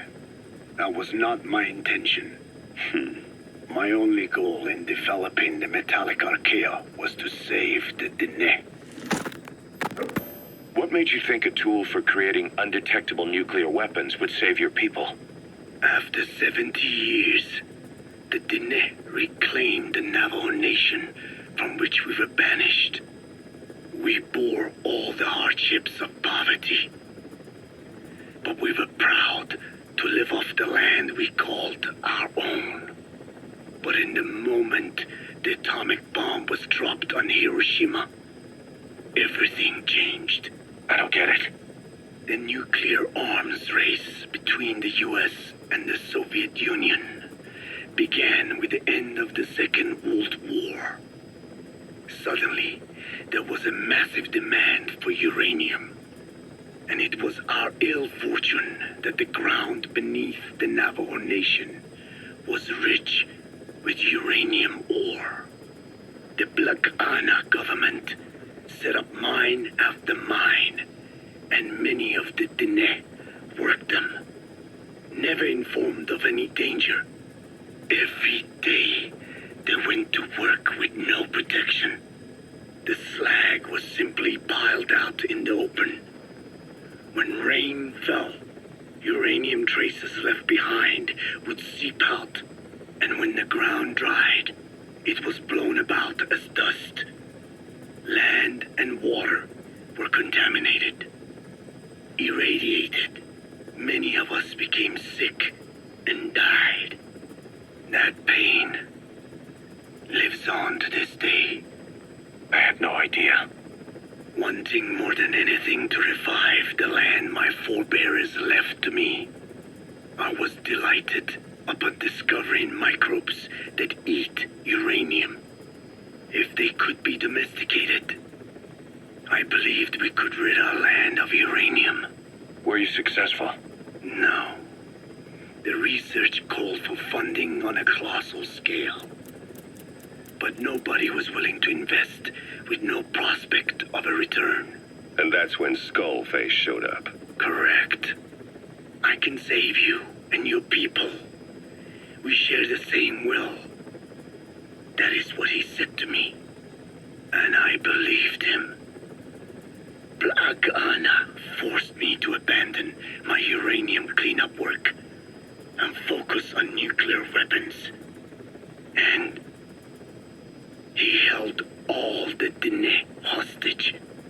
Today, the uranium mines within the reservation are finally closing down. It is simply less expensive now to source uranium overseas. New victims, different places. But uranium is a tactical resource. To rely on a foreign country for it is a difficult decision to make. And he was in the perfect place to influence that decision. He could have condemned your people to the mines forever. The contamination comes not only from uranium. The fallout from the Nevada nuclear tests also settled on our lands. As if our fortune were not already bad enough, we are also downwinders. To save the Diné, I must complete my original research.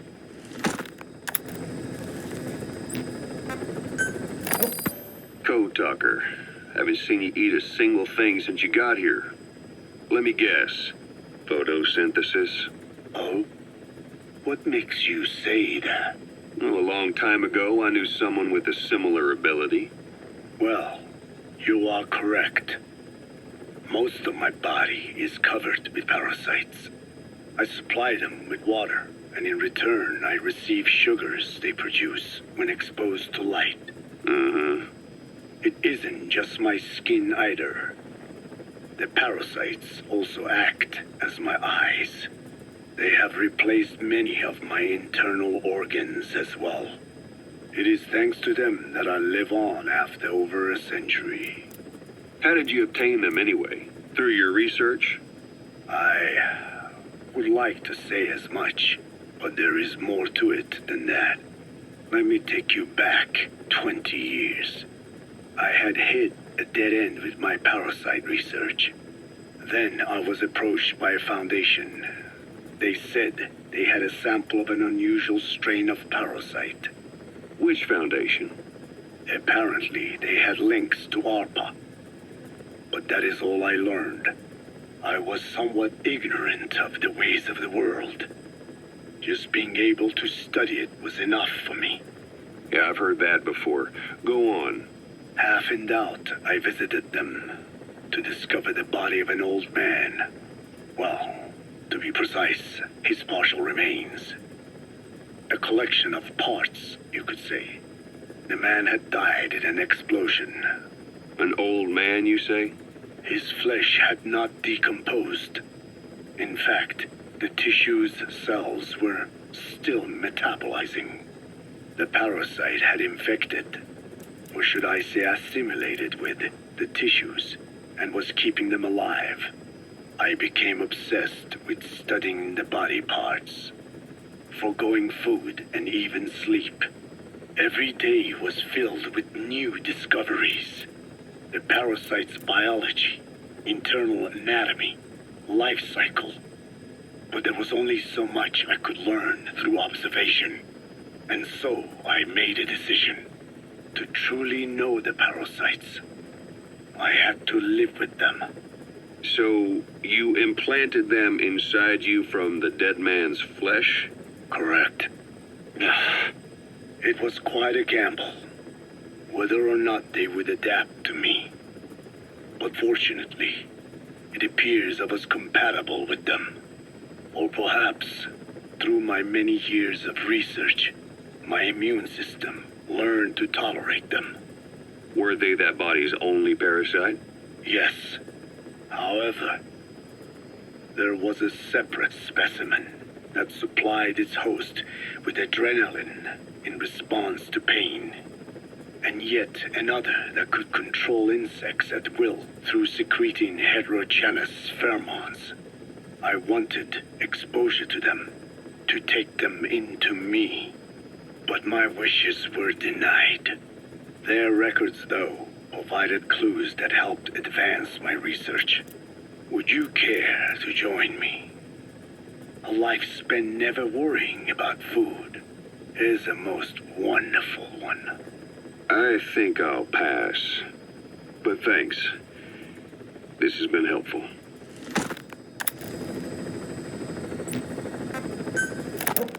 The one that covers. The parasite that lives on the surface of the skull's bodies is what gives them their power. Similar to my children who live in my skin. I modified the parasites I isolated from the body of that old man, differentiating them with various abilities. One that can blend perfectly into its surroundings by exposing the pigments in its cells at will. Another that, by harboring multiple species of metallic archaea, can oxidize and reduce metal. Isolating the one that covers and transplanting it into an artificial medium should provide the same abilities as the skulls, but they can only subsist within a human body. Once transplanted into the medium, they will eventually die. Another thing, the weakness of the one that covers is desiccation. Their surface moisture loss is greater than ours.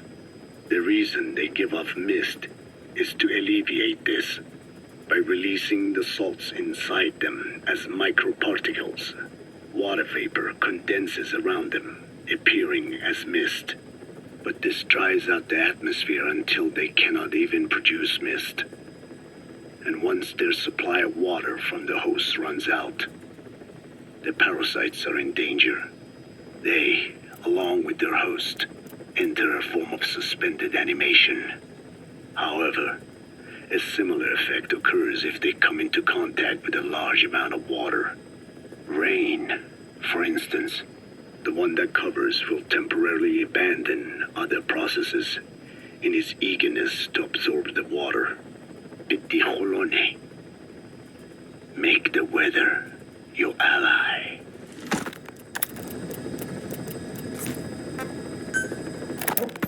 There's something I've been wondering. Why are you called Code Talker? During World War II, the U.S. military used the languages of different tribes, including the Navajo, as codes, right? I know the term Code Talker was used to mean people sent to the battlefield to speak in those codes. Were you one of them? Our mother tongue was indeed used for war. But I did not go. I was already over the conscription age. However, I was made to help craft the codes that were spoken. So in a wider sense, you could call me a code talker for that. Navajo is a complex language, and virtually no one outside the US speaks it. They must have thought it was the perfect language to use as a code. Yeah, in the end, the Japanese never cracked it. The cipher is king in information warfare. Of course, they didn't simply speak in Navajo. They created substitutions for words according to a code book, and then translated those into our language. Young Diné was sent to the front lines of the Pacific Theater as code talkers. To fight is an honor for the Diné. They were the pride of our people. But I cannot say this history brings me joy. Words are alive. When they are spoken, life is breathed into them. They become a part of the listener. Our words were transformed into lifeless ciphers and used for war. This, after the Black Ana spent generations suppressing the language. Yeah, I'm sorry. I guess we shouldn't be calling you code talker, huh? No, I do not mind. The reason Skullface called me code talker was because I also am responsible for coding language into the vocal cord parasites. I am the same as those young warriors, used for a cipher's sake. I must never forget that. The name, Code Talker, is a lesson carved into my being. You said Skullface ordered you to weaponize the vocal cord parasites. But you also said he wasn't the reason. And he wasn't. I was seduced by the parasites. That is a fact. How? You mean from your curiosity as a scientist? That I cannot deny. But there is more to it. The story goes back to the 19th century, to my earliest memory. One day, a man from the government visited our hogan, our home. I cried as he yanked me from my mother's arms and took me away to an Indian boarding school. From that day forward, I became George. This was the name my teacher gave me. I was forced to give up my Diné name, forbidden from speaking anything but English. If we dared utter a word of filthy Navajo, the teacher made us eat a bar of soap. Yeah, that was the U.S. government's education policy for Native Americans. To erase our words was like erasing our people. Their education was tantamount to ethnic cleansing. Over time, the overt persecution of our language stopped. But to this day, it continues to be eaten away by the lingua franca, that is English. Many of the Diné outside the reservations can speak nothing else. And it isn't just our language. Across the world, minority languages are being destroyed by dominant languages. Many are on the verge of extinction. Enter the vocal cord parasites. Yes. I began thinking that minority languages needed some sort of deterrent against dominant languages. In order that their peoples and cultures would survive. It was then that I came across literature at the Foundation claiming that man acquired language thanks to a type of parasite, one that distinguishes between languages as a precursor to reproduction. If I could just resurrect it, make it more pathogenic, I would have my deterrent against English. But I failed to hide that aim from Skullface. He noticed. Yes, I wanted to retaliate against the English language, though never did I intend to actually use it as he planned. You know how the story ends. I was forced to study how to make the parasites compatible with all the world's languages. All but English. However, he in fact secretly isolated an English strain. I will not be held prisoner by the man's phantom. The English strain must not be allowed to exist either.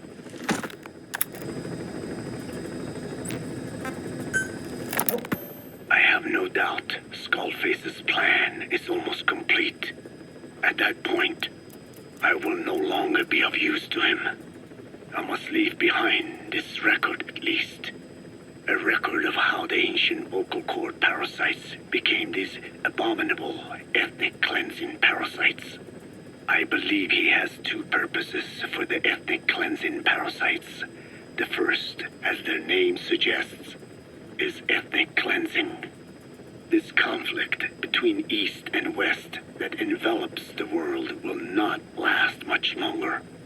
Once the Cold War ends, and the weight of America and the Soviet Union is lifted away, the ethnic conflicts they kept suppressed will all rise to the surface. It is not difficult to imagine that the radical sides will begin cleansing their adversaries. But what if an ethnic cleansing parasite matching the language of the aggressors were to be unleashed? The aggressors would be washed off the earth. At the very least, the idea that retaliation could eradicate your people would prove a powerful deterrent. The second purpose is the Englishization of the world. To cipher the organization, this is probably their main use. Man thinks in words, or rather, words are man's very means of thinking. If you erase a word representing some concept, the concept itself disappears from the world. Nishone means beautiful in Navajo, but the image that comes to mind when we say Nishone differs from the Blagana's beautiful. An azure sky, a rolling landscape, lush greenery. The meaning we place in Nishone has its roots in Dene culture. If we lose the word Nishone, the images of our beautiful homeland would be washed away into oblivion along with it, just as Orwell indicated years ago. Cipher, being based in America, is pushing Englishization for this very reason. Suppose all 5 billion people on this planet come to read, speak, and think in English. Their wills could also be streamlined under English. Cipher's control would be all the easier. Economic governance would progress in leaps and bounds. The ethnic cleansing parasites would be a great aid in accomplishing this goal. There is no need to destroy every language besides English. All they need to do is weaken other dominant languages competing with it. Russian, Chinese, Arabic. If people know they risk their lives speaking such languages, they will flock to the lingua franca that is English. Cipher need not even focus attention on smaller languages. After all, they are already being eaten away by English. Business, education, film, commodities. English has permeated every area of global society. I can see this when I look at young Dene. Some of them have already lost their grasp of the Navajo language. It is said that over 2,000 languages of the world are facing extinction. This very moment, cultural concepts and forms of expression are disappearing forever. The spread of electronic networks gives greater meaning to Englishization. Networks have no national borders. By basing them on a single language, they can penetrate deeper into and between people. That basic point of unity provides the ideal environment for someone who aims to control people's wills. But how does this differ from building the Tower of Babel? The ethnic cleansing parasites attempt to rob man of his words. Such irony. It was the vocal cord parasites that gave words to him in the first place. Ancient man had no language, unable to produce complex sounds due to the structure of the throat. He could communicate only through simple vocalizations and gestures. Then the vocal cord parasites infected his larynx.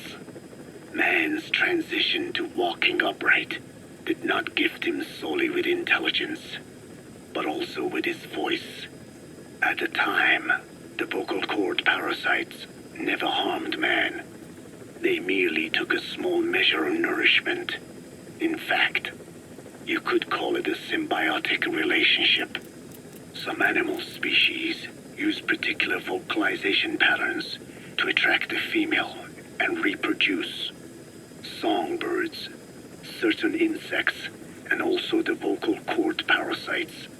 The difference is that the parasites themselves did not produce sounds. Rather, they had their hosts, man, do it for them.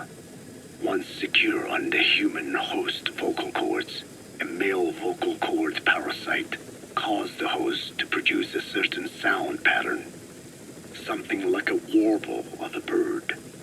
Meanwhile, females parasitizing other host pharynxes need only wait. Upon hearing the sound pattern of an attractive mate, they would manipulate their hosts into making contact with the person it came from. The female traveled through his host's saliva to the other host's vocal cords, where the male was waiting, and the pair copulated. We can only imagine how the female manipulated his host, but it was probably through smell. Smells traveled directly to the limbic system via the olfactory cilia in the nasal cavity. Volatile compounds released by the female would stimulate the limbic system, which controls instincts, making the host feel amorous. This kind of sexual selection naturally led to competition between the male parasites. Males that had their hosts produce sounds perceived by females as more attractive succeeded in copulating and producing offspring. Evolutionary traits caused by sexual selection are curious. The peacock's feathers, the mannequin's dance, the firefly's luminescence pattern. Even with courtship behaviors that are not advantageous to survival, those individuals that excel in them produce offspring, and it escalates with each generation. The same was true of the vocal cord parasites. Courtship vocalization rhythms and intonations became more sophisticated, and in order for man to produce such sounds, they had to alter his vocal organs. By lowering the position of the larynx and developing resonating chambers, they enabled more complex pronunciations. But that was not all. The vocal cord parasites activated a transcription factor that would later control man's language ability. A protein that, due to its appearance, is called forkhead box protein P2, or FOXP2. Activating this transcription factor led to the development of brain function capable of creating sophisticated frequency changes. This was the pinnacle of the vocal cord parasite's prosperity. However, this sophisticated pronunciation control was too useful for man to ignore. Once human sexual activity ceased to be only seasonal, and having lost pigment-based sexual characteristics, distinctive vocalizations became the most effective means for humans to attract mates as well. Combined with logic pathways hardwired into the brain, or universal grammar, it was not long before advanced communication was possible. This was the birth of language. Luckily for man, it was around this time that a particular retrovirus was circulating. While not lethal, it affected not only man, but the vocal cord parasites as well. It is presumed that this virus removed part of the parasite's DNA and reverse transcribed it into man's reproductive cells. It was a vector. Among the genes it transcribed were the ones responsible for the production of language. The vocal cord parasite's vocalization genes were written into the human genome. The parasites were no longer of any use to man now. Man could use his voice as he pleased, when he pleased, hindering the parasite's courtship vocalizations. Having lost their opportunity to reproduce, the parasites died out, leaving behind only the transcribed genes. The vocal cord parasites were once in symbiosis with man. Its genes even became a part of his. Humans and parasites are extremely close. As such, it will be extremely difficult for man's immune system to eliminate the vocal cord parasites. Even cutting them out will be no simple matter, which is exactly why these ethnic cleansing parasites are such a formidable weapon. The rise of the vocal cord parasites goes back approximately 300 million years to the Permian period. At that time, they were not even parasites, but predatory autotrophs. They are believed to have been the common ancestor to the TabbzMania and the Cyclops genus of copepods.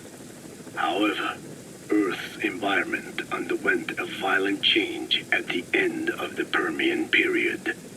The cause is unclear, but evidence suggests that over 90% of the Earth's organisms at that time died out. The most pronounced threat to the protoparasites was the severe reduction in oxygen concentration. The result was cladogenesis, a splitting that gave birth to a new strain that could parasitize other organisms' respiratory apparatus. This survival tactic helped lower their oxygen consumption, and inhabiting the throat kept them securely in contact with inhaled air. The best survivors were those that parasitized the reptiles that flourished at the time. Entering the Triassic period, the reptiles evolved into dinosaurs, and the protoparasites shared in their success. Dinosaurs developed respiratory organs called air sacs to adapt to the low oxygen environment. These in particular helped the protoparasites thrive. But another trial awaited them. The end of the Triassic period saw another drastic change in the Earth's environment. For most parasites, the male and female take the same host. Many are, in fact, hermaphrodites. Originally, the vocal cord parasites were as well. But for any strain to ride out a severe environmental change, it must secure a steady pool of genetic diversity. Another split. Now the newest strain procreated with mates found in other hosts. And in order to increase its encounters with those mates, the new strain utilized the voice of its host. They came to inhabit the host's vocal cords. This truly was the birth of the vocal cord parasite. The parasites developed the host's pharynx to form resonating chambers and used them to produce sophisticated mating calls. The relatively upright posture of the dinosaurs was important in this, because the crooked L-shaped pharynx was more suited to the development of resonating chambers. These developments ushered in a time of great prosperity for the parasites. But for the third time, the parasites had a major hurdle to overcome. The meteorite impact at the end of the Cretaceous period, which spelled the end of the dinosaurs. With their hosts extinct, the vocal cord parasites had no option but to find a new habitat. Birds, as genetic successors to the dinosaurs with functioning air sac apparatus already in place. Birds were the perfect choice. But the parasites could not survive in birds that flew at high altitudes with thinner air. So they parasitized ground-dwelling birds and altered their respiratory system for the sake of reproduction. They gave the birds the means to produce sophisticated sounds, the syrinx responsible for chirping. This is the proof that points to activation of FOXP2 in songbirds as well as humans. The Cenozoic era began with a rise in oxygen concentration, which helped mammals to evolve and increase in size. The parasites then shifted to humans as a more effective host. Humans' bipedal upright walking meant that our throats could support larger resonating chambers. At first, vocal cord parasites entered humans using birds as their intermediate host. But eventually they changed to conducting their entire life cycle within human hosts. What happened next is as I have already described. People took the vocalizing prowess given them by the parasites and made it language. And once the parasites could no longer use it as their mating call, they died out. Or in other words, the parasites overcame all evolutionary hurdles except humanity. Skullface shared his opinion on this matter. He said the Ethnic Cleansers Project was sure to succeed. After all, the parasites had a grudge against us humans. To think we awoke them after such a long slumber, just so they could sate their thirst for vengeance. It is terrible, unforgivable, and yet it is what I have done. I learned of the vocal cord parasite's existence in literature belonging to the Foundation. It was little more than a theory. The question was, why does only Homo sapiens among all primates have highly developed language? Human versus everything else. The missing link between these was the mystery that gave rise to this theory. I was fascinated by the idea of their existence. In the Dene creation myth, the Neyo Dene, who first inhabited the world, were insect-like creatures. I came to imagine that those insect-like creatures could be humans living in symbiosis with the vocal cord parasites. But I had not the faintest idea of how I could resurrect them. That is when Skullface came to me. What he offered me was not just assistance with my metallic archaea research. He told me the vocal cord parasites really existed. And not only did they exist, they had already been brought back to life in the modern age. An ancient human cadaver, host to the parasites of the time. Cypher excavated such a cadaver from a permafrost region and isolated the DNA coding of the vocal cord parasites. Naturally, they were long dead and could not be brought back, but there was an alternate vessel they could use. A relative species of the Pentastomida discovered in China. It had adapted to live in the nasal cavity of animal hosts, but its genetic sequence showed signs of common ancestry with the vocal cord parasites. Ontogenesis, the path of an organism to maturity, is like a roadmap of the phylogenetic evolution of the entire strain. Cypher used this to effect a reverse evolution of the modern parasite and resurrect the vocal cord parasites.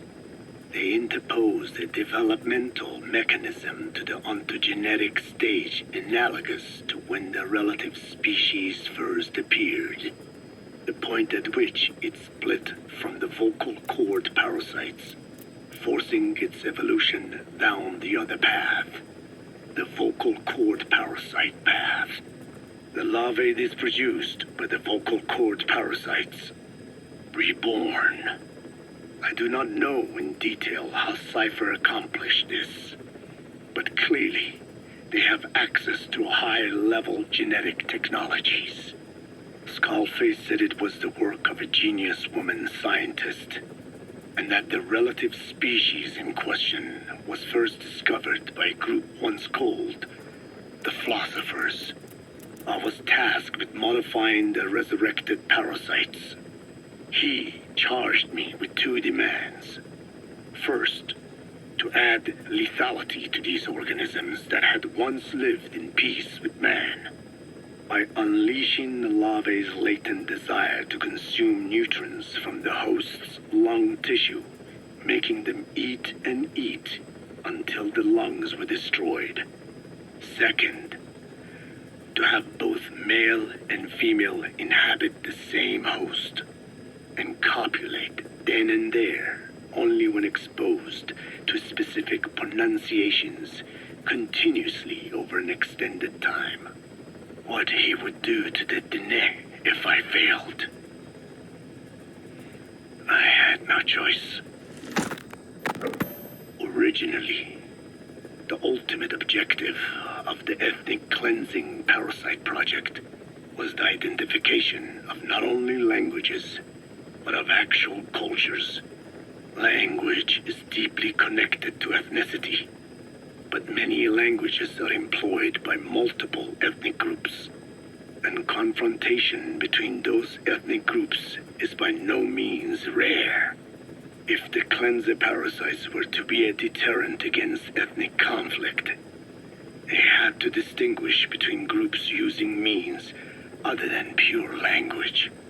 The original plan called for this to be achieved by differences in the transmission vector. Each ethnic group has different lifestyle customs and eating habits. For instance, parasites living in shallow water and taken in through the skin could be used to target rice farming groups, or parasites using cows as their intermediate host would be ineffective against cultures that abstain from eating beef. But that is a lofty goal indeed. The current parasites mainly rely on droplet transmission. It would take extensive time to alter the transmission route. I eventually learned that the Ethnic Cleansers project had been shut down. It was Skullface who put it back into operation. But despite that, he told me to forget about the transmission route and just focus on language identification. I do not know why. I understand that the Chinese philosophers who discovered the relative species of parasite originally planned to develop a phonogrammic Alexia parasite. The left temporal parietal region is home to the part of the brain that identifies the phonetic symbols of the English language. They wished to create a strain that would parasitize that region and suppress its literacy functions. The brain area responsible for identifying the logographs of Chinese, meanwhile, is in the left middle frontal gyrus, meaning that even if native speakers of Chinese were infected with the parasite, the literacy would be unaffected. Old and new, east and west, there is no limit to the delusions of those in power. But this delusion threatens to become a reality. I have to do something to stop this. There must be something I can do.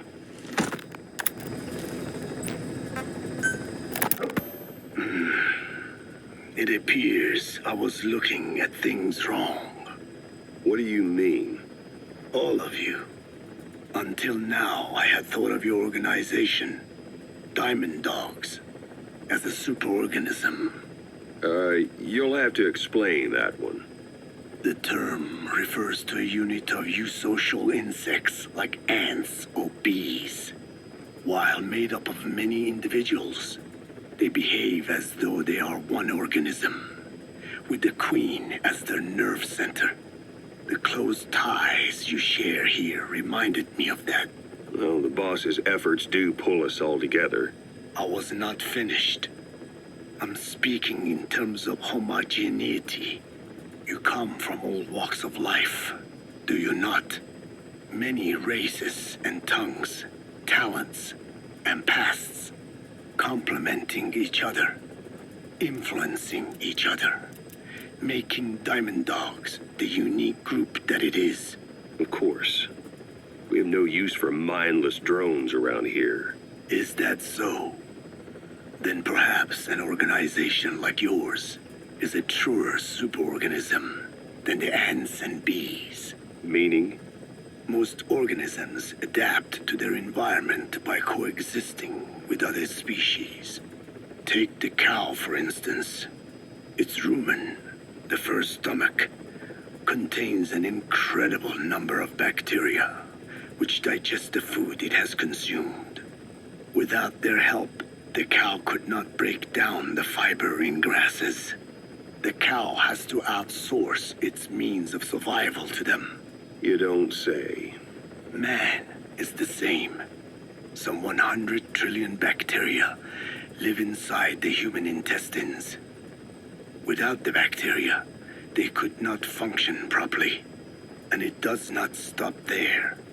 The stomach, the mouth, the skin, even the placenta contains bacteria that coexist with us. The same is true of parasites. In fact, the human immune system has evolved based on parasites being a part of it. Without them, the immune system can run amok and even damage other parts of the body. This is all very interesting, but what does it have to do with Diamond Dogs? A harmonious superorganism is made up not of a group of homogeneous individuals, but of diverse individuals that complement each other. That is what I saw in your group here. Then it occurred to me that man is a superorganism. Man's phenotype is not determined solely by his genetics. Some say if you mapped the genomes of all bacteria in the human body, the result would be over 100 times bigger than the human genome. The sum of man's genome and those of the organisms he coexists with, call it a metagenome, creates the superorganism we know as a human being. Well, now that's quite a leap. You think so? Then try a broader perspective. If our world were a human body, you would be parasites. You make a living by doing the dirty work that the world powers cannot handle themselves. From their perspective, you are likely a nuisance. But without you, pus would build up around the world, and autotoxemia, self-poisoning, would follow. The world needs your kind. Thank goodness for that. Skullfaced forced me to turn parasites into weapons. Creatures with which we are supposed to coexist. Meanwhile, that foundation I worked with focused solely on the human genome, apparently thinking that manipulating it would get them whatever new form they want. Both ways are mistakes. Neither is a true superorganism. I am Dine. By speaking with those living inside me, we enhance one another and enjoy harmonious growth. Such was the original purpose of my research. You have made me remember this. Well, it's an honor. You can travel the world, but you won't find another place like this. If the whole world was like this base, I think the peoples of the world would bid farewell to fighting for good. Maybe that's what the boss wanted in the end.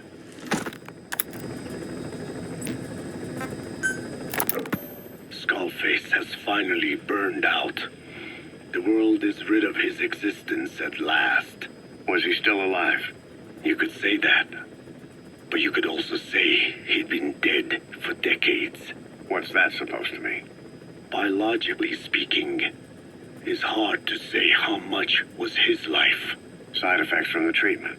No, the primary effect. Keeping a dying host alive as long as possible. That is the whole point. But in the end, he grew too dependent on his children. As if he had any other way to keep on living. He first underwent parasite therapy before the Soviet Union became his home. His body was horribly burned. Fire washed across his thin young frame and stole his skin and his throat, even his lungs. Only through repeated therapies could the parasites keep him alive. Most of his life became something the parasites gave to him. And then he lost the ability to die. That is correct. The parasites live on past the host's death, still aiding cell composition. At that stage, there is no way to extract them from the host cells. There is no way of knowing when the last cell of Skullface's body would die. The only choice was to burn the whole thing. And his children, along with it. And I am one to talk. When my life is snuffed out, I expect you to treat my body the same way. And when I burn, I will truly be one with my children for the first time. You say there were 3 English vocal parasites. According to Skullface, yeah. Skullface had 2 of the English strain with him. You burned both of them. There was an oil fire. I tossed him in. So that just leaves 1. And you tell me Skullface said he used it. He said it was very close to me. Very close. One of your comrades. Or someone ordered to kill you. Or he could have been speaking metaphorically. Metaphorically? Close to your spirit. Close to your heart. Someone who either loves you or despises you. The second one makes a long list. Whichever it is, act with caution. Skullface implanted someone with the English language strain. Who it is irrelevant. Why? I tell you what Skullface really meant. Very close to you means you will be exposed. All the infected here have been given the Wolbachia.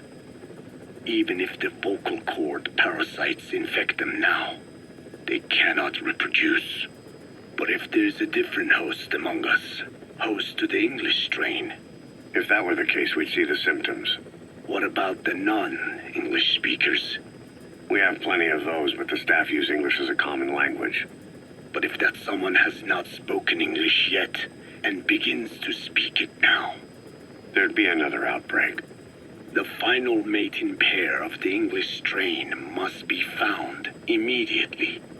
Skullface is gone, but his threat still remains. On this base, do you see what the final mating pair is? With him dead, those parasites are the stain he wished to leave upon the world. His thirst for vengeance. In the flesh. Think. Does anyone here bear a grudge against you? Who would target you, specifically? The ethnic cleansers that Code Talker mentioned, they weren't Skullface's true goal. All we have is circumstantial evidence, but here's my theory. It was Cypher who started developing the vocal cord parasites as bioweapons, parasitic weapons, and Africa was the testing ground for them. As Code Talker said, their purpose is the ethnic cleansing of only those who speak a particular language. So they could do a weapon of mass destruction to eradicate specific groups, races, ethnicities, or colonies by the language they speak. Or a kind of absolute language control. Or maybe a tool for those arrogant fools to build some misguided utopia. I can see plenty of uses for them. However, in practical terms, they wouldn't be as dangerous as you'd think. Counteracting the parasites is easy, after all. Cut them out of your throat to save your life, or just don't talk. That also prevents the infection from spreading. So if the international community were to find out about them, they'd no longer be the threat they were conceived to be. In which case, their targets would be limited to minority groups as a deterrent or a terrorist tool. It's hard to imagine Cypher developing something like that as a main weapon for their arsenal. That leads me to think we've only tugged on one little thread in Cypher's grand tapestry. An obscure corner of their work, possibly forgotten altogether. In any case, things changed. When Skullface was forced to relocate to Africa and he saw that thread dangling. All the time he continued that research, he was secretly following his own agenda. The ethnic liberator parasites, his English language strain. Skullface said there were only 3 samples of the English language strain parasite, and I think we can believe him. Bringing his ethnic liberator's plan to fruition depended on creating an English version of the vocal cord parasites at all costs. But an English strain would have been useless to Cypher. Worse, it could have destroyed everything they'd built. It was the one type they couldn't allow. That means Skullface was forced to develop his English strain out of sight of Cypher's network.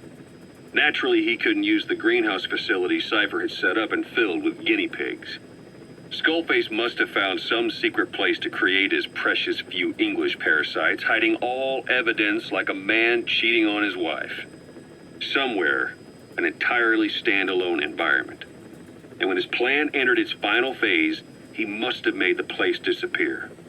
Some little room, could be anywhere, but now nowhere at all. We'll never know where he did it, but to elude Cypher's surveillance, it couldn't have been big. I believe Skullface was telling the truth. There were only ever 3 samples of the English language strain. Why activate Sahelanthropus in Afghanistan? This is how Skullface wanted things to play out. The Soviet Union secretly develops a new type of nuclear weapon and successfully deploys it in Afghanistan. Revealing the existence of Sahelanthropus results in a return to the glory days of the Cold War. The threat it poses reignites the nuclear arms race between the world's major powers. The demand for nuclear weapons increases around the globe. What if you then introduced a nuclear weapon anyone could get their hands on? Non-nuclear nations, militant groups of all shapes and sizes, they'd all jump at the chance. Sahelanthropus was a marketing tool to sell nukes all around the world. But I think it's safe to say that plan was stamped out before it got up and running.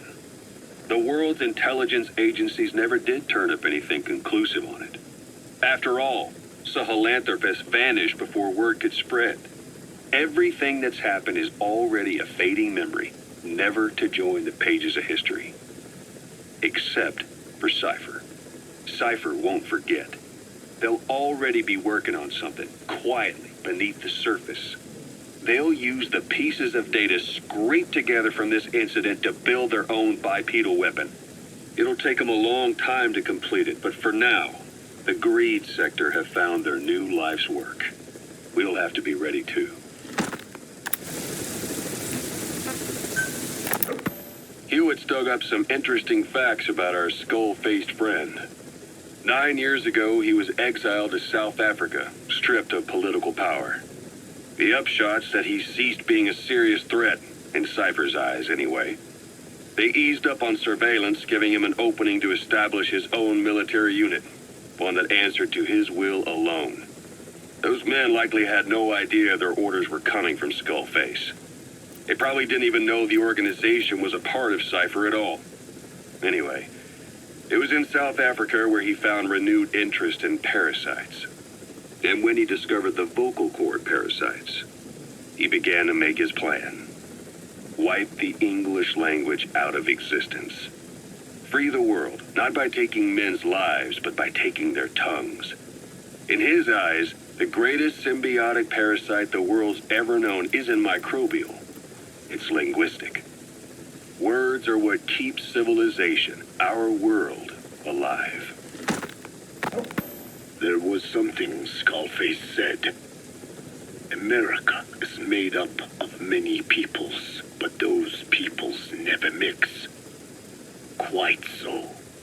One nation, home to hundreds of different ethnic groups, many of whom stick to their respective living areas, little colonies, not interacting with other groups, going out of their way to avoid one another, their land, organizations, relationships. Thus, the United States of America is no melting pot. It is more of a salad bowl. It is not made up from one people, but for its minorities to function in society, a common ground is needed. Language. Even if the country is not one. No, because it's not one, a lingua franca is necessary. English. American hegemonism was born from the illusion that English could unite diverse ethnicities. In taking in people from around the globe, America became a microcosm of it. Now the boundaries between it and the rest of the world have become blurred. However different our neighbors may be, English enables us to create symbiotic relationships with each other. If English can bring unacquainted neighbors together in America, this should hold true for the world. This salad bowl that is the world can also become one.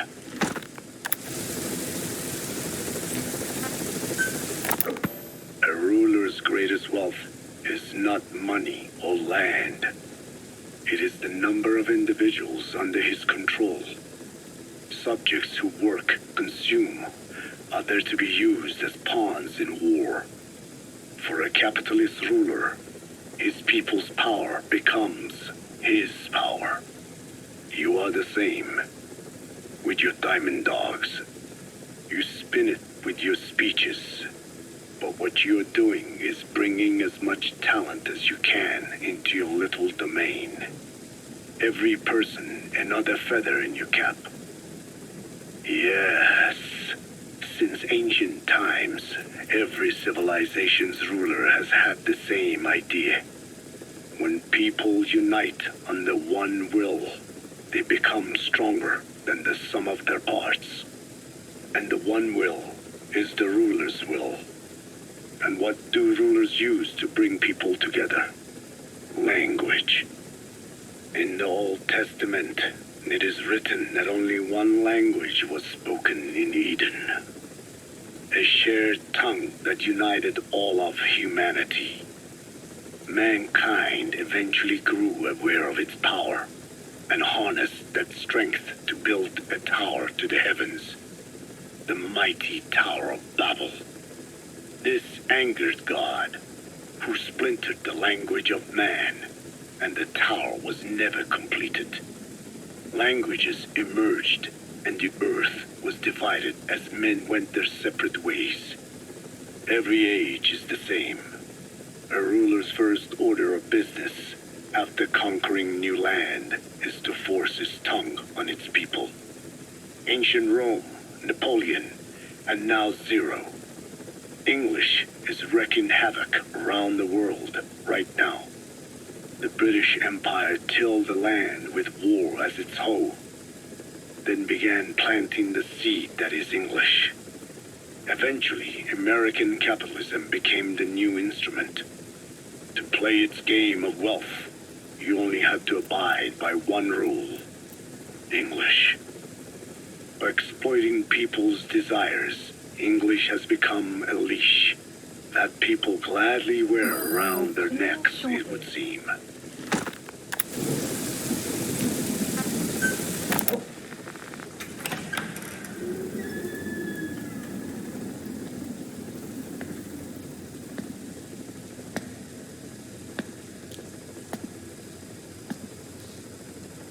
Ya'at e.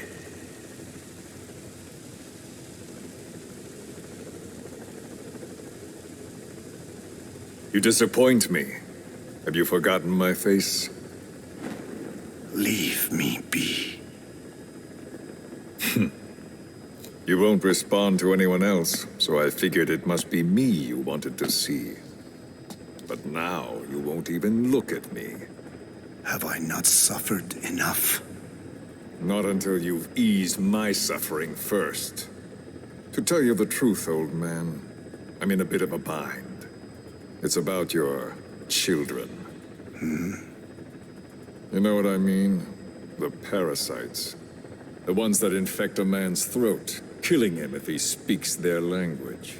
They must not be allowed to multiply. You are allowed to live only in order to help me. But you don't want to, do you? So why not choose death instead? Because you want to protect the Diné and their land from me. That's your purpose, isn't it? Don't lose sight of that now. It's in your interest to cooperate. Because if you don't... Madness. The parasites can't detect your people's tongue. So I'll just have to resort to more heavy-handed means. I have the greatest respect for your people. I would rather avoid such a thing, but we don't always get our way. I was born a tiny mote in a mighty tempest, and until those winds abate, all I can choose is how to act when they blow me this way or that. Tell me, Code Talker, what happens to a man infected with a pair of your parasites? Can they be removed? Can the full-blown symptoms be prevented? It is impossible to remove the parasites alone. They have too close an affinity with humans. Then how do you stop the symptoms from developing? All right. I was hoping for an answer now, but perhaps you just need a little more time. I'll be back soon. I've set up shop, not far from here. We'll be seeing a lot more of each other. If you're close by, then it is almost complete. We're in the final phases. All that's left is to see if I can actually disable a nuke, with the help of your metallic archaea. Once that's done, I won't have to return here again, and your suffering will end, as will your people's. We're almost finished, Code Talker, each in our own way. My only regret will be not finishing you. There's nothing stopping you. I'm only alive because you want me that way. Ridiculous. As you wish. My regret is this misunderstanding between us. You and I, our goal is the same. We should be working together. A symbiosis. You do not know my mind. I simply want the Diné bloodline to endure. Really now? You're just another mote in the storm. How you react to all the slings and arrows, that's what counts. That's why you call those squirming monsters your children. What I have done is forbidden. Forgive me, all of you. The world should be left the way it is. You of all men should know that.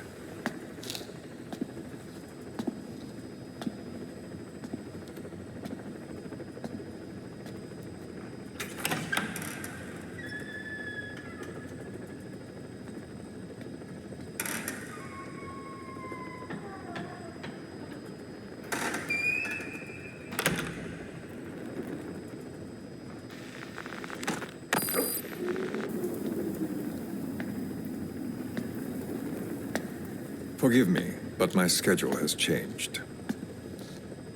The time for grace and good manners has now run out. Please. Torture will not work on me. Surely you know this.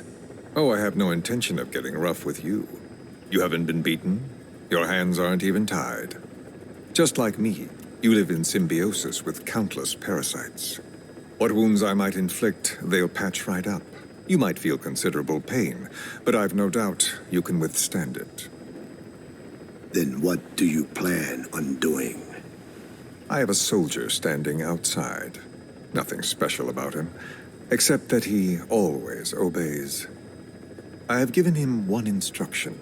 Whenever I ring this bell, he passes on a message for me. That message is simply, go. What is this? After that, though, it gets complicated. The message will arrive at a room, a little bigger than this one, nothing special. Some of your people are in this room, surrounded by my men. Enough of this. They pick them at random. No regard for age, gender. In that, I suppose, they're different from you.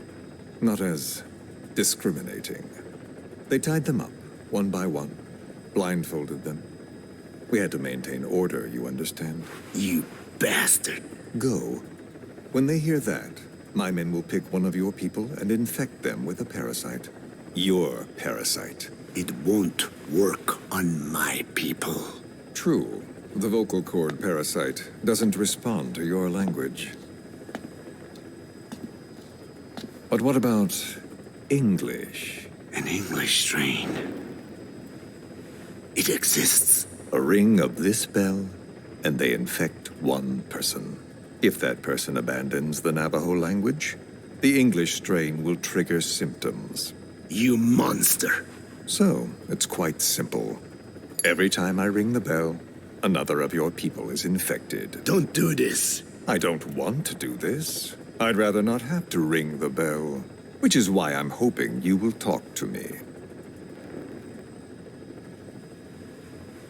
What do you want? What else could you possibly want? You know the answer to that. How to prevent the symptoms caused by the parasite. You cannot control it like some slave. Forget the idea. Forget it? Unlikely. I will never tell you. What have you done? You made me do that. You black-hearted... Settle down. Don't use it again. Well, that is up to you. All you need to do is tell me what I want. How to prevent the vocal cord parasite symptoms. Why? Why do you need to know? The adult soldiers at Bwalayamasa are all dead. What? The parasite traveled downstream. How? It would appear that he was involved. Another demon who woke up from 9 years of slumber. As a result, the vocal cord parasite spread through the village. I told you this would happen. It was an unfortunate accident. He is becoming an annoyance. He may stumble upon the truth sooner or later, but I suppose that is really of no consequence. One day, he too will pay for what he has done. Black Anna. The real demon is you. You know, this incident made me realize something. You are right. I should have acted with more humility. These creatures cannot be controlled. All the more reason I require a means to stop them. There is no such way. Oh, really? Wait! Don't ring it again. It is up to you. Out with it. I see now. There must be more to it than that. What? They are in you. You use this land to breed more of my children. And not just here. No. In pursuit of your ethnic cleansers, you sifted through many language strains, finding hosts, breeding more and more. You would have been infected in the process. Infected with countless strains. Most likely your mother tongues as well. Romania, Northern Transylvania. You found that one too. Yes, the Hungarian strain that responds to the CK's dialect. Silence! Black Anna, it is you who shall pay.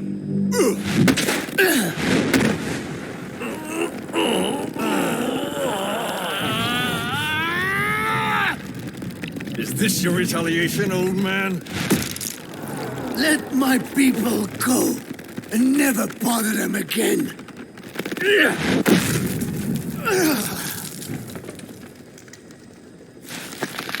You heard me.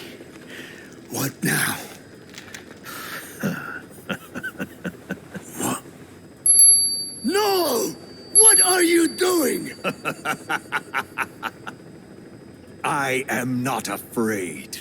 I probably have every language strain inside of me, meaning all the world's languages are already lost to me. But that suits me fine. If need be, I myself can produce whatever strain is needed. And that means nothing to you. If you are infected, you can never again speak your mother tongue. Otherwise, you will die, as will every one of your countrymen. A few words here and there won't trigger the symptoms. And besides, the time is not yet right to show this face in my homeland. Not until my revenge is complete. Now... Stop! We're out of time. I have to get going. Well... No!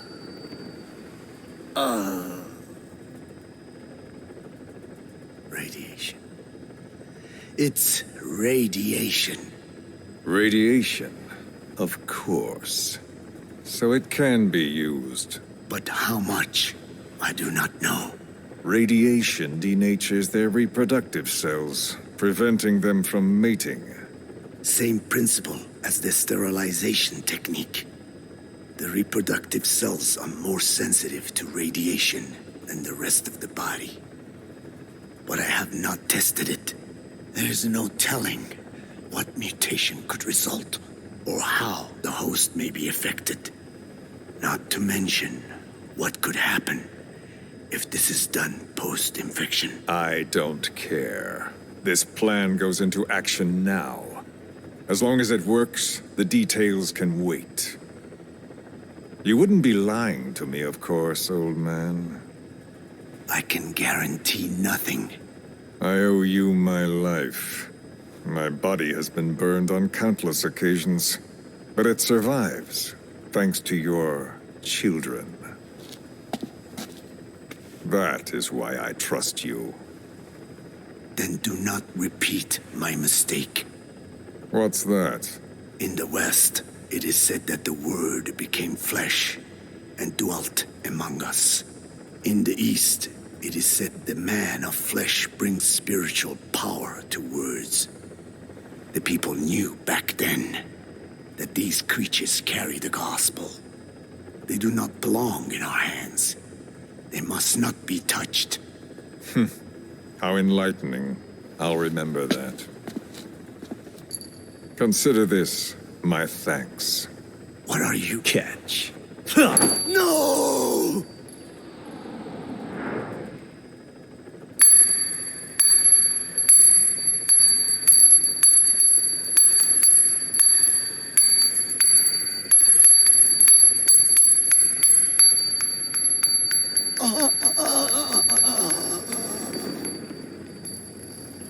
Well then, I'm afraid it really is goodbye this time, Code Talker.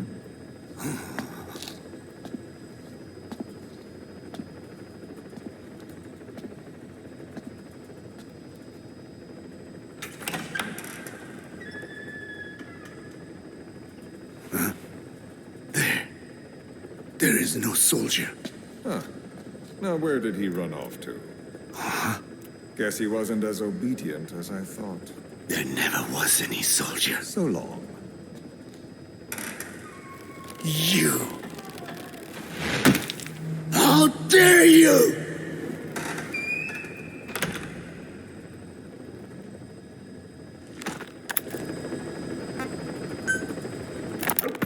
Skullface, real name unknown. Born in Hungary, more specifically northern Transylvania after it reverted to Hungary from Romania. While he was young, the country allied with Germany as part of the Axis powers, but later during the war, it came under Soviet occupation. The Hungarians struggled for independence, but the Soviets came down. Hard. Just like he said, time and again the country was ruled by a foreign tongue. When he was a young boy, he lost his native language, the bedrock for any developing child. His country, his family, his face, his identity, everything was stolen from him. All he had left was his skull. Skullface first tried his hand at espionage during all the chaos from the war. Agents, military officials, and soldiers who operated out of Hungary during the war vanished over the course of several months. This Soviet spy hunt rocked the counter-intel world. Mysterious fatal illnesses, accidental deaths, drownings, people having strokes behind closed doors. Just like Stalin, no one knew who was behind it. But all you need to do was look for who had the motive. They were all taken out by a man without a face. And now we've got an idea of how he did it too. He'd gotten revenge for his people, but he wasn't finished. Skullface defected to the West, eventually ended up with the SAS. That's where he met Zero. It's possible he began planning this whole thing back then. It's hard to say. In any case, Zero made him his XO. He always did have a thing for oddballs. But this one was set to lead a unit no one else would know about. When Zero created Fox, he also formed XOF as a support team. An unconventional special forces unit designed to support Fox, make it stronger, with Skullface given the orders. Zero never even told the boss about it, nor the CIA, naturally. If Fox was Zero's silver bullet, XOF was the recoil when he pulled the trigger, just like Newton's third law. While you were with Fox, Skullface was operating behind the scenes, sometimes as your backup, sometimes as a mole or a scout, sometimes as your cleanup crew. Fox's tail, making sure the mission succeeded and that you survived. We only have his word to go on, but Skullface's goal was revenge against those who'd use language to subjugate people. Those corrupting a people's identity by forcing a new tongue on them. Those using the power of language to control information.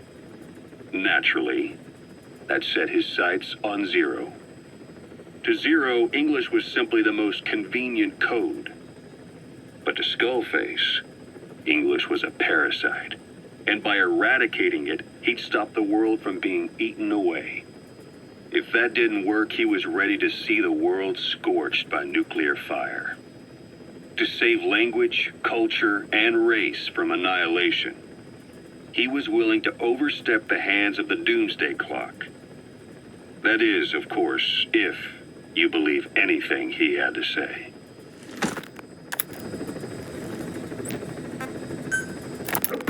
Boss, we gave Ralph, that kid who died in the accident, a burial at sea. The man in charge of that facility has been severely punished. But ever since, the kids have been acting strange. It's obvious they've lost their trust in adults. I was getting reports of them ignoring the staff, or getting insolent and even violent. And a few days later, several of the kids did a disappearing act. They snuck into choppers and shipping containers and got off base. Why? Your guess is as good as mine. These kids were born in a war zone and forced to grow up as war fighters. If they're left alone, war is how they'll die. But I thought we showed them there are other reasons to live. I never liked having children on Mother Base. But the thought of them going back to the battlefield and picking up their old lifestyle is something I can't stomach. It makes me think of Chico, 9 years ago. We have to get those kids back. Hell, they know too much about our operation. I never expected even the kids to betray us.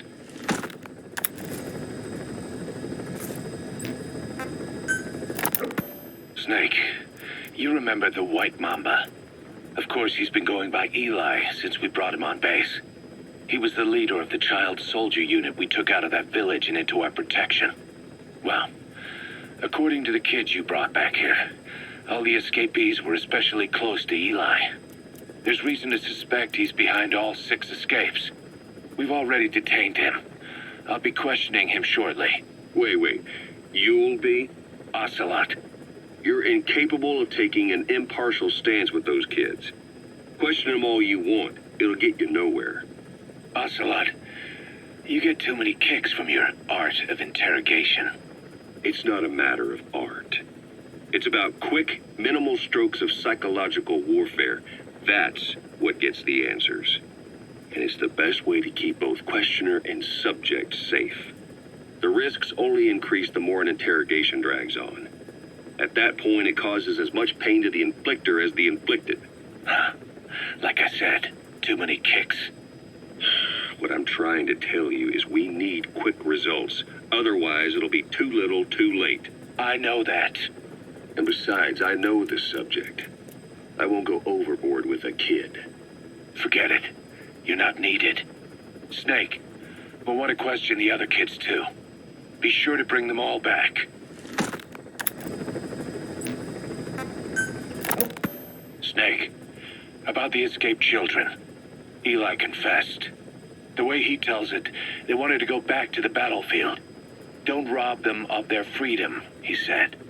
If you bring them all back, there will be consequences. Next, he'll be asking for our surrender. Consequences?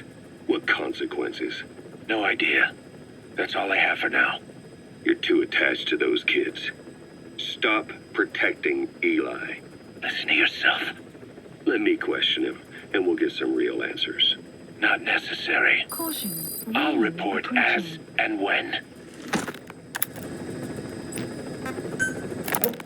Boss, we found weapons in the children's section of the living quarters. As you know, weapons are strictly off limits. We've got some rule breakers. The weapons we found were handmade. Blades ground out of knives and forks, a couple of bow guns built out of scrap, and explosives made using detergents. And get this, the explosives were tightly packed with nails. The kids put the blame on, you guessed it, Eli. I guess that's what he meant by consequences. I questioned him about it, but this time he claimed they want to be put out on missions. Send us to the battlefield, he says. Miller, enough is enough. You've protected him too much already. It's my turn to question him. Protected? What Eli's doing is issuing a threat. Comply with my demands or I'll respond with force. But it'll be war at this rate. Forks and soap aren't going to kill us, but some of them will end up dead. Is that what you want? Now, I hate to say it, but they want to be on the battlefield. It's time you gave up this fantasy.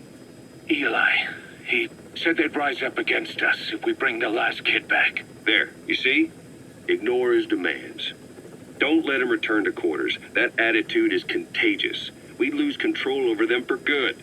For the time being, we've confiscated those handmade weapons. We're bumping up security and the number of psychiatric counselors. As for Eli... He needs some very special care. You mean solitary? Well, we can't leave him in contact with the other kids. If you won't do it, I will.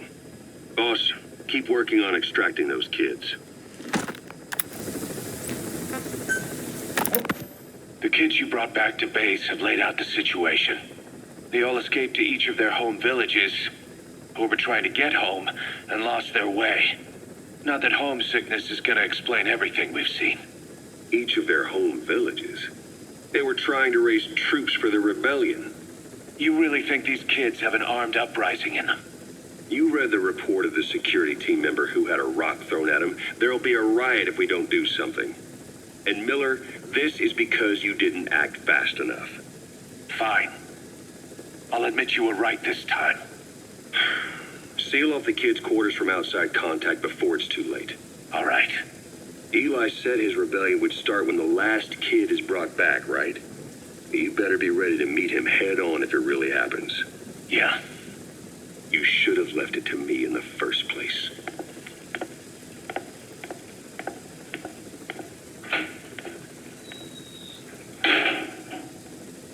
Boss, they're just kidding. We have a responsibility to see that those kids make it. It's not about feeling protective or the pros and cons. I hate kids. That's exactly what I heard from the people who raised me. People who abandoned me, more like. That's the spark that kept me going, you know? I wanted to show those adults what I was made of. Wanted to get back at them one day. But before I knew it, I was all grown up. Never saw it coming. All of a sudden, people treated me as an adult. Some adult I turned out to be. But I feel like if my life had been different, if the adults I knew had been different, I could have grown up better. Yeah, that's it, all right. I wanted to use those kids to test that theory. That's all this was. From their point of view, I'm no different from the assholes who gave me a hard time. When this is all blown over, I'll talk it out with them. If that's still possible. Boss, there are still kids out there. Bring them back safe. Boss, it's me. Eli's revealed what he wants. He wants to speak with you. With Big Boss. He just said, bring my father here. Eli's too smart for his own good. No way to tell what he's thinking. All we know for sure is his men are important to him. That means we can use the escaped kids as leverage in any negotiation. Once you've brought the last one back, I'll interrogate him. If the kids do rise up, we'll meet them full force. End of story. I didn't want things to turn out like this. We could have prevented it, but it's too late now. If Eli means to take this all the way, he's going to force us to do the same. Boss, go get that last kid.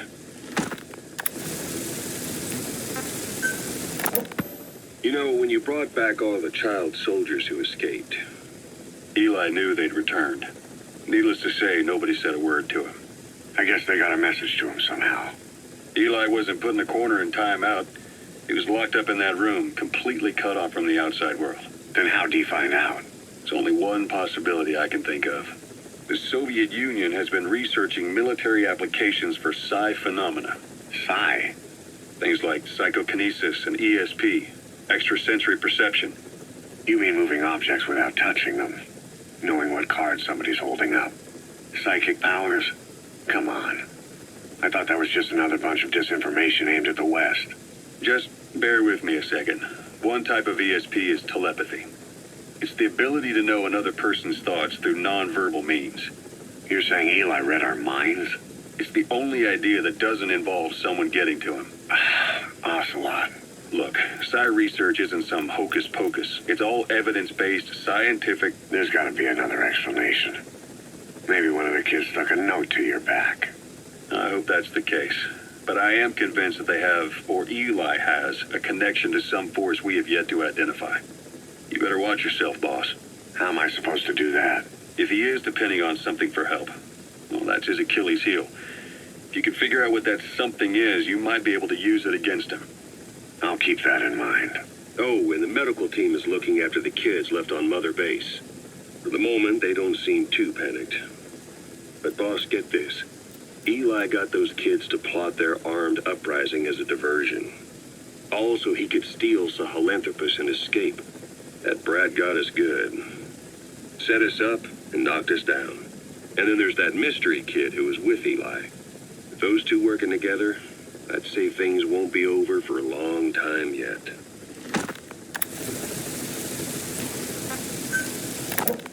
We finished decoding the informant's report. That floating kid we've run into a few times now. Looks like he was a test subject in clinical experiments. The Soviets called him the third boy. The third boy was brought to a lab on the outskirts of Moscow from Czechoslovakia, after which he was due to be sent to a research center in Leningrad, then Siberia, and finally an academic town in Novosibirsk. It doesn't appear that the researchers witnessed the talents we've seen from him, but nevertheless he was quite the popular subject. His latent cognitive abilities suddenly awoke en route to Moscow. According to the report, The third boy was easily influenced by other individuals' biofields. Evil thoughts, in particular. They affected his mind like a virus. Extreme anger or resentment, motives for revenge, in other words. Now, during the transport flight to Moscow, the boy was exposed to a powerful mental energy field coming from a certain individual. Ever since, being conscious of his powers, he's become a sort of energy generator. What's unique about him is the way his acute telepathic abilities get taken over by another person's will. The boy began to physically parasitize individuals experiencing extreme anger and codify the host's desires. This includes amplifying the host's natural strengths. Or, in accordance with the host's desires, he can also implant program code in another individual, making them a puppet, essentially. Human neural synapses transmit weak electrical currents between neurons. These electrical currents, though at a level difficult to observe, warp the magnetic field outside the body. The third boy is able to pick up these weak fluctuations. Contrary to psychotronics, which involves controlling the human mind, his abilities as a receptor are too high. The emotions he picks up from another individual are amplified and unleashed into his body as they recur in his brain. They turn into microwaves, which then affect the physical world, triggering paranormal phenomena like the spontaneous combustion of organic matter or psychokinesis, moving an object without touching it. There's one other thing. While he's parasitizing a host, the boy's ego gets shut away, allowing the will of the host to take control of his powers, like some annoying static drowning out your own voice.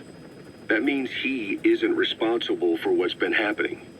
Somebody's extreme anger has manifested through the third boy's powers in ways none of us could have predicted, which would mean this was going on somewhere around us.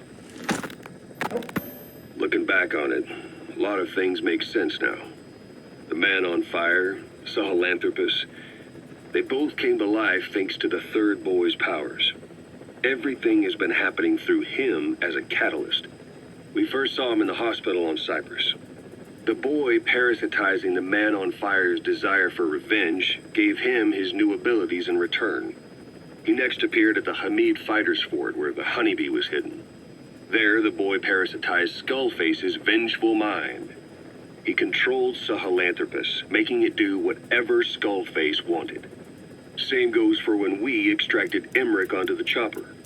When he appeared at the Devil's House in Central Africa, Skullface's will controlled the man on fire via the third boy's powers. Everything is clear up to this point. But even the informant couldn't pinpoint who the host was in the cave within Serac power plant. Sahelanthropus suddenly became active, then crushed not only the man on fire, but Skullface as well. Surely neither of them could have been the host. Who else was at that location and bore anger more extreme than either of them? Whose will was controlling Sahelanthropus? According to the report, emotions transmitted in children's brains affect the surrounding magnetic field more strongly. Cerebral nerves are covered with insulation called myelin sheaths to increase impulse speed. The reason for this leakage has to do with the fact that children's myelin sheaths are still developing. So, how many children do you remember being there? Children with a burning desire for revenge and bearing a grudge against you. I can think of only one. Eli. We don't know what kind of life he's had, but the resentment he's shown toward adults is nothing short of extraordinary. The third boy resonated with Eli's mind. And that means Eli bore the strongest animosity of all individuals within the boy's reception range, estimated to be a 3-mile radius, beating out even Vulcan and Skullface. The third boy has probably remained hooked on Eli's anger since. You remember at the Devil's House, the third boy showed an interest in Shabani?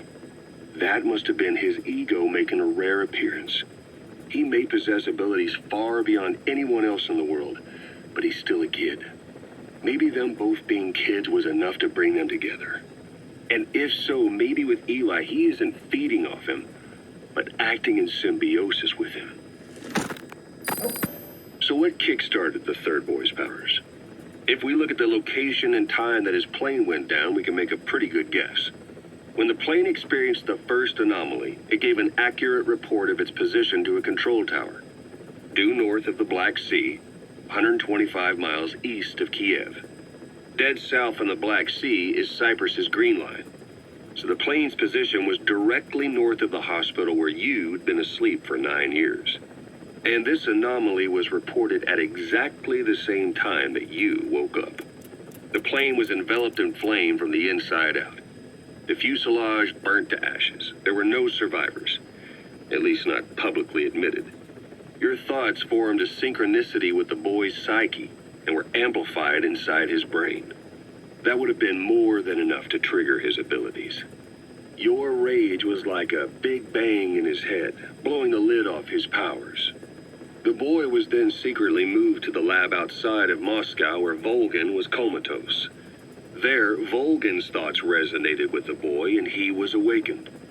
Volgin became the man on fire, hell-bent on getting revenge on you. His instincts led him straight to you. Skullface knew Volgin from Operation Snake Eater, or perhaps from even before. Monitoring this pair of extraordinaries, he discovered the hospital and sent his assassin and XOF. Skullface was probably watching the situation from close by. Then, realizing how useful these two test subjects could be, he approached them. Reacting to Skullface's thirst for revenge, this time the boy let Skullface's will control Volgin. Volgin, at times driven by personal revenge, at times through Skullface's will, kept on moving, though his body was little more than dead meat. Perhaps there were moments where even your thoughts affected him as well. But without the boy's power, it was like the plug had been pulled from the socket. Everything was powered by anger, malice, revenge. This is how the end of the report sums things up. Both the third boy and the man on fire were originally test subjects of paranormal research for military applications, like telekinetically controlling the leader of an enemy nation and making him launch a nuke, or stopping the heart of someone on the wrong side of the Berlin Wall, experimenting with latent human abilities. They were used as tools of the Cold War. The boy's only crime was being born with unique gifts. But he was sacrificed on the altar of war. His life reduced to slavery under other people's wills. Turned into a living weapon with no will of his own. And eventually the only emotion he could feel must have been the desire to get revenge for the hand he'd been dealt. Boss, it's you that awakened the boy's powers. But there's more to it than that. I guess the anger emanating from you was something he could truly relate to.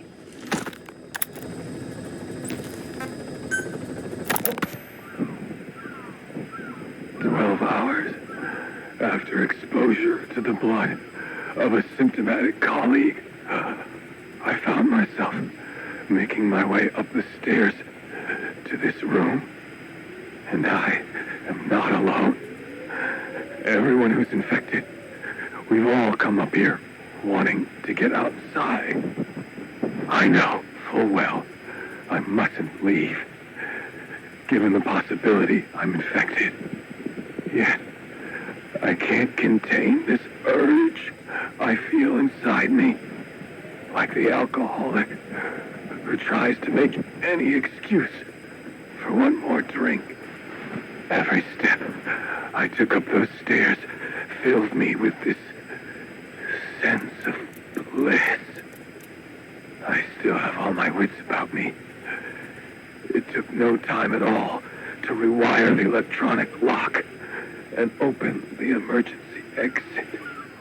Then, just as I was about to set foot outside, I finally realized what was going on. This desire for freedom is not my own, but that of the vocal cord parasites inside me. They want the ravens to feed on us, pecking us to death. Attracted by these sweet secretions, they have mutated to facilitate this. The sweet smell is powerful enough to attract even a species with such a weak nose. So, Before the parasites take complete control, I must. Most of the staff in here are already infected. At least, everyone I've looked at is. Infection with this parasite causes a high fever in the pharynx. I have modified a pair of night vision goggles to react only to this temperature range. With these goggles, you can identify who is infected. Other infected will, like me, feel compelled to make it outside. If the ravens get their meal, they'll head for land next. That cannot be allowed to happen.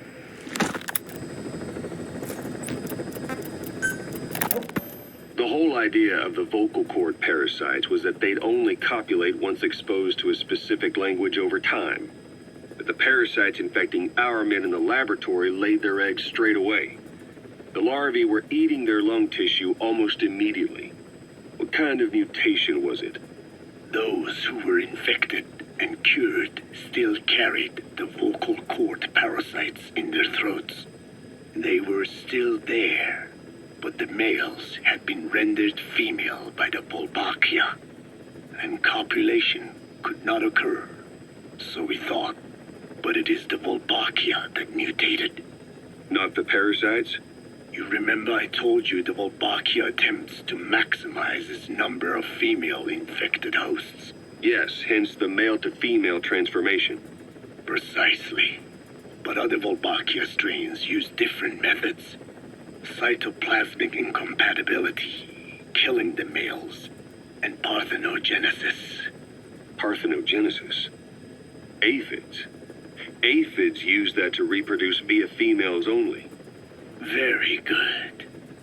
The females lay their eggs without a male present, creating clones of themselves in explosive numbers.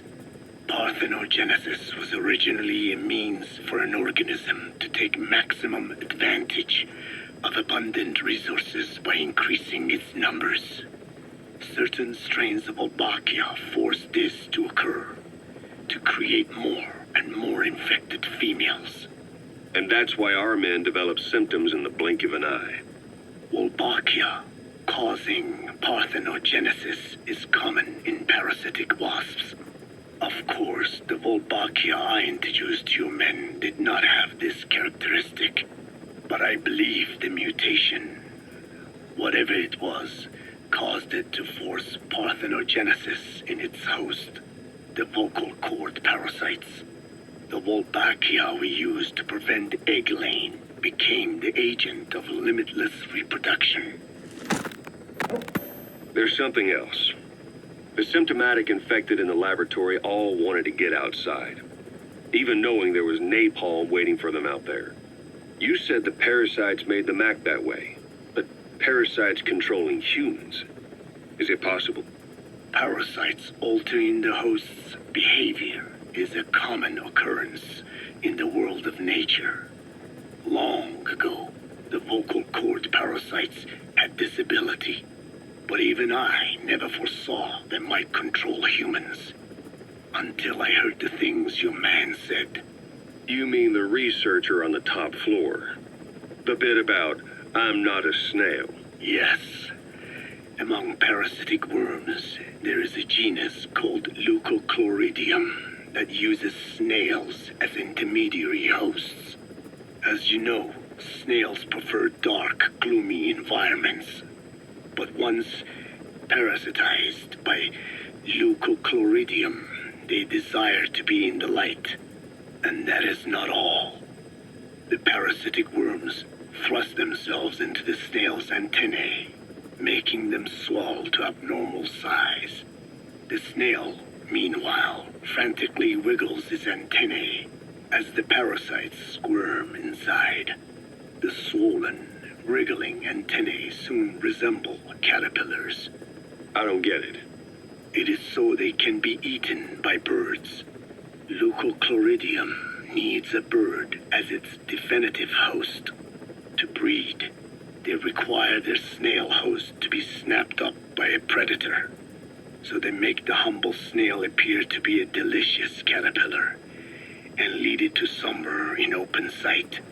So you mean the staff trying to get outside Was so the birds could pick at them. The parasites altered their mental state, making them crave higher places and to be outdoors. I can only surmise that both the Wolbachia and the parasites mutated before the ancestors of the vocal cord parasites infected humans. Their hosts were birds. What we saw in the laboratory was some throwback to that time.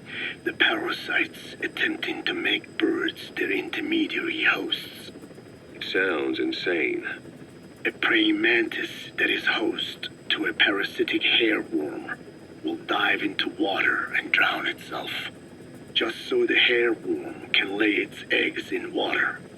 Rats infected with Toxoplasma gondii lose their instinctive caution and run right up to cats. Just some of the many ways parasites control the host. But we're humans. Surely our minds are too complex for that. I thought just the same. Free will is what makes us human, so it never occurred to me that the parasites could be controlling the symptomatic. But the mood, the will of a person can be easily affected by the balance of their cerebral substances. Take the toxoplasma I mentioned. It does infect humans, and it is thought the infected develop a more reckless attitude. But to think that mutations occurred in both the Wolbachia and its parasite hosts. Your observation is most apt.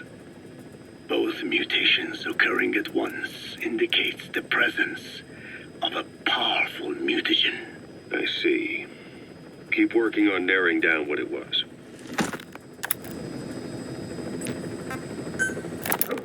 I want to thank you, Code Talker. Your pinpointing the cause of the vocal cord parasite's mutation enabled us to purge an enemy from Mother Base. You mean that scientist? Yeah, I was convinced he betrayed us, but I was wrong. He was never on our side to begin with, so ultimately there was no traitor among us. And yet I made everyone distrustful with my talk of spies, the end result being men turning on each other in the laboratory. You must not blame yourself. They were all infected with the mutated strain. The outcome would have been the same. You know, we defeated Skullface, but it didn't lessen our pain. It's a pain we'll never be rid of. I see that now, but I thought I could burn it away. In the end, all I burned was our own men. Infectious diseases, parasites. Without such foreign enemies, the immune system will start attacking the body, developing allergies and autoimmune diseases. The same is true of organizations. You're right. But I do not deserve to rebuke you.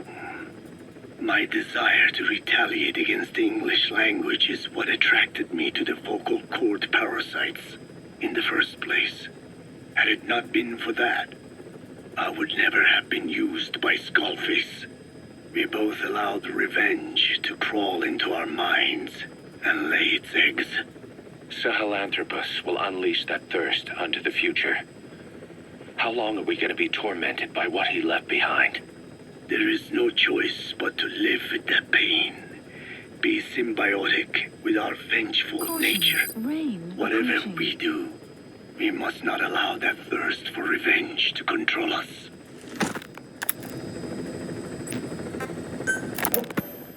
I have spoken enough. Your men can take it from here. Will you permit me to rest? Have something to eat?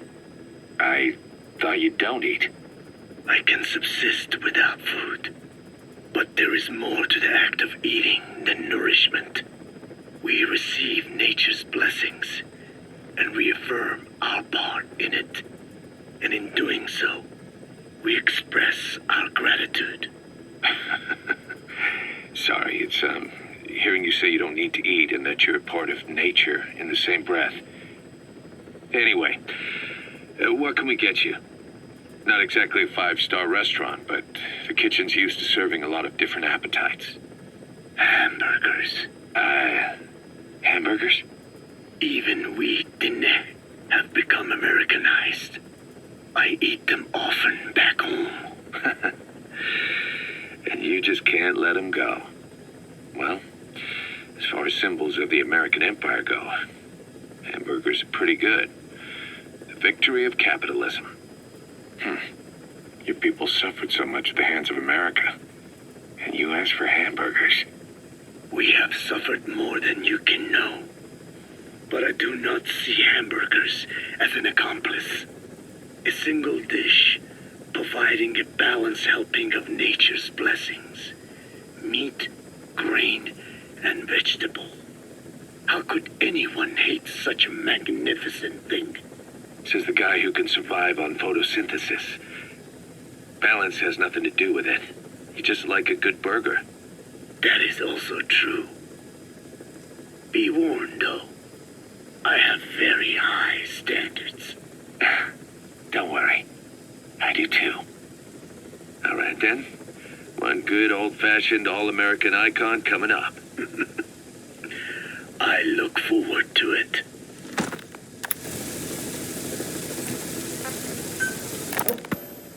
I hope you brought a better hamburger this time, Kazuhira. Right. Well, the last one was lacking in every way. The patty was too thin, the bun too dry, and the lettuce days old at best.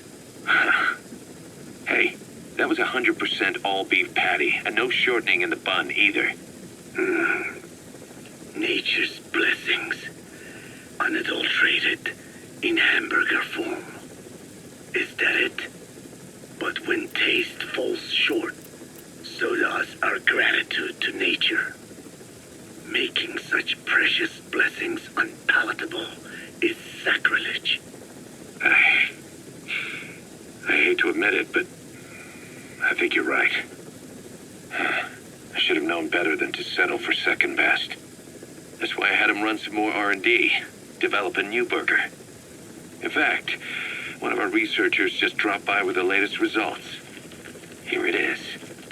See how you like this? We shall see indeed.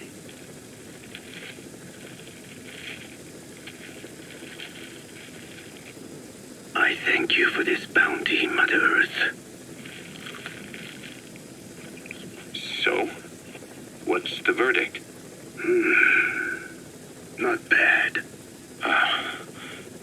And? But it does not hold a candle to what I ate back home. Everyone's a critic. Damn it. I was sure the Kobe beef, but maybe we didn't have enough. If we had any more, we're cutting into our profits. Profits? We'll be taking a loss on every unit. What are you talking about? Huh? Oh, anyway, I'll be back with another round of product. I will be waiting. Did you say product?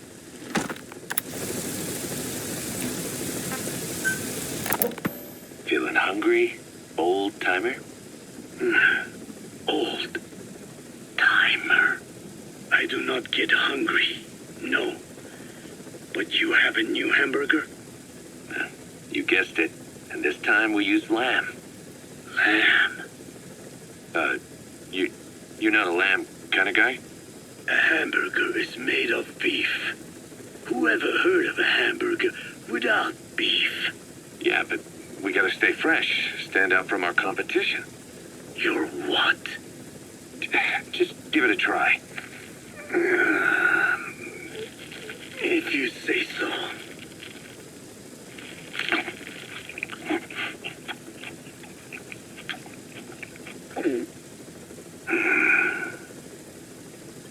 Not bad. But I cannot call this a hamburger. I thought we were onto something this time. Maybe the problem is that it looks like a regular hamburger. Gotta think outside the box. Too much baggage if they come in expecting just another burger. Let's see, cotton candy. To make it look like a sheep? Yeah. Just a minute. You really think people would eat that? What is it you are planning? Are you using me? A taste tester?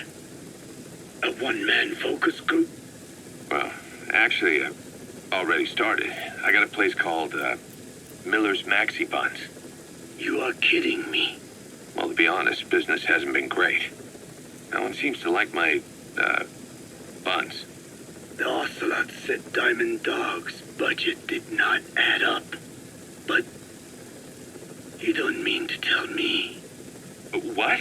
No. Our black budget's got it all covered. I'm not embezzling GMP or anything. Still, let's not say anything to Snake, okay? Very well. However, Kazuhira, it takes more than premium ingredients and a clever recipe to satisfy the palate. Okay, so what do we do? The palate seeks one thing: chemical additives. Chemical additives. There is nothing mysterious or spiritual about good flavor. The tongue simply identifies specific amino acids, which the brain then recognizes as appealing. Therefore, all that is needed is to chemically isolate those amino acids and incorporate them into your products. To be clear, I speak of flavor. The rest is irrelevant. That seems a little extreme. Do not forget that I am a scientist after all. And using science for the benefit of others is a joy. In seeking coexistence with nature's blessings, not everything can remain in its natural form. When we fall ill, we must be treated. Otherwise, that very nature could cost us our lives. Agriculture is one of nature's many blessings. But through that process, we damage the surrounding vegetation. Yeah. Whether it's a massive farm or a tiny field, we always leave our mark on the land. The same is true of parasites and for food preparation. If tapeworms in the raw meat of another animal enter the human body, they roam around trying to find their usual habitat, sometimes even eating away at the brain in their confusion. So in looking through a scientific point of view, you see the necessity for processing food. Yes, it is also sometimes necessary to eliminate certain parasites, or selectively use or even modify others. Alternatively, we could say that if a man is part of nature, the work he does is also part of it. What is important is the balance. Yeah, you're right. Thanks, old-timer. You really opened my eyes. I fooled myself into thinking people today wanted high-quality, all-natural goods. But my favorite burgers were never about that. What they want is something like the first burger I had in America when I went to meet my dad. A Frankenburger loaded with additives.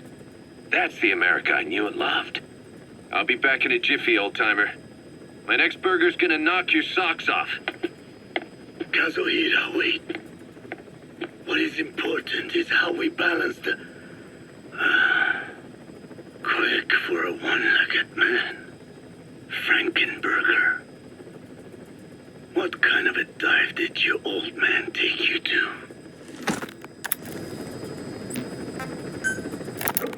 Rise and shine, old-timer. It is complete. I had our best and brightest working overtime, fine-tuning the greatest burger the world has ever known. I call it the chemical burger. What? What on earth is that color? Now, don't judge a burger by its color. Go on, try it. I am not very hungry. What? Oh, I get it. Now, sure, it's loaded with additives, but each one's been approved by the WHO for human consumption. Come on, one little bite's not gonna kill you. Are you sure of that? Fine.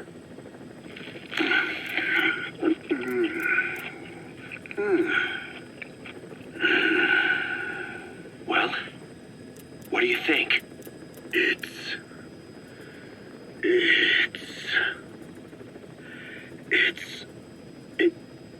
is perfect. Right? This takes me back to the taste of my youth. The neon signs on the mother road. Oh, I can see them now. So, what do you think of our signs now? And it doesn't just taste great. You won't believe how cheap it is to make. And because it's pumped up with preservatives, it won't spoil easily in regions lacking refrigerated storage or transportation infrastructure. This bad boy could even solve Africa's hunger problem. Excuse me? People will no longer fight over food or find reason to hate one another. Mankind will come together, reunited between these fluffy buns. Forget Pax Americana. Say hello to Pax Hamburgana. Pax Hamburgana. Skullface thought that destruction was the way to free the peoples of the world from American imperialism. But this is different. Tackling something head-on just makes for more conflict. Only by uniting the world can its various inhabitants truly become free.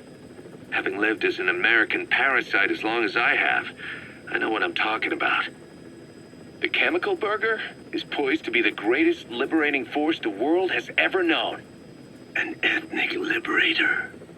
Burger. Now all I need is a better brand image, starting with a name. Gotta run, old-timer. I'll catch you later.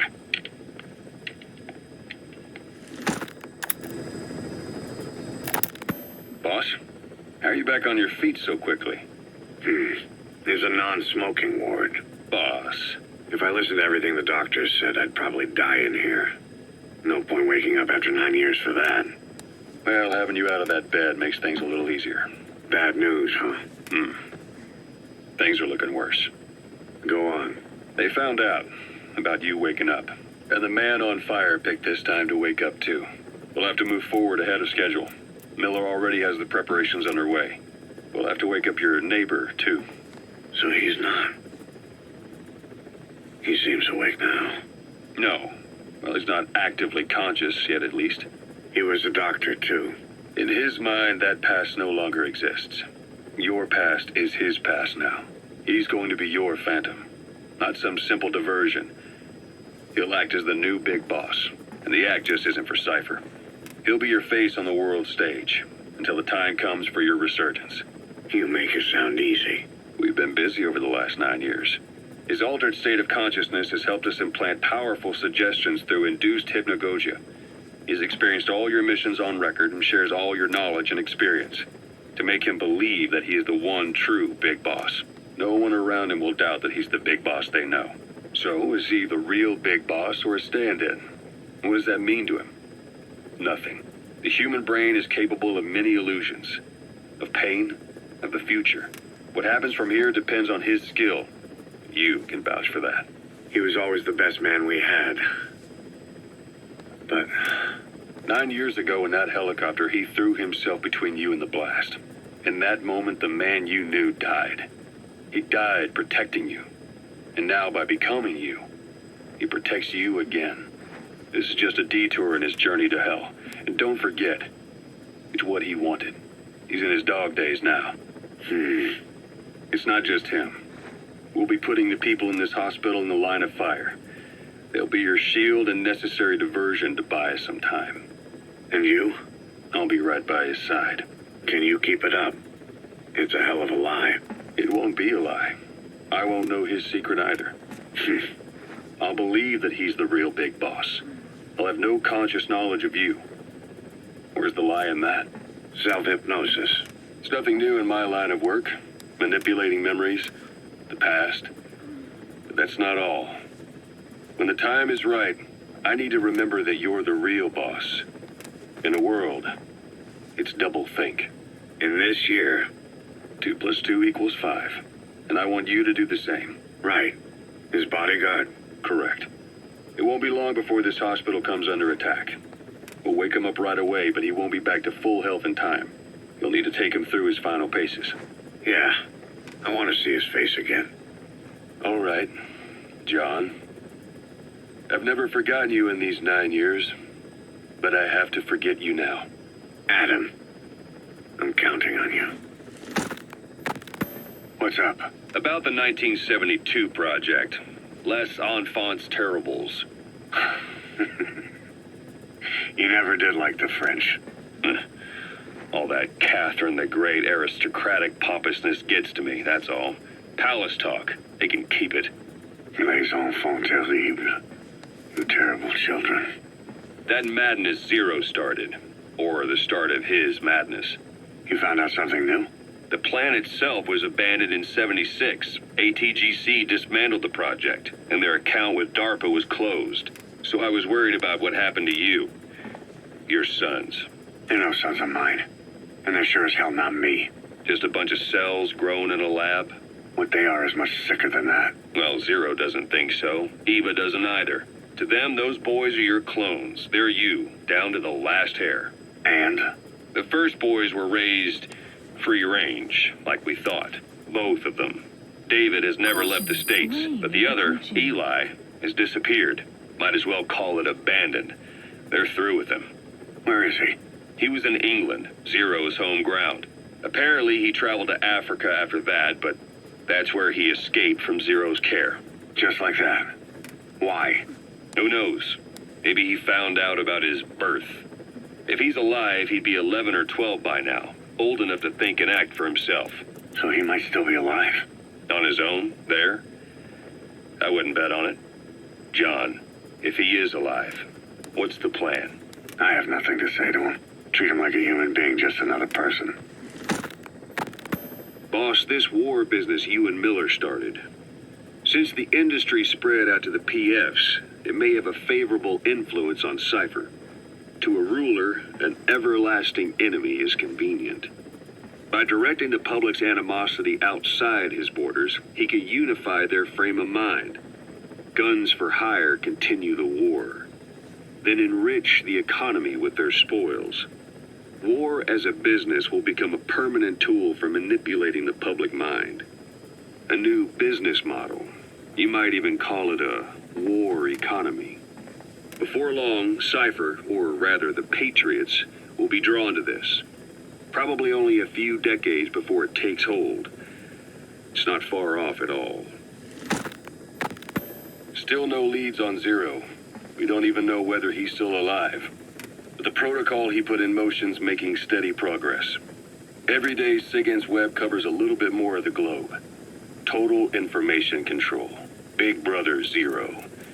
And it'll happen before anyone even realizes. I don't like it. You're the big brother of the battlefield. You've earned a firm grip on the world's military power. But soon, Zero will have nations in his. He'll erase the Cold War. All war from people's minds. And with it, the world's borders.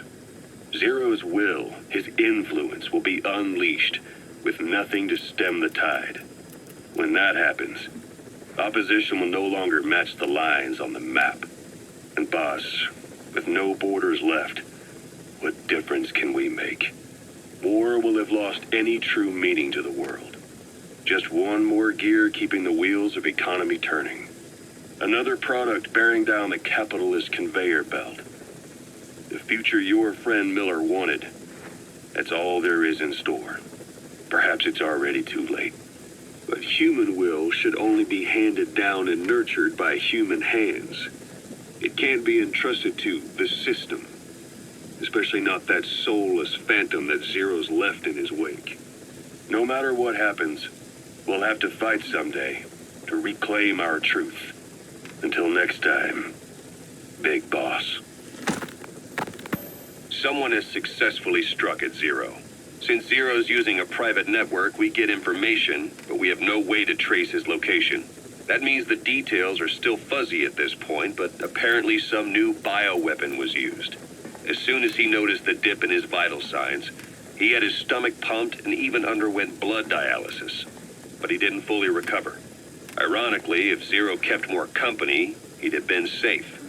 Since the incident, his speech and actions have been getting more unhinged by the day. He's probably been rushed to another safe house for intensive care. But the location is a complete mystery. That's the way he operates. He went to incredible lengths to make sure his great escape went unnoticed. So far, I know at least Langley and the Pentagon were involved. He had a blackout triggered in New York to disrupt the transportation and information grids, and at least 2 submarines were sighted off the coast. The personnel involved were working off a cover story. Naturally, the White House was fed the same thing. The project is buried under a pile of dummy ops and backup plans stretching across multiple organizations. It's safe to say not one of the people involved knew what they were moving or to where. All top secret, no trail, no leads. He's living up to his name as usual. Only this time, even I can't find him. Now, the only record of his location lies within the Cypher AI that was at the heart of the escape plan. And that's closed off, with its data sealed away in a secret location. Skullface was able to put together this assassination attempt, but even he can't possibly know where Zero is now. I'll keep searching, but when you're up against he who controls information, it's gonna be a long battle. Boss, it was Anderson after all. That's right, the man who went by Sigint during Operation Snake Eater. Following Zero's disappearance, he's taken over command of Cypher. Well, to be precise, the AI he oversees has. The idea to have an AI act for Zero came about in '74, when the data from the mammal pod penetrated NORAD. Clearly, an AI couldn't be allowed to make its own decisions. So they would take away its ability to act, and instead create a specialized system in which the AI, bound by specific rules, filters the massive amounts of data it collects before passing it on to people, subtly guiding their decision-making. A system of the people, by the people, for the people. So they began researching how to do it. DARPA apparently brought Strangelove on board to head it up. She was forced out after a certain incident. The direction of the project and any trace of her existence was scrubbed after her departure. Before Zero lost consciousness as his condition worsened, he left instructions for Anderson, through a cutout, of course. Zero went out of his way to hide your location in order to keep you safe. This meant sacrificing his own protection. It was the only way to ensure you could stand alone as your own man. And here I am, the only link between you and the world that's passing you by. I'm your last connection now. This was Zero's last request, his will. Once you're awake, we need to discuss the best way to ensure your safety. Oh, and they've got a name for Anderson's AI project. It's called the Patriots. It's all about ensuring that the concepts driving society appears the same in the mind of each person in that society. About maintaining the identity of the individual, and yet having that individual willingly make up part of the whole. I guess it's fitting to call that patriotism. Creating a united world. Zero's will is already fading into a shadow of what it once was. Systems, guidelines, rules, laws. When you take a mentality and fix it in a solid shape, put it out there in the hands of people, it can only begin to decay. No mentality can last forever. When the body dies, the will dies with it.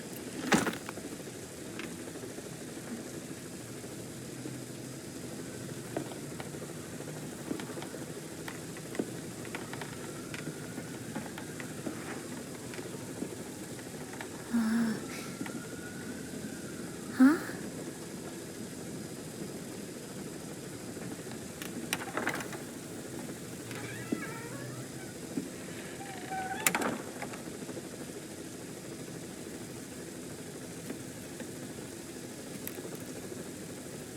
Over here.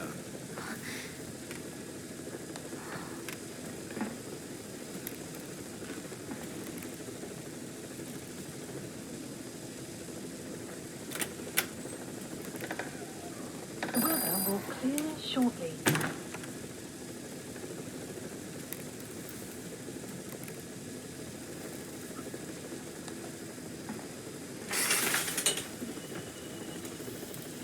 Hello? Not there. Here. Huh?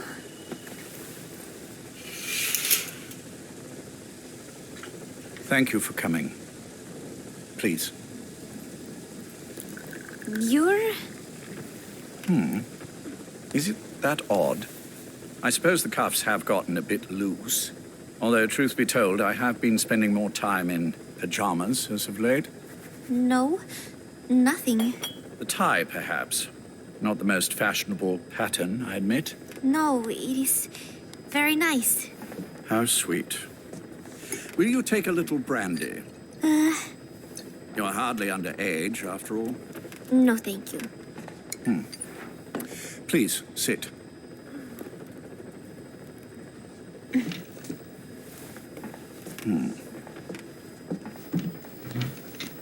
Pacifica Ocean.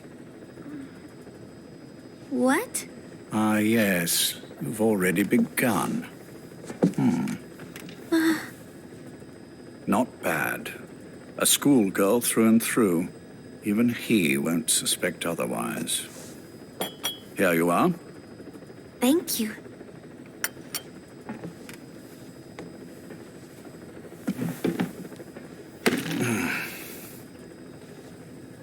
I heard you were sick? Poppycock. I just like to take a little time off work. You? You must feel that way sometimes. Well... Anyway, I could hardly greet my first guest from that damned bed. I, missed my chance to catch you snoring. Now I'm twice as glad I got ready in time. Drink, before it gets cold. English breakfast tea. All I have, I'm afraid.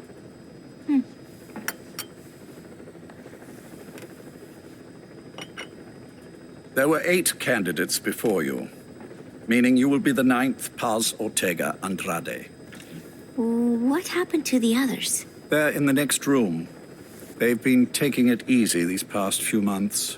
They... Do you see any windows here? No? I've gotten used to it, this life. I am who I am, after all, and I've had my fill of cursing this bloody dungeon. Excuse me. But I can't help sometimes wishing I could see the stars. What should I do? Well, you could go outside, go up to the roof, wait for the clouds to pass. You would have a view of Manhattan, and a pretty one, too. But once the wind blows and the clouds pass, you can look up and see a sky full of stars, even here. You've had a hard time getting to where you are. Yes.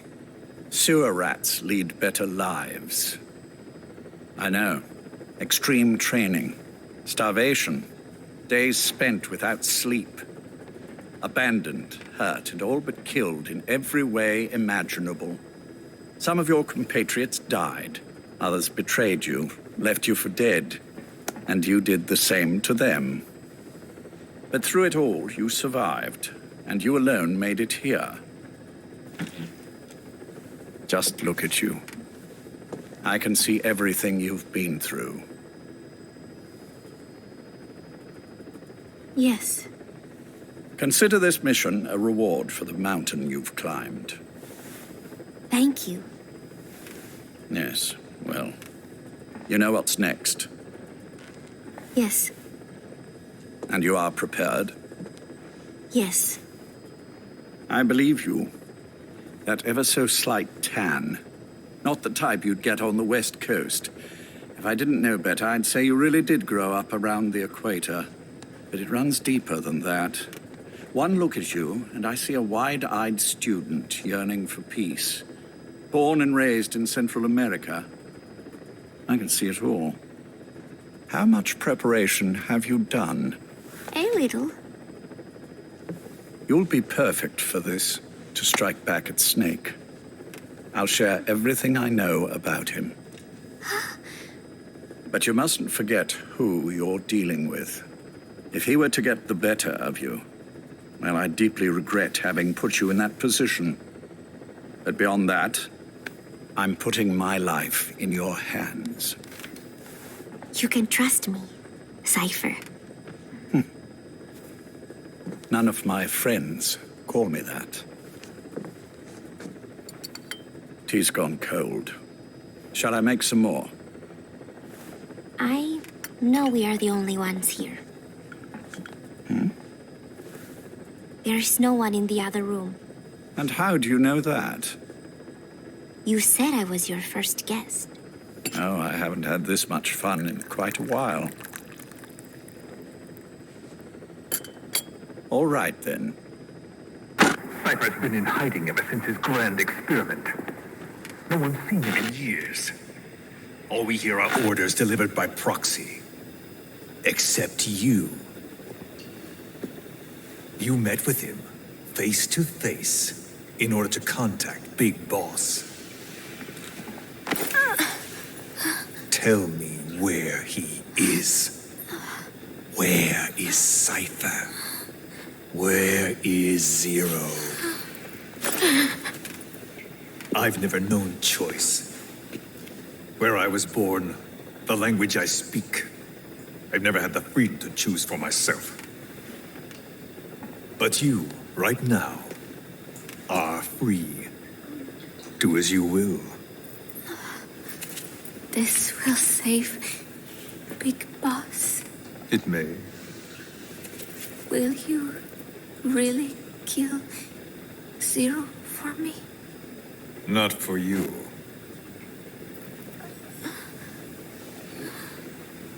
All right.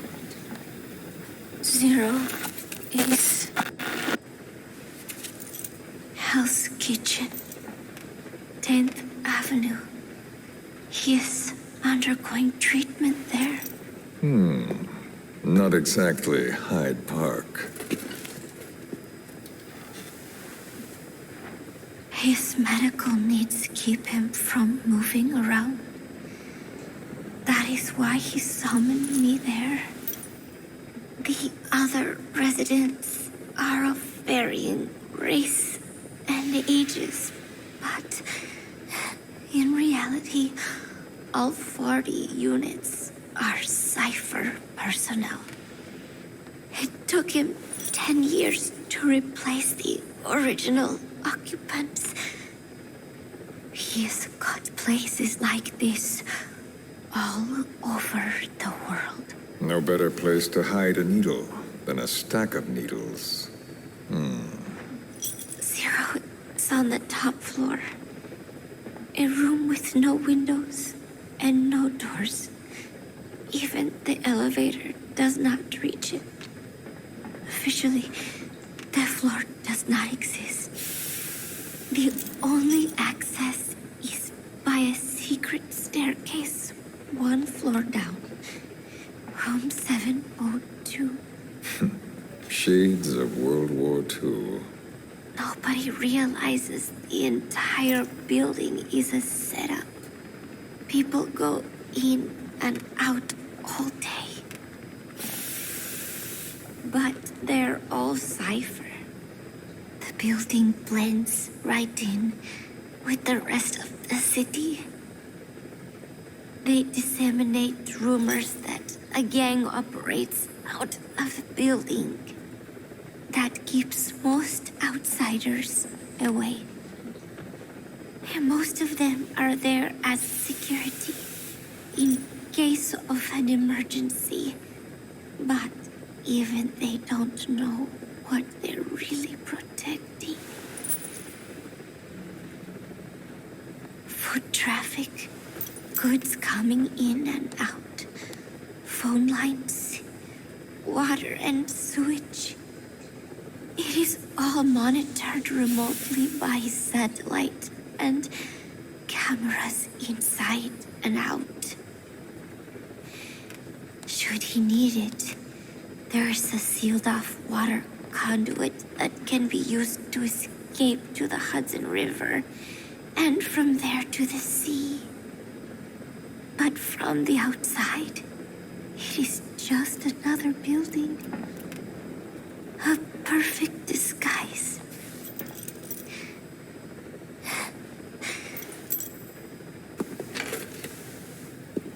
So the Major believes zero suspicion equals total security. Very bold. It's just the kind of ruse I'd expect from him. So long as no one's suspicions are aroused, you could hide there forever. On the other hand, if someone figures it out, there are dozens of ways in. And he's so paranoid about information slipping out, no one involved has the full picture. That ignorance is a weakness, the downfall of a need-to-know system. The pitfalls are clear. Circumventing them will be simplicity itself.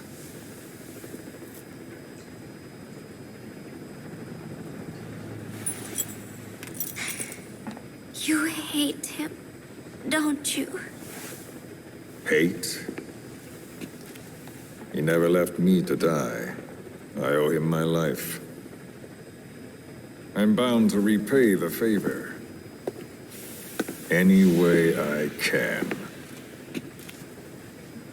But that's not what you really want to know. What you want to know is, do I hate Big Boss?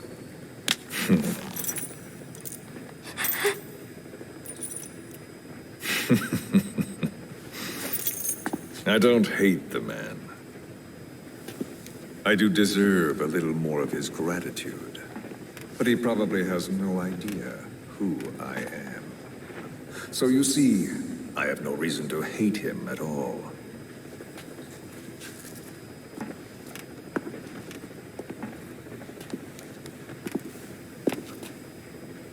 I mean to have my revenge against Zero. It's not petty hatred or resentment. Nothing so personal. Even the hottest lava eventually cools, becoming a mountain. And that mountain becomes the land. Scalding steam comes back down as rain, forming rivers, draining into the sea. It's then that nature's order sets in. Now I'm merely a part of that cycle. Just like Zero. And you.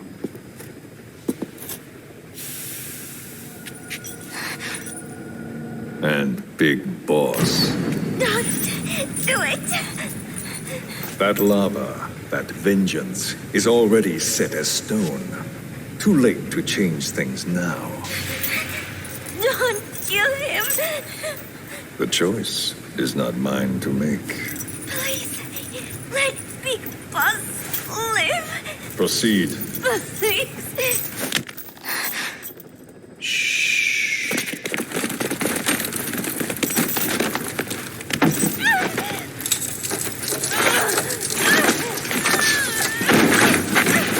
Give the shot already!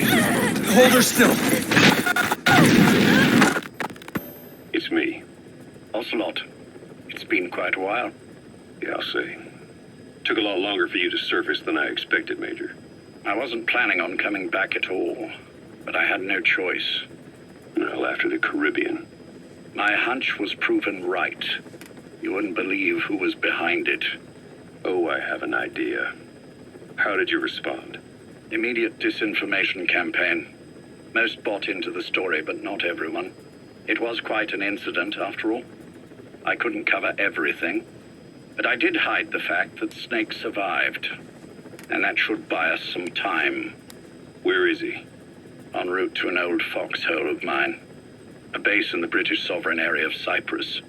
The military hospital at Dekelia? Ava's leading the operation. Ava? Following your orders? Funny, isn't it? That we should all reunite like this. This is an emergency. Otherwise, I sure as hell would... Yes, I don't expect you to bury the hatchet between us. Something simply won't ever happen. Even I can appreciate that. You too can only bear to speak with me from time to time. That's fine. But I don't want Snake to die. Surely we can come together on that. There are so few men I can turn to. And you're number one, Ocelot. Keep him hidden. Keep him safe. But I'll stay where I am and leave the rest to you. That's how he'd want it too. Isn't it better for you to be there to supervise? Where I am, where he goes, it makes no difference. All that matters is getting him the very best treatment and security. The latter being where you come in. Will he wake up? And if so, when? I have absolutely no idea. But as long as his heart is beating, he will keep fighting. So please, watch over him. This location, it's safe? No one will find him. And if they try, I will deal with them. The information must be suppressed. Which is what you do best. Guess you're still at the top of your game, huh? Anything but. I'm sick, Ocelot. Donald's taken over a great deal. He'll be handling this situation from here on as well. Though I wish it weren't so. This will probably be the last time you and I speak. So, you won't say no, will you? I have no choice. Thank you. Save your thanks. One more thing. A proposition. Yes. I've prepared a ruse of sorts. One I imagine you'll quite like. What is it? You could say I've made another snake. Major? I'm not talking about the children. A mental copy. His phantom, if you like. I don't understand. You will when you get to Cyprus. I've set the ball in motion, but the rest is in your hands. You're good at this kind of thing. The best. I need you on this.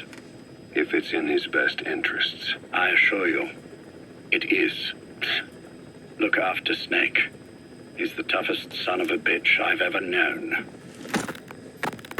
Yes, it's me. You weren't in hospital long. I had trouble finding you. Where is he? Safe. But in the same state as when you last saw him. We've had our misunderstandings, you and I.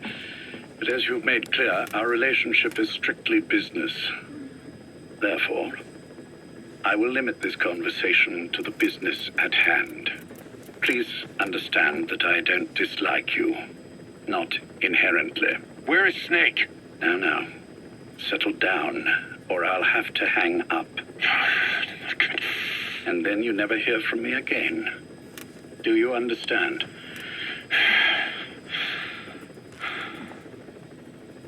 First, about your boss. I had him moved once he was stabilized. I'm sure it came as quite a shock to you when you woke up. You'll have to forgive me. I told him to stop putting me under. Surely you understand. Specialized medical treatment in places like that can be positively nightmarish. We couldn't have left him there forever. And to be honest, I wasn't entirely comfortable leaving matters in your hands. Don't take it the wrong way.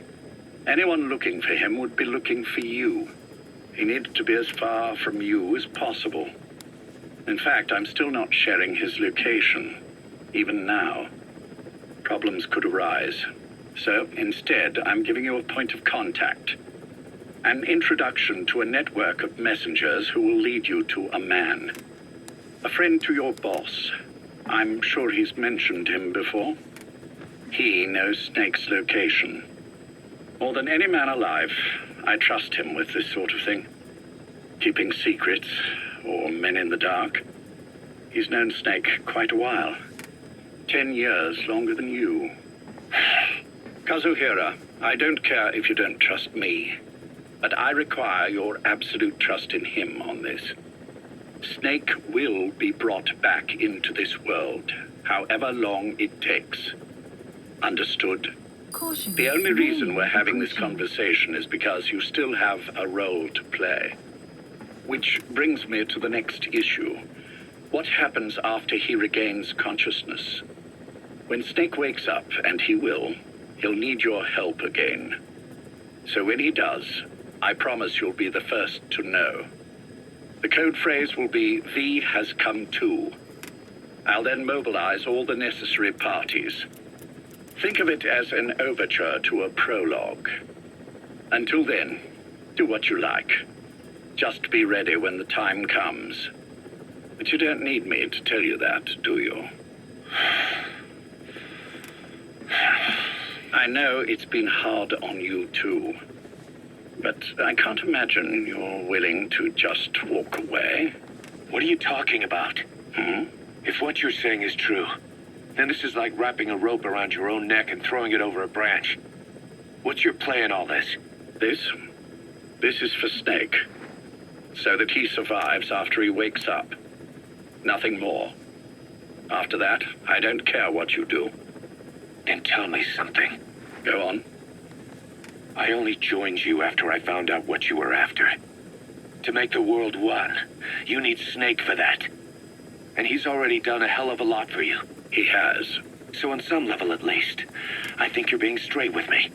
Then why'd you do that to him? I get what you were trying with Paz. You wanted to get Snake any way you could. But after that, what you did, how could you do that to him? After that wasn't me. You may not believe this, but I never intended for any of this to happen. My organization has many arms. It's just going to take a little longer before we're all on the same page. I admit I may have been lax in my supervision, but something like that will not happen again. Whatever. One day, I'll know the truth. Just as soon as the boss wakes up. And then we're coming after you. This ends with you begging us to put you out of your misery. Is that so? Fantasy can make for a powerful ally. But remember this reality, Kazuhira Miller. Big Boss will wake up. And when he does, be there for him.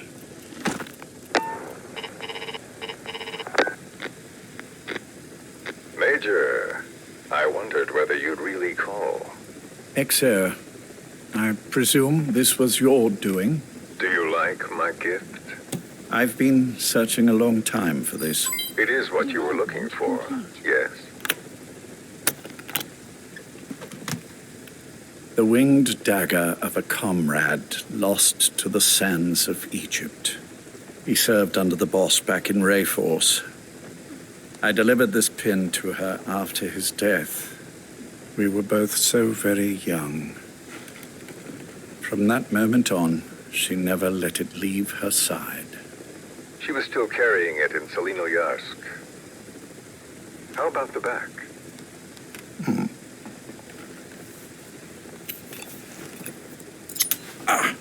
Something wrong, Major? Nothing, just pricked my finger. The back. The scar is there, just as I remember it. And this white stitching on the back. From the white berets the SAS wore in the early days. Major? 30th of December, 1941. It's the inscription I made the day he died. Of course. His body was never recovered. This pin badge is the closest thing he has to a gravestone. When I gave it to her, she just kept on running her finger over the inscription. Never again, she uttered, as if reprimanding herself for his death. She pressed hard, embedding the inscription itself into her finger. You see, it's why this spot on the back looks shinier than the rest. He was our brother in arms. So... Yes, it's real. Thank you. There's no doubt about it. Good. Now I have no regrets. What do I owe you? Nothing. Just want to talk for a moment. Very well, then. It's about our man, Major. He's been making some moves. Miller? Yes, I know. Rhodesia, is it? Yes, and up to his old tricks again. No matter. He'll stumble soon enough. Although he is under my jurisdiction now. And that's what you want to talk about? Not exactly. You see, my being here's made me realize I can still be of use to you. How so? This country is rich with biological resources.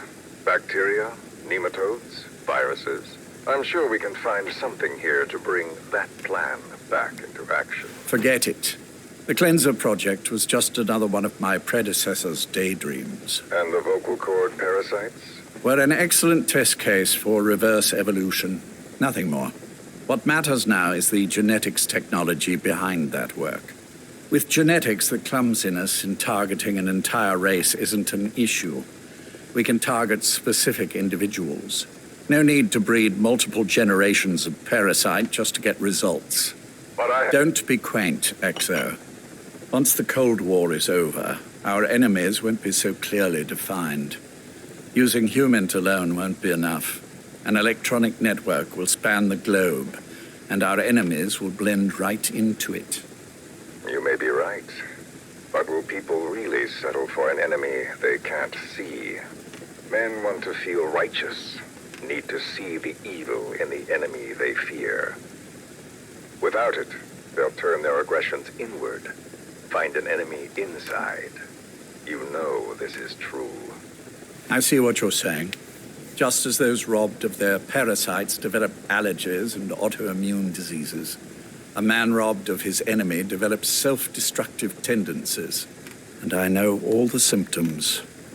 Ethnic conflict, religious strife, terrorism. And with asymmetrical conflict, deterrence is a joke. That's why we must depend on information control. People need an appropriate context for their lives. A context that's stimulating without being destructive. That balance is the basis of equilibrium. You mean to say people will blindly accept your context without developing any allergies? If we're to unite the world, literacy must be suppressed. To suppress the information immune system, to borrow your metaphor. Immunity to information. But to ensure there's no allergic reaction, while the immune system fights off parasites and pathogens.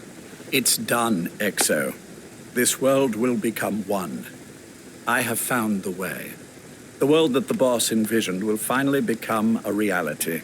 Race, tribal affiliations, national borders, even our faces will be irrelevant.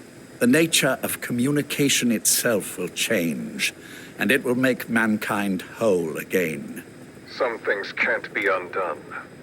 My face was taken from me. There's no taking that back. A face means nothing when one's soul is able to communicate directly with another. I have no intention of hiding behind your technological veil, Major. I wear my broken visage, this skull, in the open, so that I may never forget what I've lost. You. What are you? The chain of retaliation is what will truly bind this world together as one.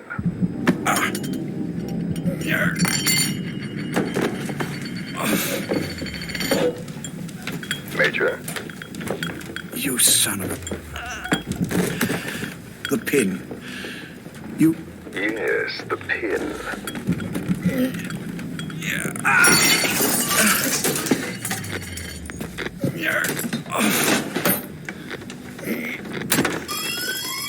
It's too late. They can't extract it. You see, Major, some things can't be undone. How did you find me? The girl. You made her talk. I'm sorry I couldn't visit or thank you in person, but it has been lovely chatting.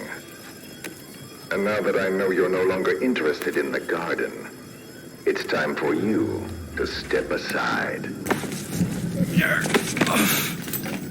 You're a busy man, lots to do, so I've left you a little time. Go to hell! How dare you? You planned this all along. Had your own agenda. All these years. Yeah. Now you see, the world can never truly become one. But the boss... You've been wrong.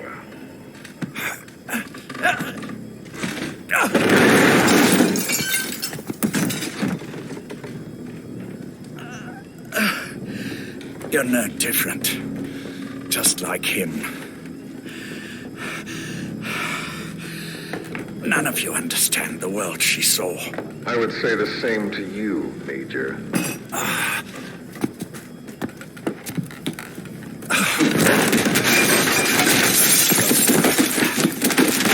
You steal it all away.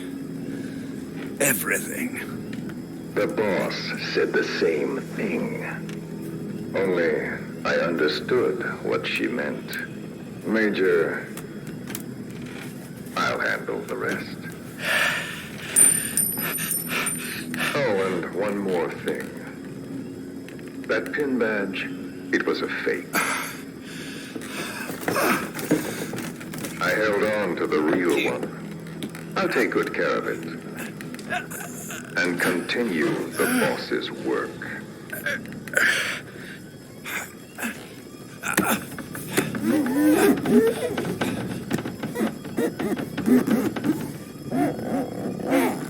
Jack.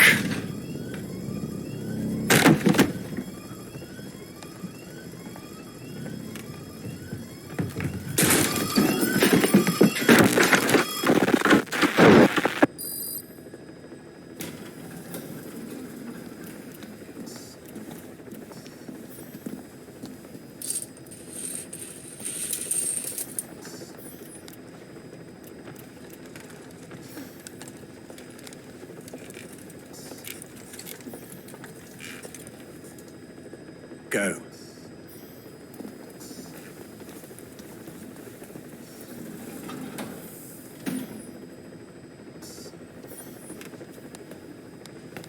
I almost thought you wouldn't come.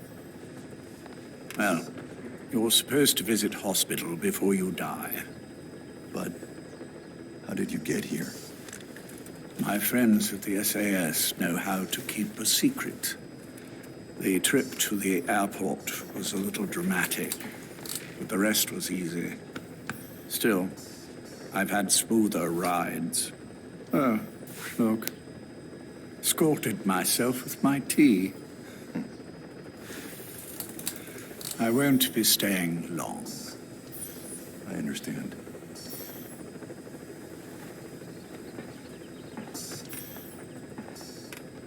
Which one is he? On the right. And the left? We did just as you instructed. Has either of them woken? Neither of them, no. Not once? Not in 2 years. Their weekly EEGs show stable activity levels. There's been practically no change.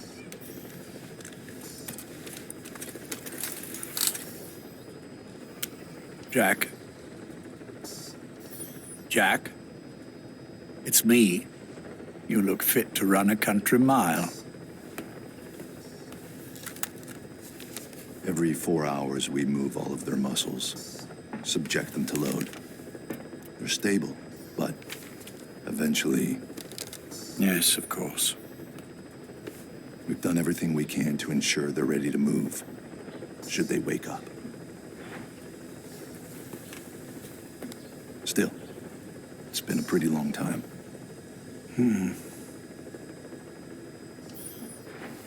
How long will they be here? Indefinitely. It's too dangerous to move them. And so far, no one knows they're here. I see.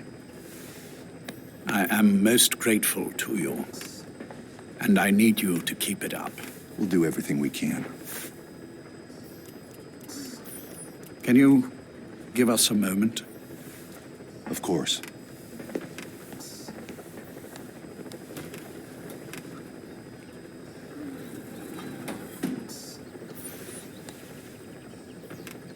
Jack, can you hear me?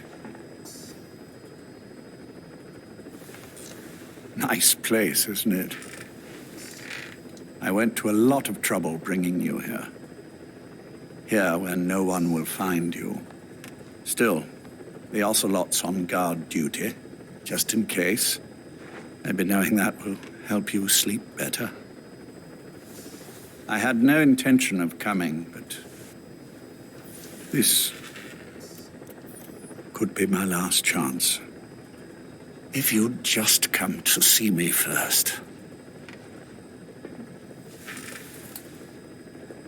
Do you remember the last time I visited you in hospital? Our first mission together. After the boss threw you in that river. Broke your arm. Ah, the good old days. I never told you this, but I had another team at my disposal back then, with a very special man leading it. Maybe he didn't like the arrangement. In any case, this man, he seems to have done something to me. Which is why I'm quite sick myself. Up here, there's nothing they can do. I always was the forgetful type, as you know. I'm all right for now, but they say it's a one-way street. If you don't wake up soon, I won't remember you when you do.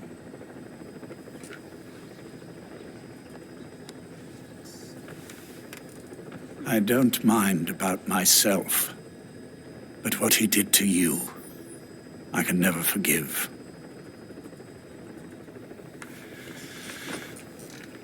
I've sent him to Africa, and I doubt he's coming back.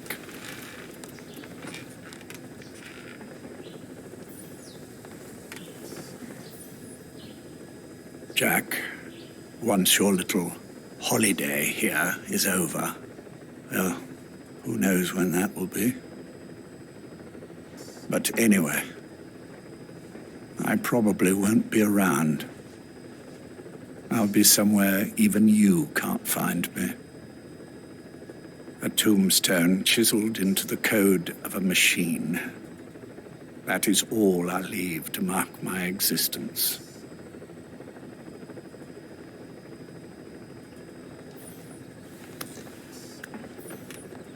Wake up soon, old friend. Time is running short.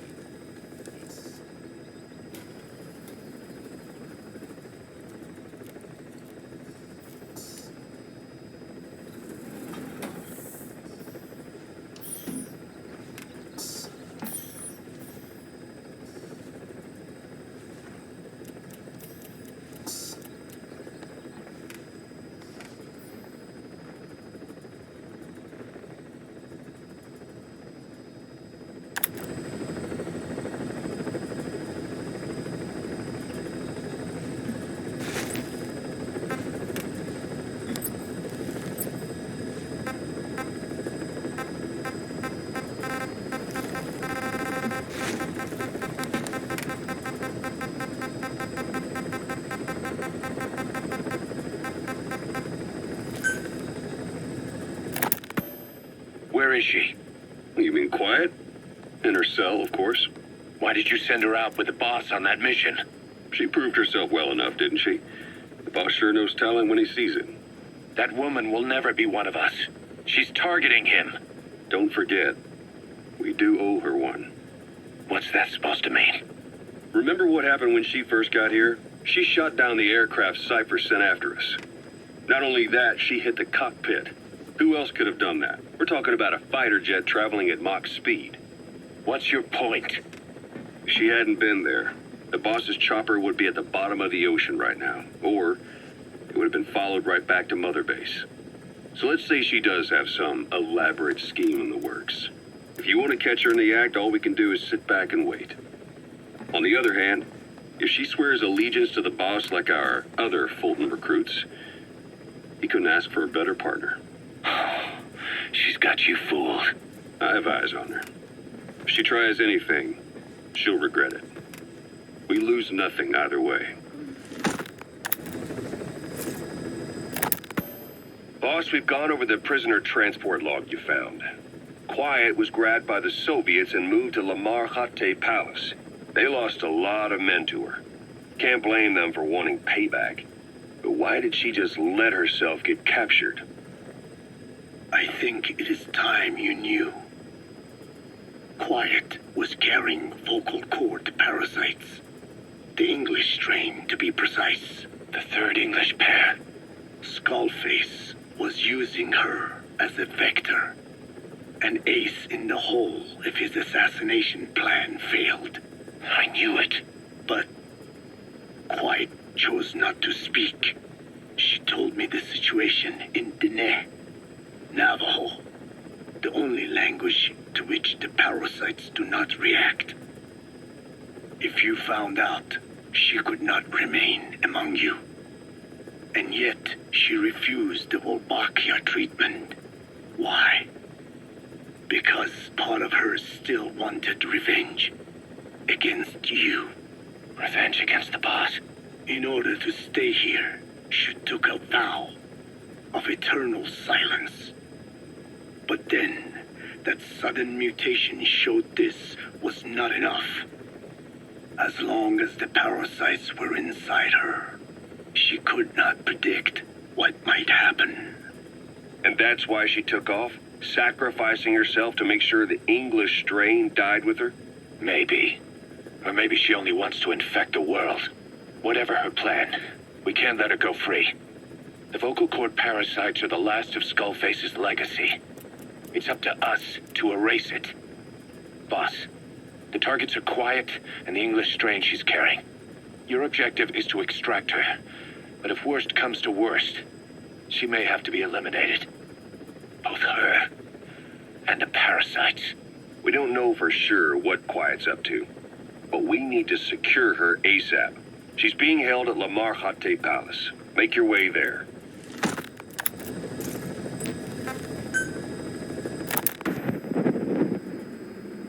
I did not choose to be quiet. I wanted to express my feelings to you.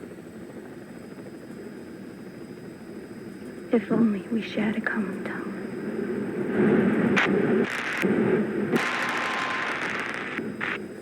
Vengeance was what drove me to them.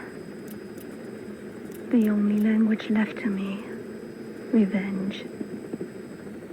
But the words we shared, no, that was no language at all. That is why I chose the language of gratitude instead and go back to silence. I am quiet. I am the absence of words.